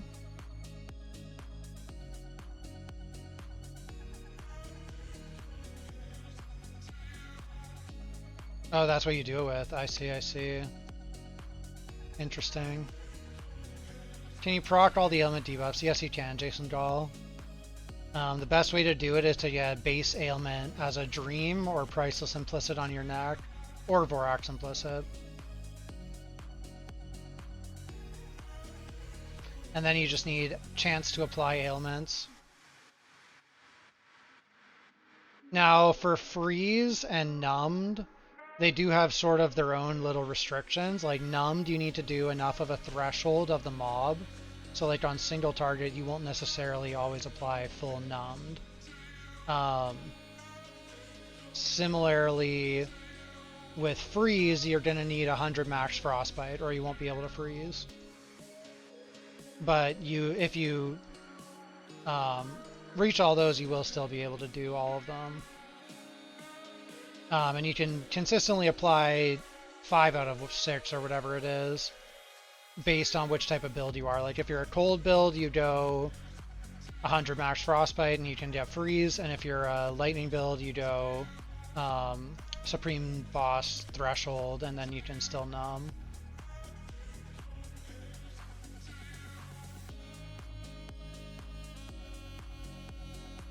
With a 50% reverse image, you get +9 skill level from Elementalist. Oh yeah, that's crazy. That's cool.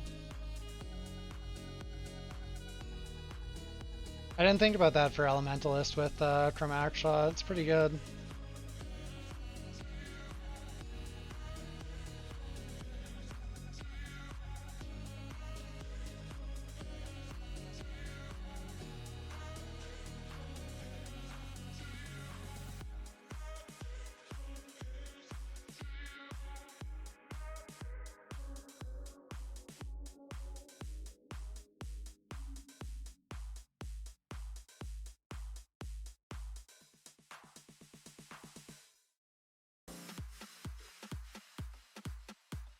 So at this point, my gear is pretty damn good.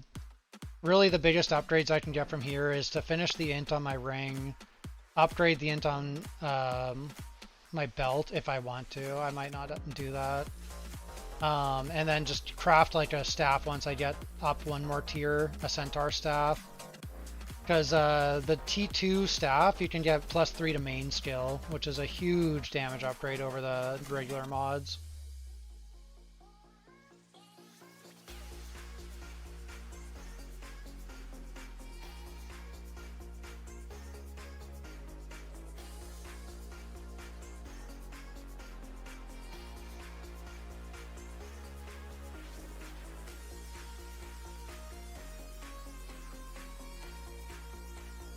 So as to say, at this point, I'm not really worried about what's dropping in my maps anymore, because it's not really going to meaningfully contribute to my Traveler 7 run.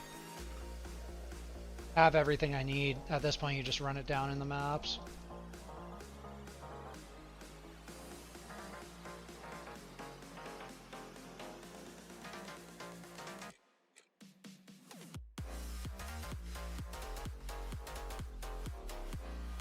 I mean, I do still need flame sand and embers. That's really like the only thing that matters anymore.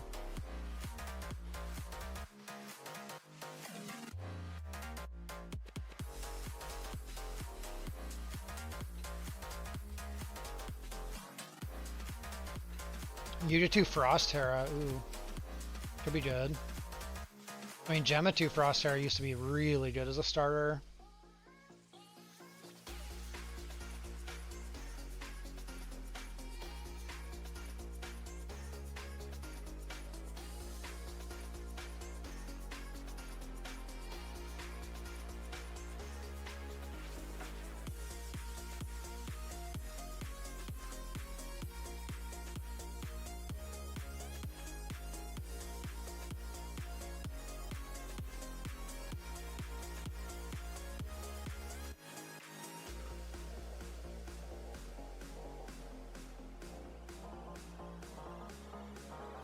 Hopefully I've looted at least one Oblivion token.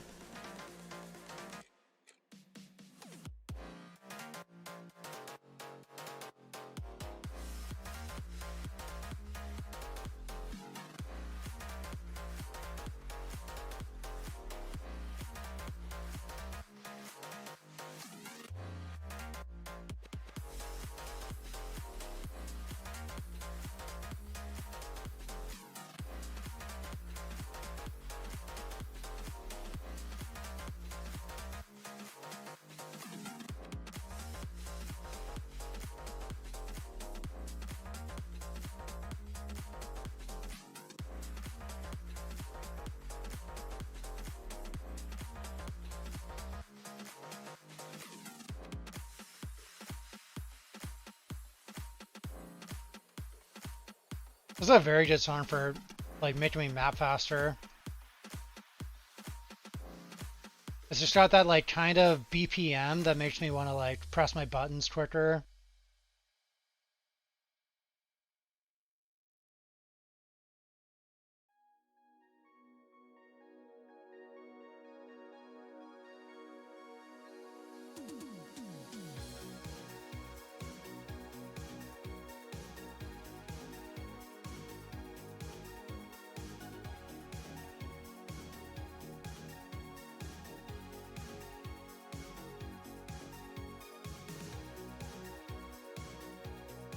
Yeah, I agree, Mal30. Like, if you tune into 20 different streamers, you're gonna find like, I don't know, probably at least 10 different genres of music and stuff that they find like helps them engage or helps them grind faster. Thanks, Mal30. Nice to see you back as well.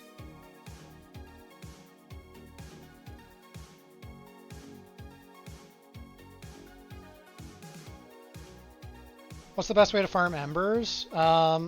Are you talking like from an SSF standpoint or just in general? Because if I'm being honest, the best way to farm embers is to not farm embers. It's to farm other things and then buy embers. But if you really want to get your own embers, the best way to do it is to do God of Might farming.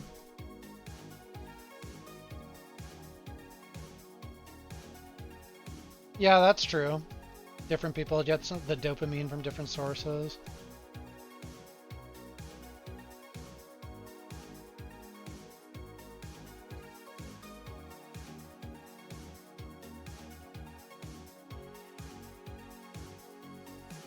Yeah, no worries, Seaweed.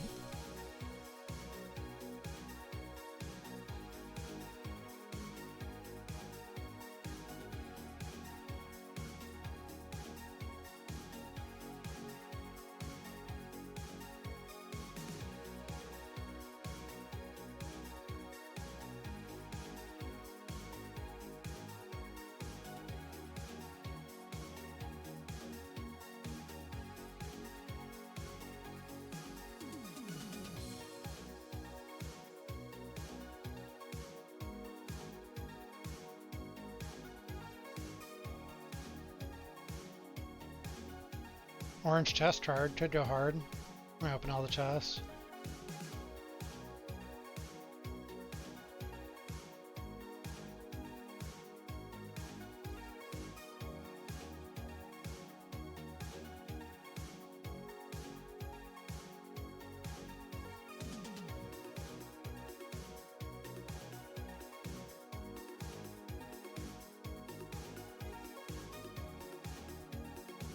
How to use time capsule in the hardcore event? Conit, you need to get a character to level 86, and then you claim the capsules from the event, and then you can boost any characters you want to with it.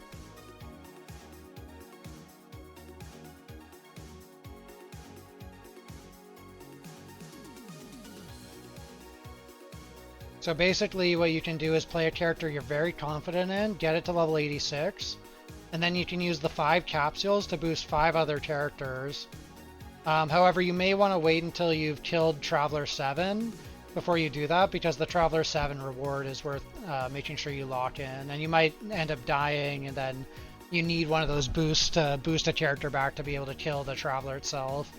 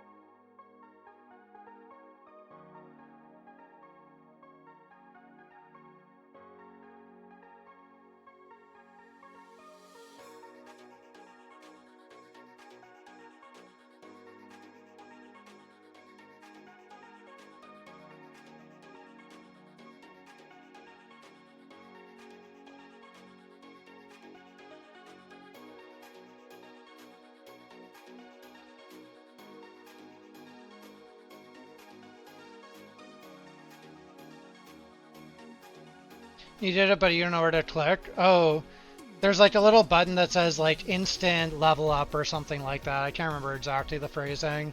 If you type !new vid, I think I actually show in that video where you click it, because I actually couldn't find it at first either. I had never boosted in the game before.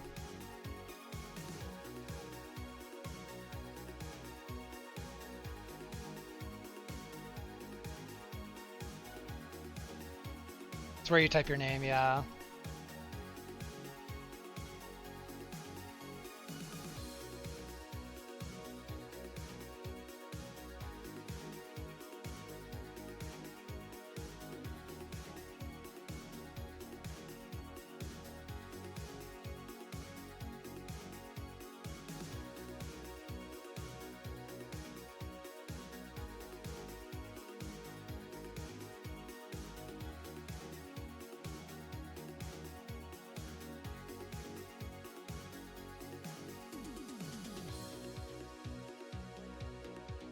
I think I have the energy to run another 50% aura now. I should probably do that. Let's see. Can I put in Frigid?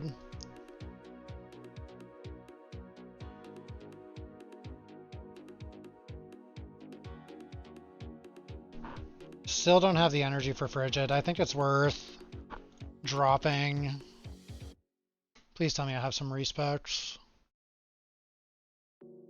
I have one. Oh wait, I don't have to pay to respec right now. It's freebies. Let's go. So what do I want to drop for this? It has to be from Magister actually, or Lich.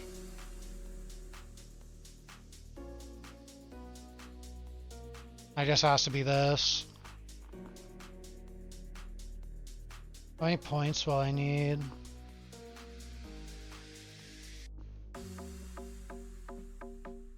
Okay, can I drop one?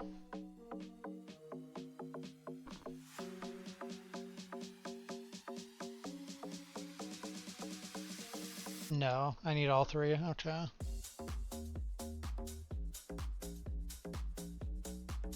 Although, I could actually do this.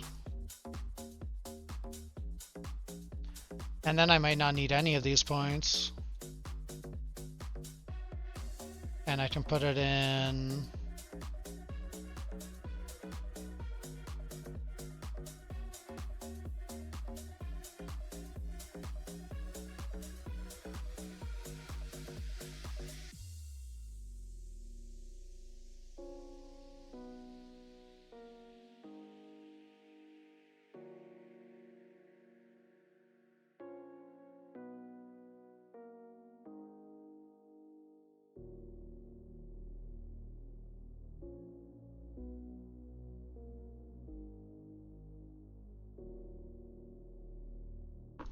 Okay, nice. Switched over to 350% auras. That's really strong. And I have one extra point available. We'll put it here.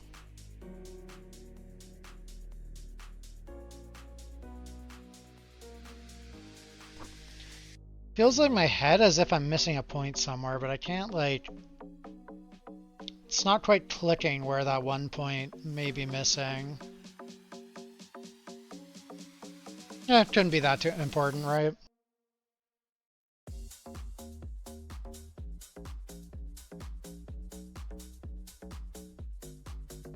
Oh, I did all the watchers. Time for 7s. So let's buy 30 cold beacons.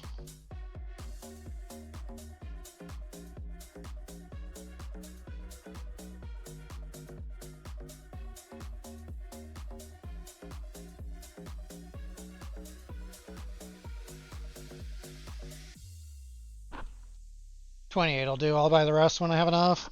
So for anyone who isn't aware, oh, this is actually awkward. I would technically not need 30, I think. Wait, is it 4, 4, 8? Like I have to do extra basically because I already cleared the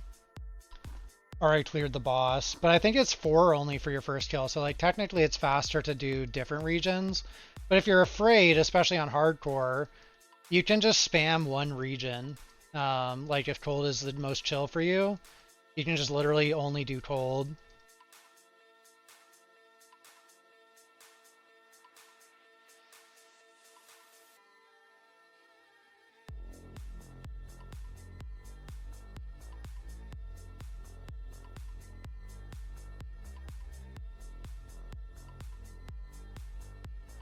So what I'm also going to do here.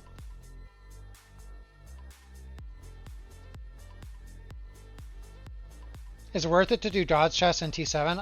I'm not sure, to be honest with you, Shiro. I didn't do the dodge chest farm this season, so I don't really know how it would look in T7. I know I've heard it's very good in T8. I haven't really heard people talking about how good it is in T7.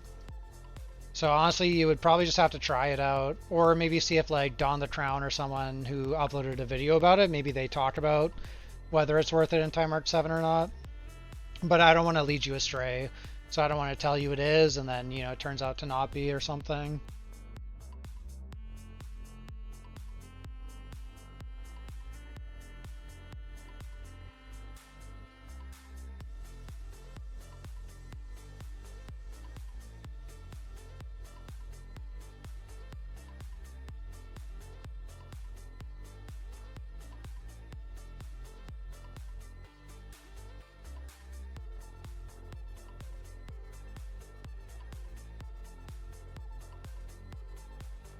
Yeah, no worries. I don't know for God's Chest specifically, but generally I enter Time March 8 with like somewhere between 300 to 500 million.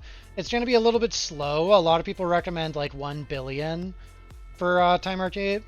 But personally, I don't mind doing it a little bit slower on the like 3 or 500 million because you're opening up a lot of better loot by being in Time March 8. Yeah, that's why I think 2 psyched, but again, I just don't know the answer for God's Chest specifically.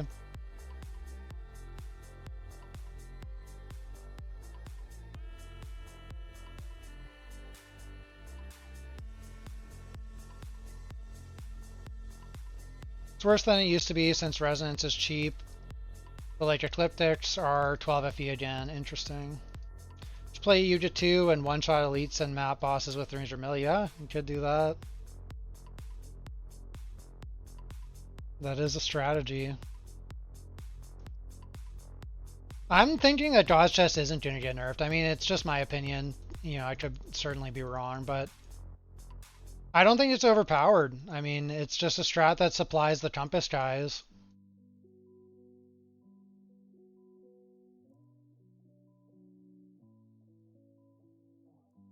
Nothing stopping you from hitting golden cages in T7. Dude, that'd be crazy. Your build's like barely functional, your T7 region, and then all of a sudden you get a golden cage compass, sell it for like 650. Buy like a surging or some like huge power spike item. That'd be cool.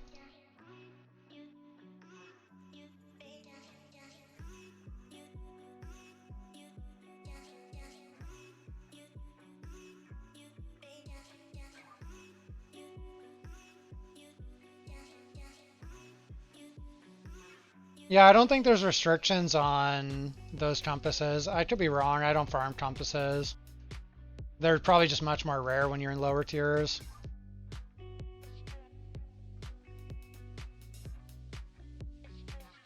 It's like Boss Rush 2.0 would be kind of weird if they nerfed that. Yeah, I agree with you, Tabs.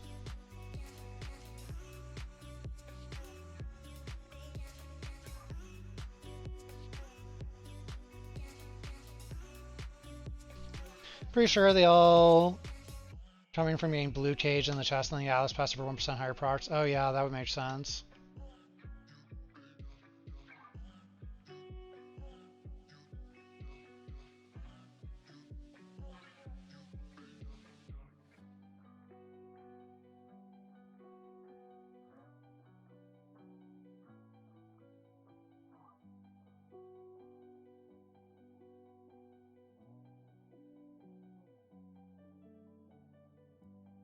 Getting close to Traveler time. This run's feeling pretty good. I think I could have gone quite a bit faster if I could remember how many kills I need to do on each Traveler, or each Watcher rather. But it's felt fine.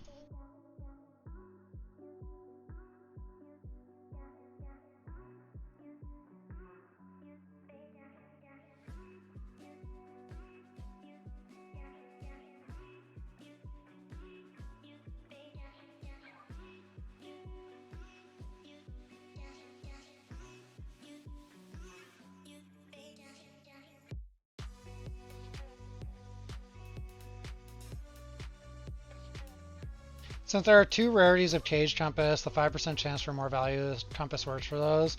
I don't know if it's like a flat 5%, but I mean, regular blue Cage Compass is rare enough that maybe it actually would be.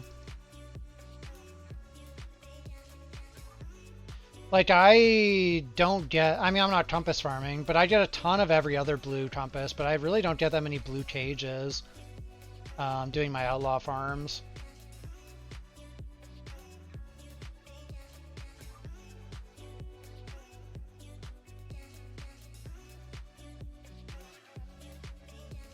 They're not rare from Draw's chest, I see. You get a fuck ton of blue cages from the Draw's chest. Interesting.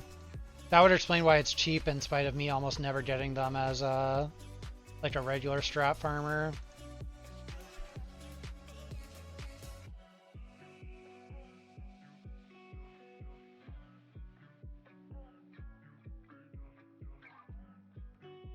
I should actually press Alt on every boss I kill and check if Centaur staffs drop. Because even if they just drop with one usable mod, it could save me a good chunk of embers. And I don't know how my ember / flame sand supply is, since I'm kind of just running it down until Traveler 7 right now.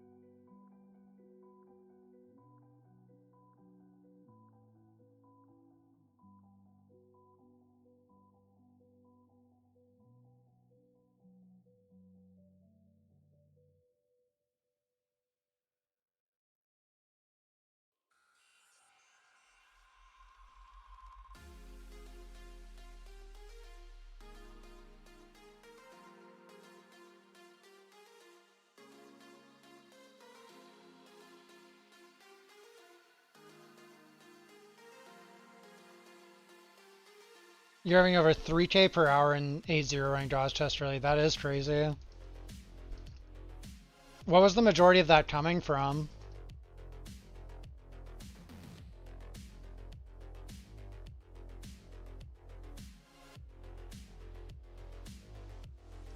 You didn't have the tracker downloaded, but it was clearly not. I see.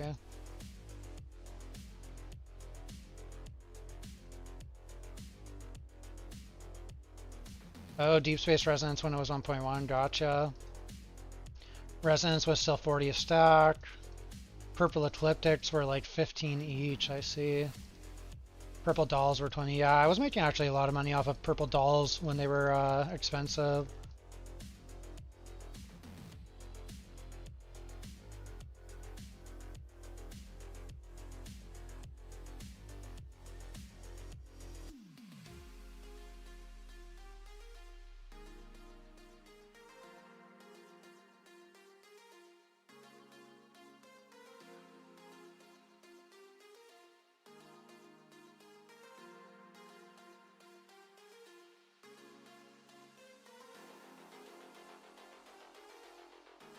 The very first day or two, the emblems were still a few FE each.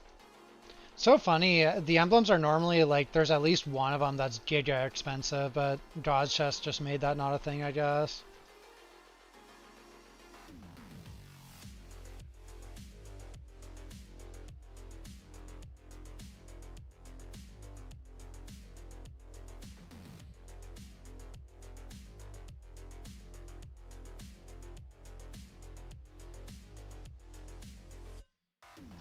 My friend was doing 2.5k an hour in Profound with C1 Dorothy when he cleared SS20, gold cages.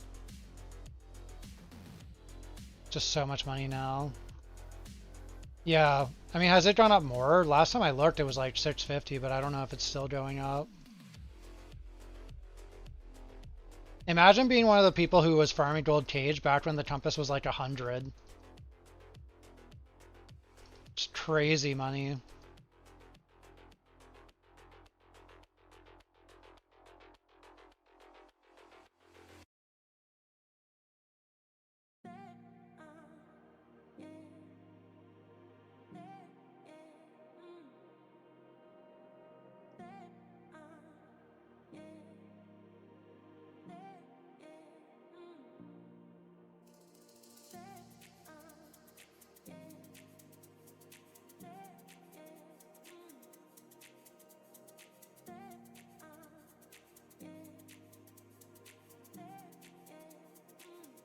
Stuff actually rolled with Giga Energy. Come on, give me main steal.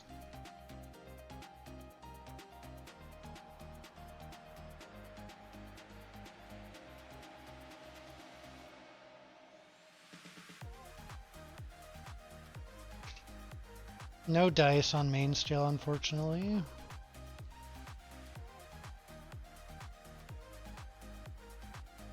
Must have dropped some flame sand.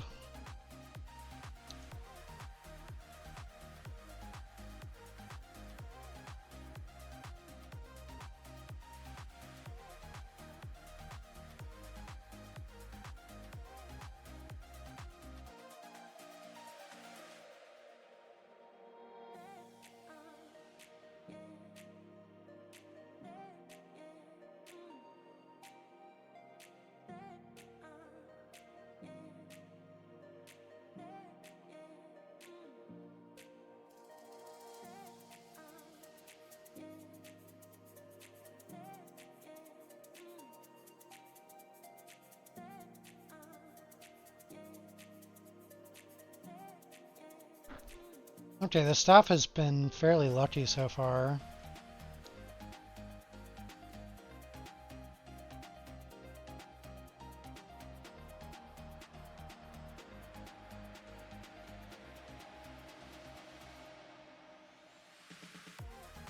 So I will try again for main skills, but I just can't do it yet. I have no matchless embers.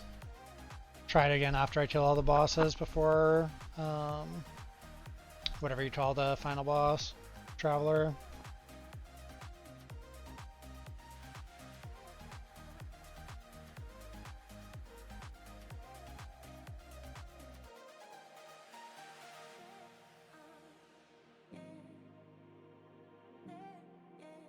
Actually, at this point, I should probably switch my links to single target just to get a little bit more XP on them as well.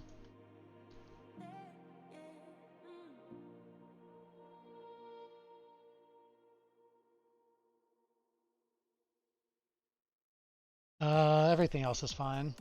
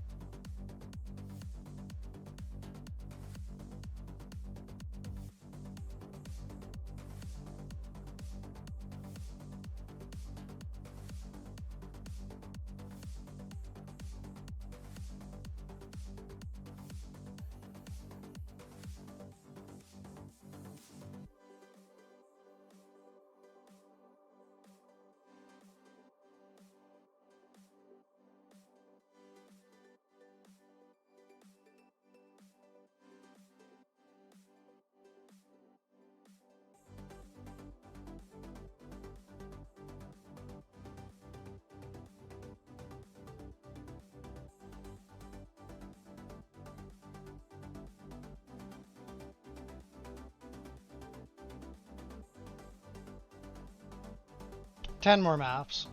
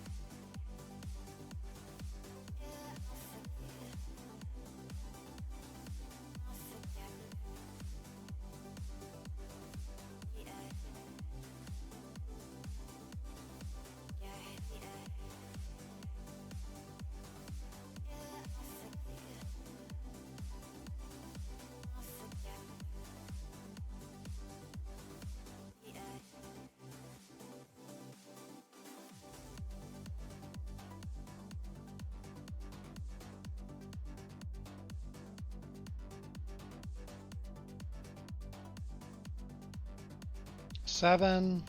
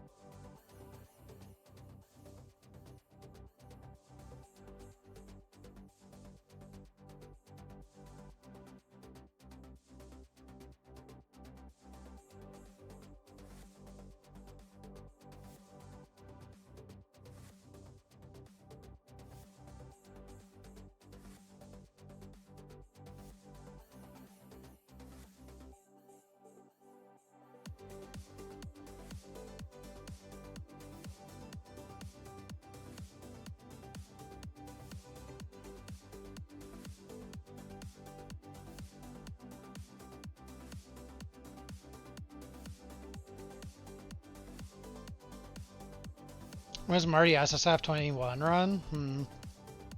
I don't know.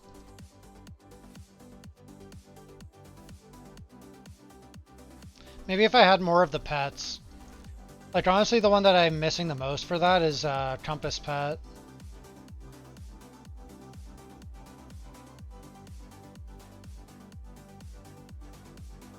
Like, my main concern would be that I won't be able to ever run Giga Strats doing that.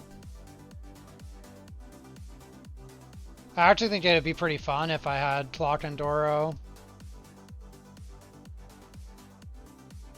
Kind of like the management and balancing act between which strat you want to run, doing your beacon runs and stuff. Like, I think I'd actually enjoy that end of it.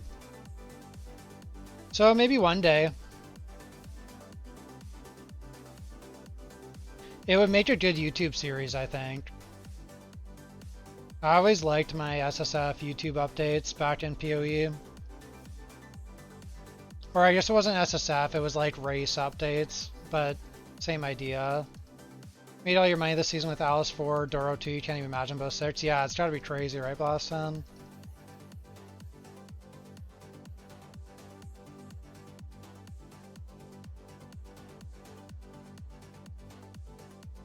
Can do SSF race where playing the character sheet counts at the end. Yeah, I mean, you could.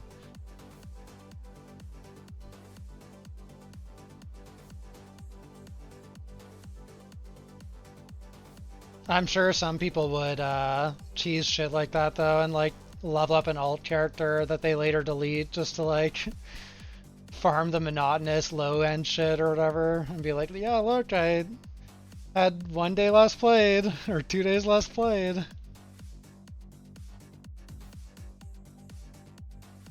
I'd probably just do it as like a for fun thing and like try and make like a really giga character on SSF if I did ever end up doing something like that. I think my damage is quite a bit lower than on my last Thea run. Not 100% sure though.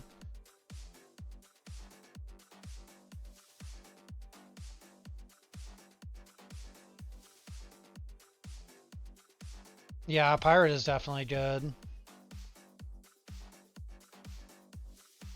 But I think once you're a bit more endgame, well, I guess it would take a lot longer to get to endgame without the Pirate, so that's kind of rough. But once you are endgame, I think you don't really need the Pirate.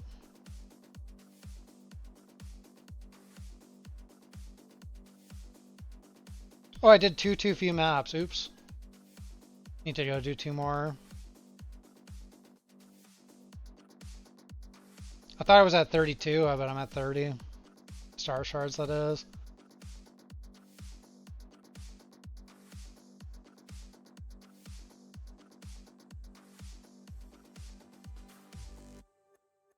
Precise acuteness focus. If I was a Fizz build, that would be cool. Oh wait, no, I'm stupid. I did do enough. How did I think I didn't do enough? I was like, oh, I have 6 left. I didn't do enough, but it's completely wrong.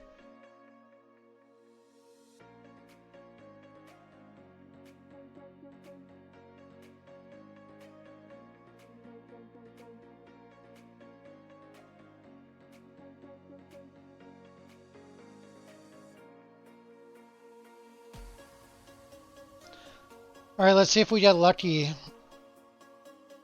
I have 7 tries for main skill.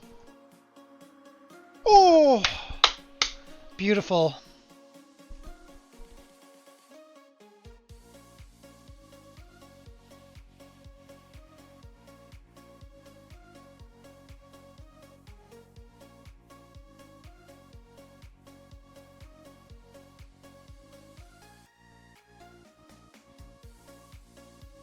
Yeah, that was sick, wasn't it, Shells?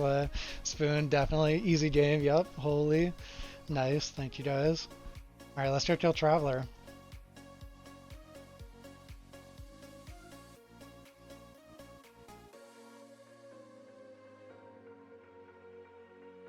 Yeah, let's get Gendru. Might be a long kill, guys. I don't know what my DPS is, and it doesn't feel high. So if I'm quiet for a while here, we'll, you know, just deal with it. Sorry about that.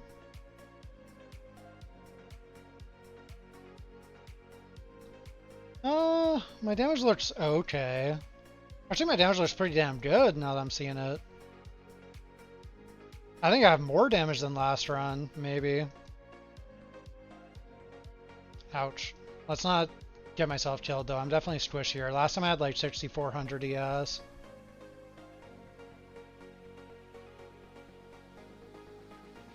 Just don't get cocky and we're chilling.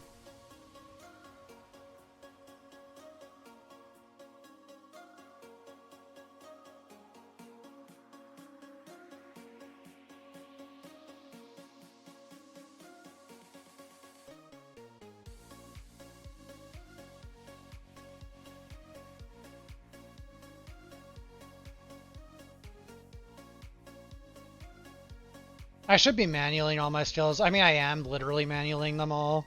But I mean, I should have preparation in place, or a different link in place of preparation for these fights. Because I could have, like, CDR extra on my things and stuff like that.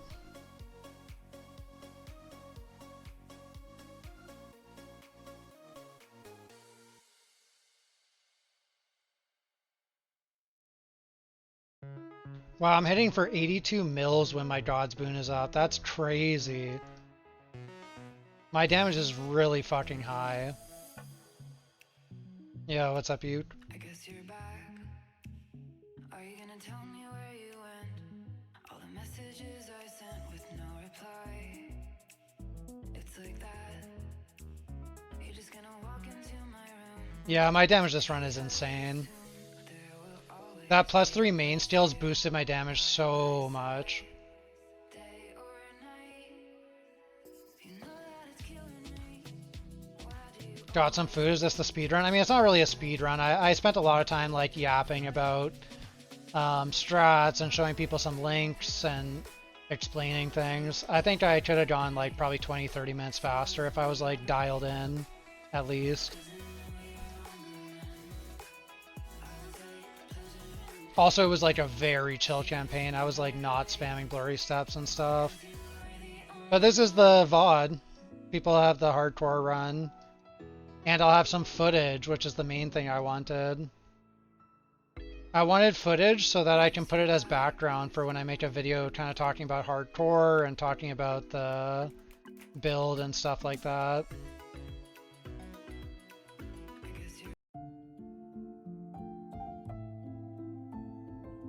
I died! Oh! Okay, well, we'll still upload it. It was 10%. It was done. I couldn't see that purple proj because of the circles.